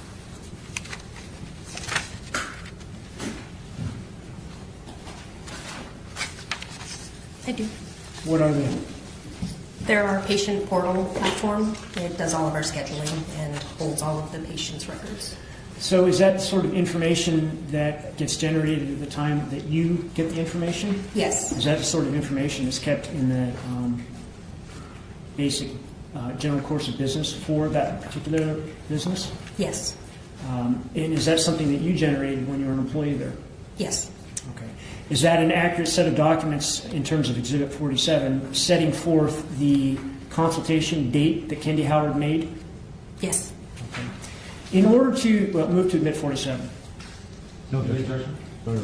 47 is admitted. In order to get a consultation with the doctor, is there a process that a new patient has to go through?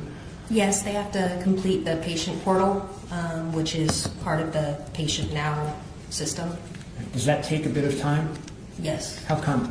It's an elective surgery, so they require a lot of information that you wouldn't have to have for any other surgery, personal information, social information, to make sure that you're a safe candidate. So does it take a patient quite some time to get that done?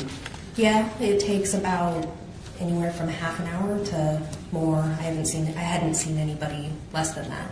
Does it tend to weed out prospective patients or not? Yes. And what do you mean by that? Patients that complete it or don't complete it if they don't complete it at all, then I have to follow up and make sure that they're actually going to come to the appointment, things like that. And then, and some of them I have to actually do it over the phone with them because it's too complicated to do on their own. In your experience, there are patients that do complete it. Are they serious about coming in? Yes. Okay.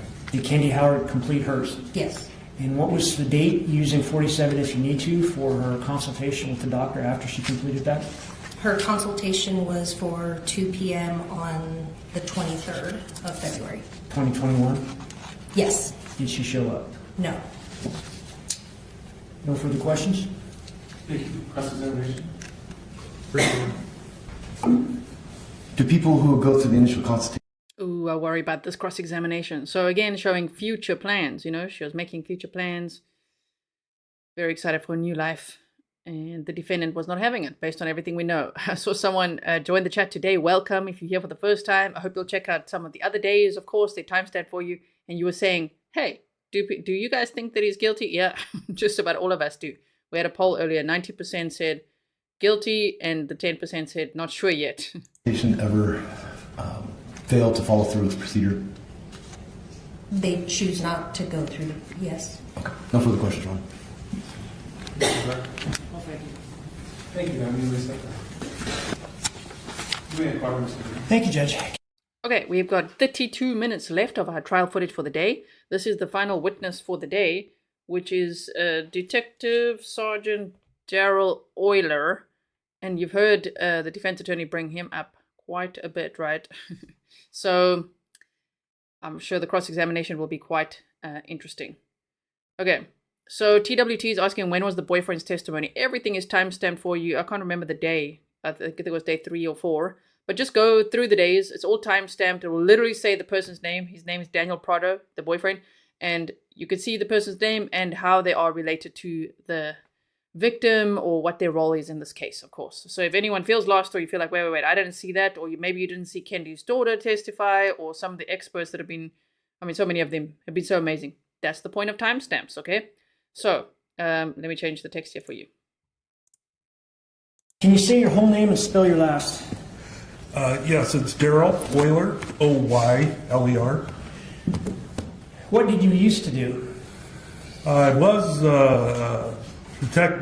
my last full-time job was a detective for the Kootenai County Sheriff's Office. Can you summarize your law enforcement career for us?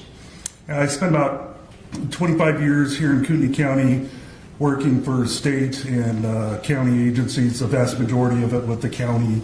Last 15 years as a detective doing crimes against people. And were you also a detective sergeant towards the tail end of your career? Yes, sir. And how long did you do that for? As a sergeant or as a... Detective sergeant. Detective sergeant. 3 years. Okay. Can you summarize your duties back then? At the time, I was supervising a unit. It was a sexually based crimes special victims unit is what we were tailored to do. Crimes against children. Okay. How long have you been retired? It's going on 3 years this summer. Okay. So back in February of 2021, were you the person that was assigned to the case involving Kendy Howard and Dan Howard? Yes. And did you work that particular case until you ended up retiring? Yes. On February 2nd of 2021, did you and other detectives respond to the Howard residence late that evening? Yes. Did you get there the evening of the 2nd or the early morning hours of the 3rd, if you recall? I believe I received a call on the late night of the 2nd, but arriving at the residence, I think it might have been early morning hours. I had to go to the office first, so right in that time frame. Who did you arrive with? Detective Sergeant Ken Lawton. Did you have a body cam with you? I did. What's a body cam? We had recently got them. We're usually a few years behind patrol. Is that they brought a bank of portable cameras that we could assign to ourselves and check out to help record audio and visually crime scene interviews, that sort of thing.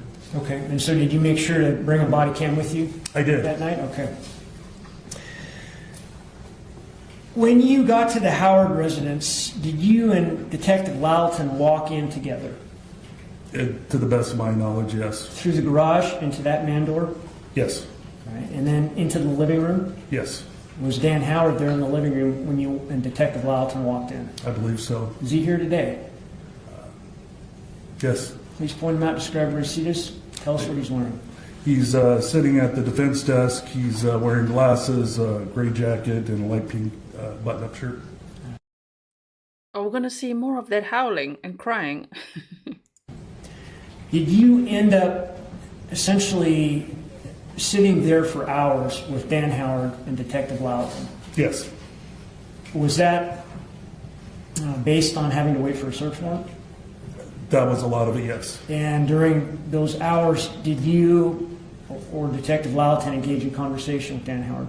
Yes. Did you capture much of that on your body cam? Yes. Did you situate your body cam, at least after a bit, in a position that would capture conversation between you, Detective Latent, and Dan Howard? I did my best to do that, yes. Where did you stick this body cam to do that? I didn't have a mount. I had a clip. So if there was any that was on my body, it was on a clip and that flops around. So whenever possible, I like to set it on a counter or a flat surface where I could just point it and just let it rest there. So we've got 4 different CDs. The last 3 have transcripts that go with those. And I think what we'd like to do is have you take a look at, I think it's 11 there in front of you. Does that look right? Yes, 11A. You recognize it? I do. How do you recognize it? Because I had reviewed it and I had initialed and dated it.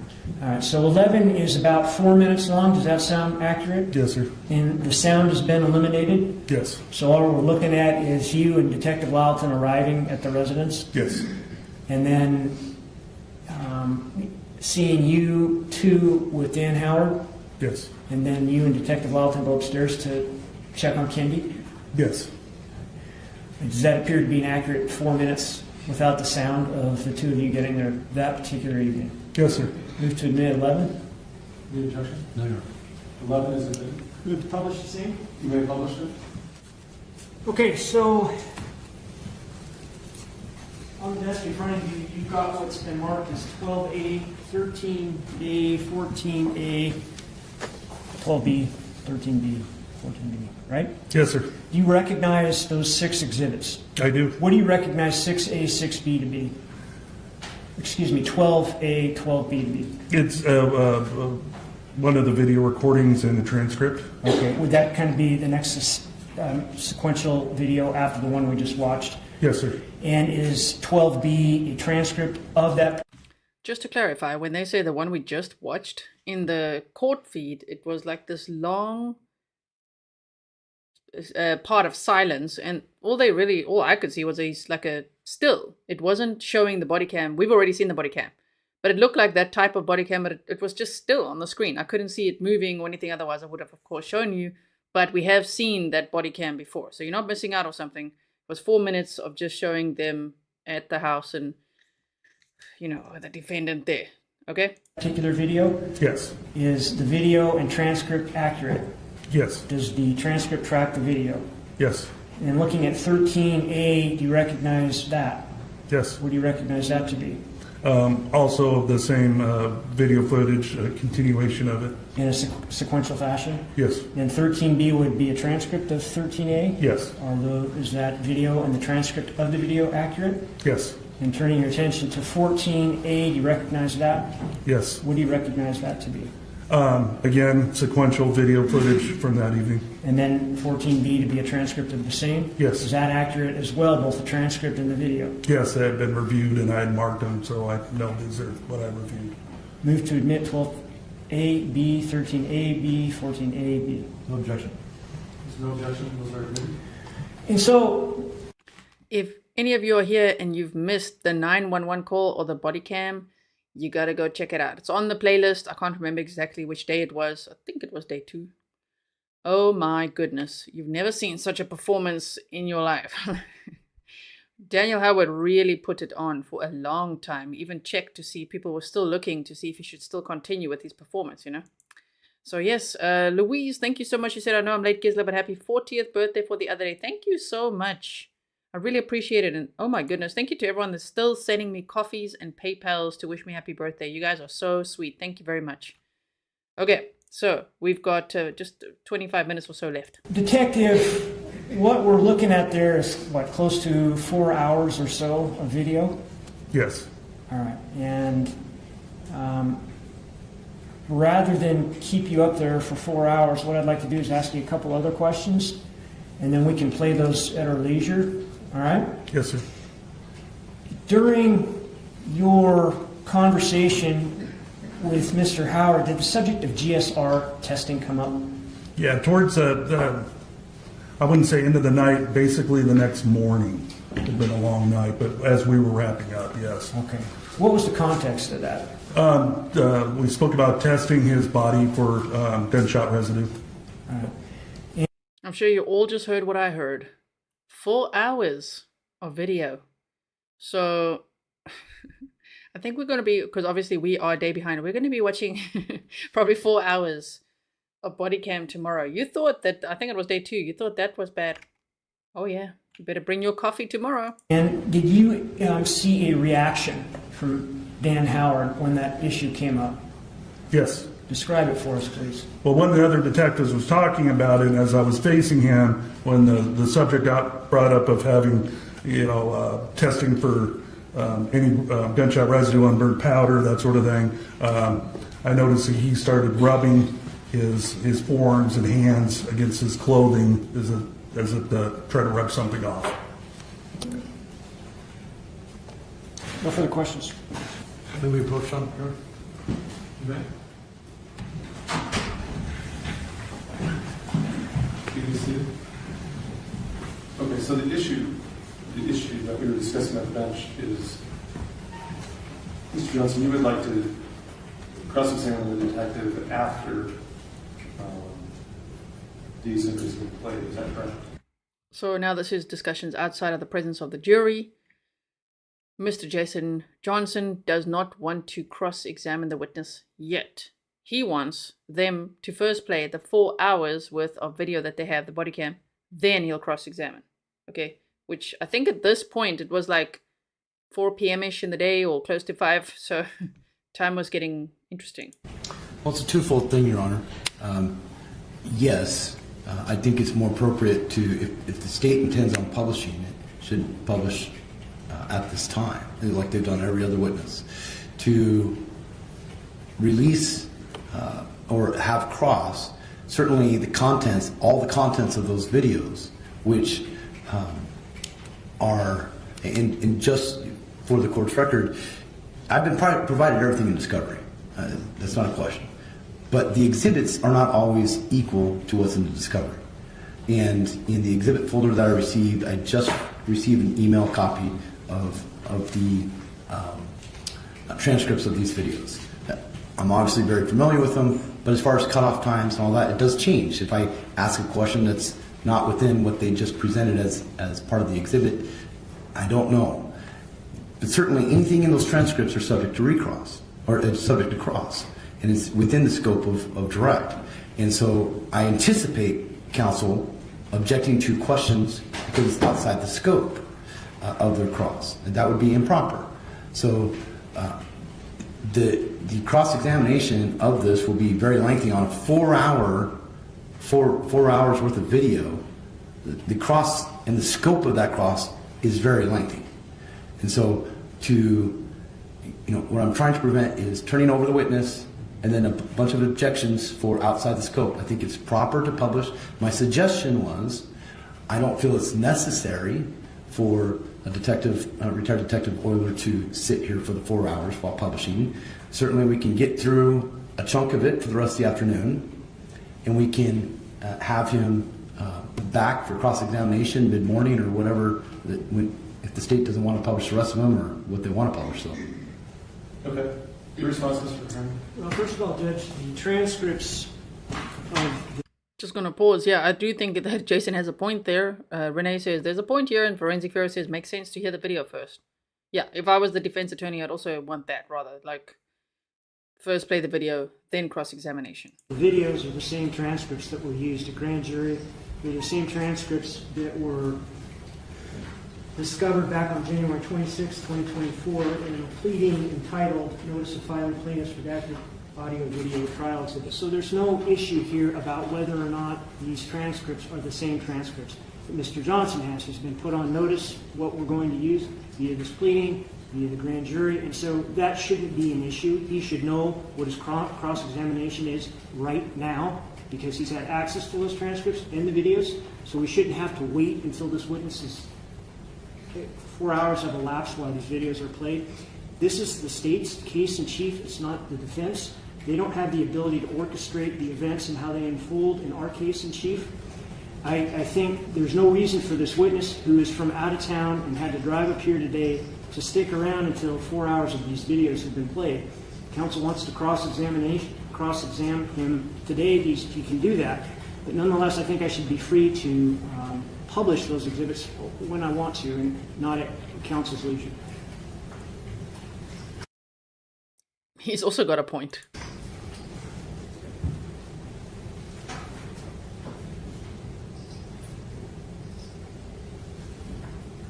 Okay, so I guess what I want to clarify is, so you're not intending to limit his scope of cross-examination by not publishing the videos yet?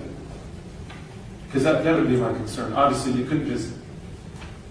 The trick would be you put the detective up, ask him a couple questions, don't play the 4 hours of video, and then his cross is limited to those couple questions, where the exhibit clearly is somewhat part and parcel of his testimony. And so I think it's fair that defense gets to cross-examine on the entirety of the exhibit. If I'm understanding, you're not meaning to limit it, you're just saying cross now, we don't have to wait until we watch the videos. Am I saying that right or not? You are. Okay, all right. So Mr. Johnson, understanding then that you're not limited in your cross-examination, you're free to cross-examine, isn't it true that the video will show, or isn't it true in the transcript that so-and-so said, et cetera, then I guess I think that works. Is that fine? Correct, Your Honor. And just for the court's awareness, I don't see a cross-examination taking less than, I see it going past 5 on cross-examination. Okay, that's fine. Well, okay, I understand more clearly now. Thank you. It's hard to get it all sorted out when we're just sitting here. So, yeah, I won't require the state to play the exhibit now. It's their case. They can play it when they wish, but I'm not going to limit your cross-examination to simply what was asked on the record. Your cross-examination is open as to the exhibit. Okay. And we'll just go as long. I mean, we'll go till 5.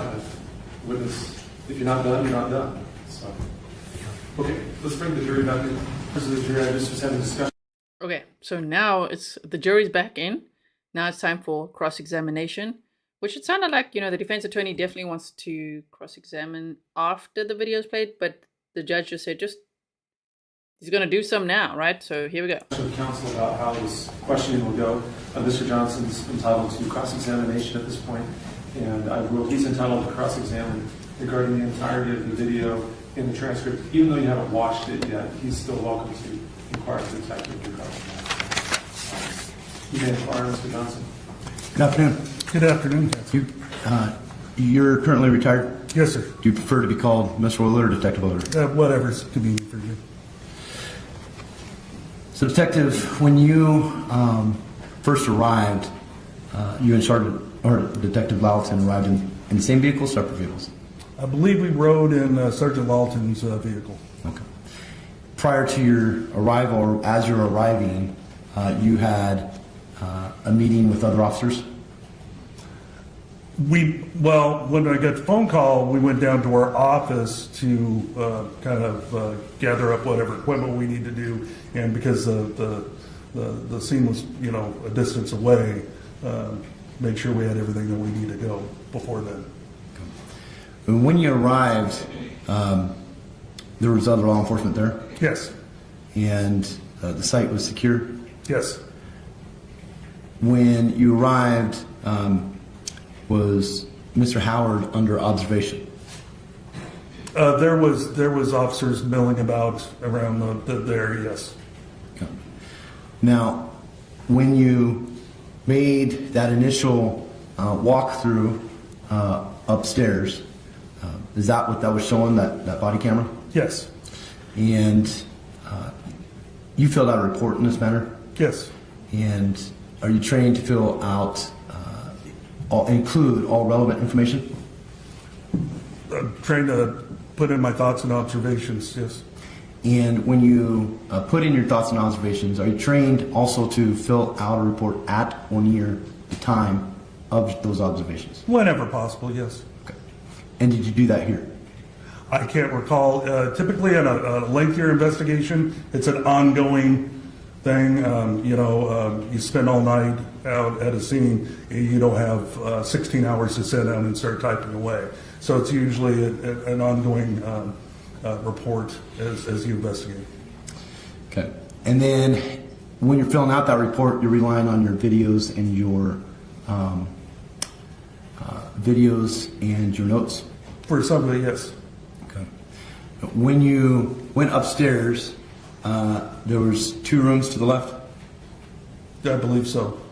Master bedroom to the right? Yes.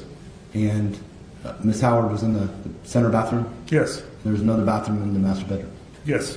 There was a purse on the counter of the bathroom? That sounds right, but that sounds accurate, but I'd have to review the video, but I believe there was. And just for, again, when did you retire? Yeah, it would have been, I think it went in effect August 1st, 2021. Now, when you went into the bedroom, was there anything significant on the floor of the bedroom? I remember it was there was a lot of items. It wasn't a well kept room. It was a little bit messy. I can't recall all the items that were not on the floor. Was there was a green towel that was on the floor? I remember there was a towel being there. It could very well be green. Yes. Damp or wet? I believe it was damp. And at what time after your encounter or initial walkthrough did you start talking to Mr. Howard? Immediately. Okay. Now, when you arrive at a scene, do individuals always talk to you? Objection, Your Honor. Did Dan voluntarily talk to you on this morning? Yes, he agreed to talk to us. Okay. Stereo was on? Yes. Okay. Was it kind of loud? Yes. Now, he voluntarily, or you asked him about what was going on, is that right? Yes. Okay. You talk about the relationship? Yes. He volunteered information about struggles with the marriage? Yes. Did he show you the paperwork that he talked about, the divorce papers? I believe he referenced the paperwork that was on the table downstairs. He didn't hand me paperwork that I recall. So he referenced it, and later you followed up, and the papers were actually down there. Yeah, I believe that would be more accurate. Yes. Okay. And on this, did he talk to you about being his work? About what he did for work? Yes. He talked to you about what he did that day or the day prior? Yes. Did he talk to you about coming back from Alaska around the 28th? Yes. Okay. Now, at this point, when you showed up, he was not free to make a phone call, correct? I think he had already made a phone call prior to us arriving. He was on 911 Yeah. until officers arrived, correct? Yes. At some point later in the morning, he asked to make phone calls, correct? Yes. And you and Detective Latent were present when he was doing that? I believe so, yes. Okay. Now, in the discussion, he was describing what they were doing this past weekend, correct? When you say describing, are you mean answering our questions? Voluntarily answering your questions? Yes. I mean, it wasn't like he was telling us a story. He was responding to our questions, yes. And he said that they were filling out paperwork over the weekend? He said he sat down and started divvying up assets or something along those lines. And the paperwork confirmed that? There was paperwork that had assets with numbers, and yes. In the course of your early investigation, were you aware of whether those paperwork were messaged to some of Ms. Howard's friends? I had no idea at that time. He indicated that there was a key asset that was an addition that night, correct? I'm not sure what you're referencing. He indicated that they added the house in Kootenai on the asset. Not exactly. He didn't tell you that the house in Kootenai was listed on that evening? He said that he was insisting that they list that as an asset. Okay. To your knowledge, the paperwork that was sent to the friends, did it have the house in Kootenai on there?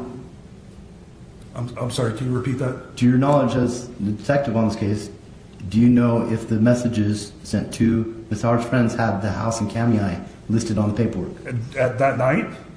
No. Did I know that? The messages to the friends the prior weekend. Okay. let me lay some foundation. Did you, you also conducted interviews in this case, correct? Yes. Okay. In the course of the interviews, you became aware that a couple friends had received, Mr. Prado had received messages about the divorce proceedings or divorce paperwork? Yes, I believe he received photographs. Okay, that's what I'm referring to. The photographs that Mr. Prado received, did it have the house of Kootenai listed on it? I believe so. Okay.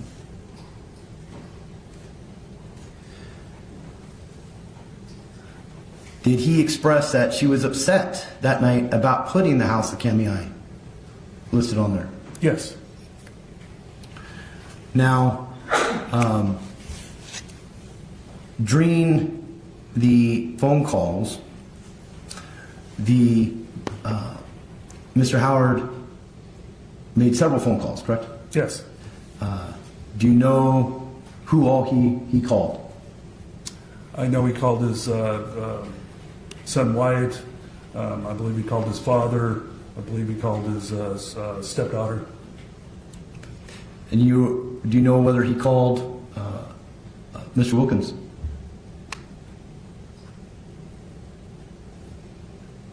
Mr. Wilkinson. That's Kendy's father. And Kendy's parents said that Dan did not call them at all. Miss Howard's father? Yeah, I believe so, yes. Now, he volunteered, when asked, he gave you information about all the firearms he had? Yes. He told you guys that he had taken a shower about 7:30 that evening? That sounds about right, yes.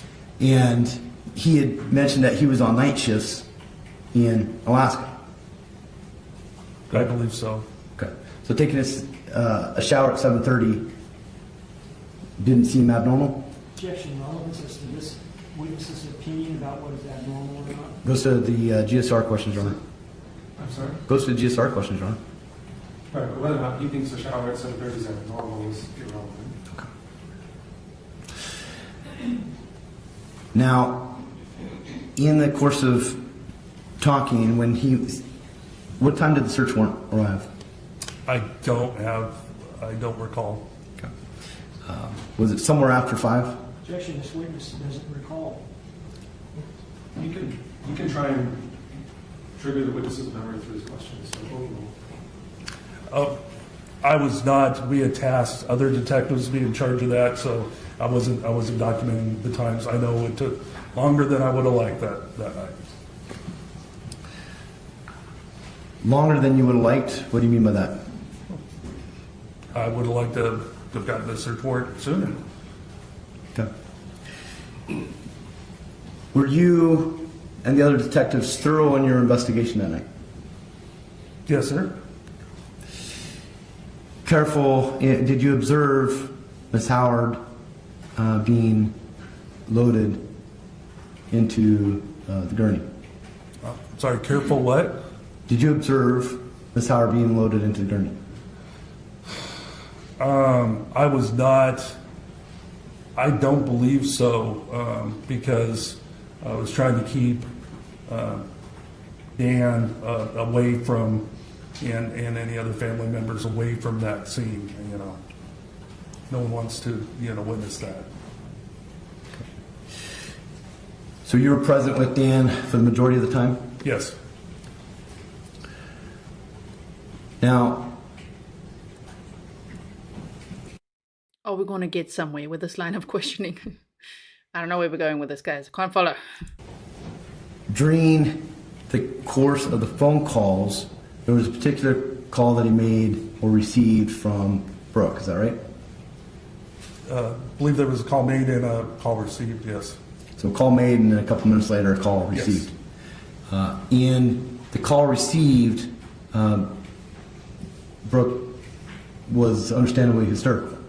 Yes. And accusatory. Yes. And at that point, in particular, did you observe Detective Latent challenge Dan as far as whether he did it? Yes. And at that point, Mr. Howard said that if it goes along this questions, I'm done answering questions, right?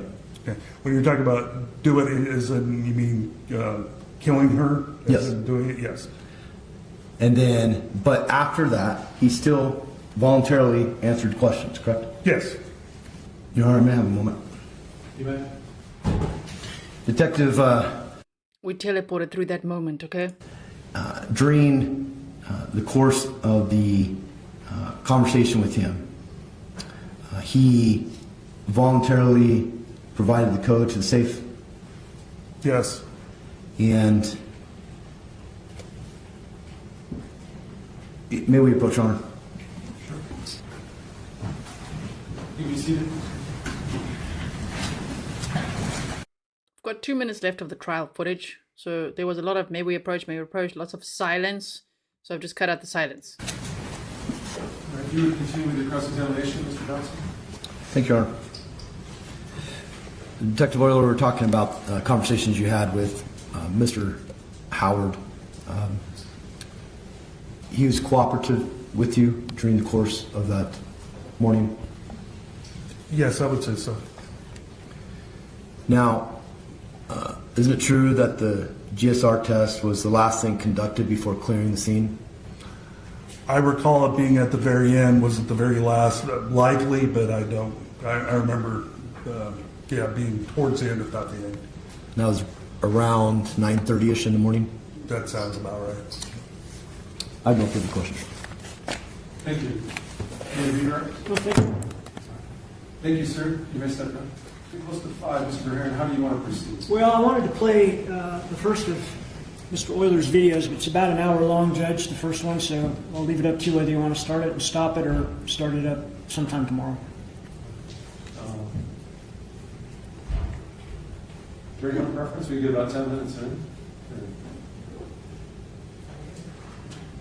Sure. I guess I have to make that call. Well, let's play 10 minutes. Do you see how he winks? So initially the judge just says let's play 10 minutes of that 4-hour video and then decides no, let's rather not. If you think that's appropriate, Mr. Verheeren, or is it going to break it up pretty bad? I think if we played it all at once, it might be more complete. Okay. But it's up to you, Judge. We would agree. I appreciate the deference, but that makes sense as well. So why don't we just break for the day? We'll keep the video together so you see it once, and that actually makes more sense. So we'll break for the day. Look forward to seeing you back tomorrow morning at 9 o'clock. Thank you all. I'll remind the jury not to discuss the case among yourselves or with anyone else and form an opinion as to its merits. Thank you. In recess. There's the defendant. Sorry, we'll be in recess, but let me visit with counsel in chambers. And that is day 6 complete. Wait for it. Now you can't see the whole word again. Day 6 complete. So yeah, Forensic Fury says, good decision, Judge. That was a good decision, right? Rather than play like 5 or 10 minutes and then be like, oh, okay, let's break for the day. And then tomorrow, come back and watch 4 hours of video. It's someone's birthday. I see people saying happy birthday to Belinda. There we go. Belinda says, I turned 70 today. I listened to you while I'm at work. You're at work on your birthday? Happy birthday to you, Belinda, and thank you for being here with us. I really appreciate it. Okay, so that was day 6 complete. So tomorrow we'll be watching day 7 together. Remember, I am on a 1-day delayed coverage, and I will make sure to bring day 7 to you without all the fluff, of course. So thank you so much, everyone, for watching. Now we're going to have a little break. What's the time now? It's 9:30 my time, 9:30 p.m. Yeah, so I'm going to see you in 2.5 hours for the next stream. Okay, so make sure this one should teleport you to that one. I've made sure that it does that. So if you want to wait for the outro to play, then you'll be redirected to the next stream, which is going to be all about the Delphi updates. And we've got a special guest, Hoosier Cold Cases, joining us. If you are watching the replay and you made it to the end here, thank you so much for watching. If you are looking for that stream I'm talking about, just look at my Delphi playlist. The date today is March 12th of 2024, just to give you an idea. Okay, so yeah, MKO says, G has another live stream after this. I do. So let's all go there. Let's be redirected there and chat over there. Thank you so much for watching day 6 with me. That was a very busy day. We've had 44 witnesses so far. And so when we come back tomorrow, I can imagine they probably have, maybe they said they expect to rest their case on Wednesday, which should be then technically today, you know what I mean? We're 1 day behind. So maybe they'll rest their case. Maybe we can watch that 4 hours and the final thing. All right, so thank you, mods, for everything you do. Really appreciate it. Thank you to all my patrons, members, and everyone who subscribed today. If you haven't yet subscribed, do so, and I'll see you in the next stream. I'm also going to put the link in the chat now as I play the outro. Goodbye.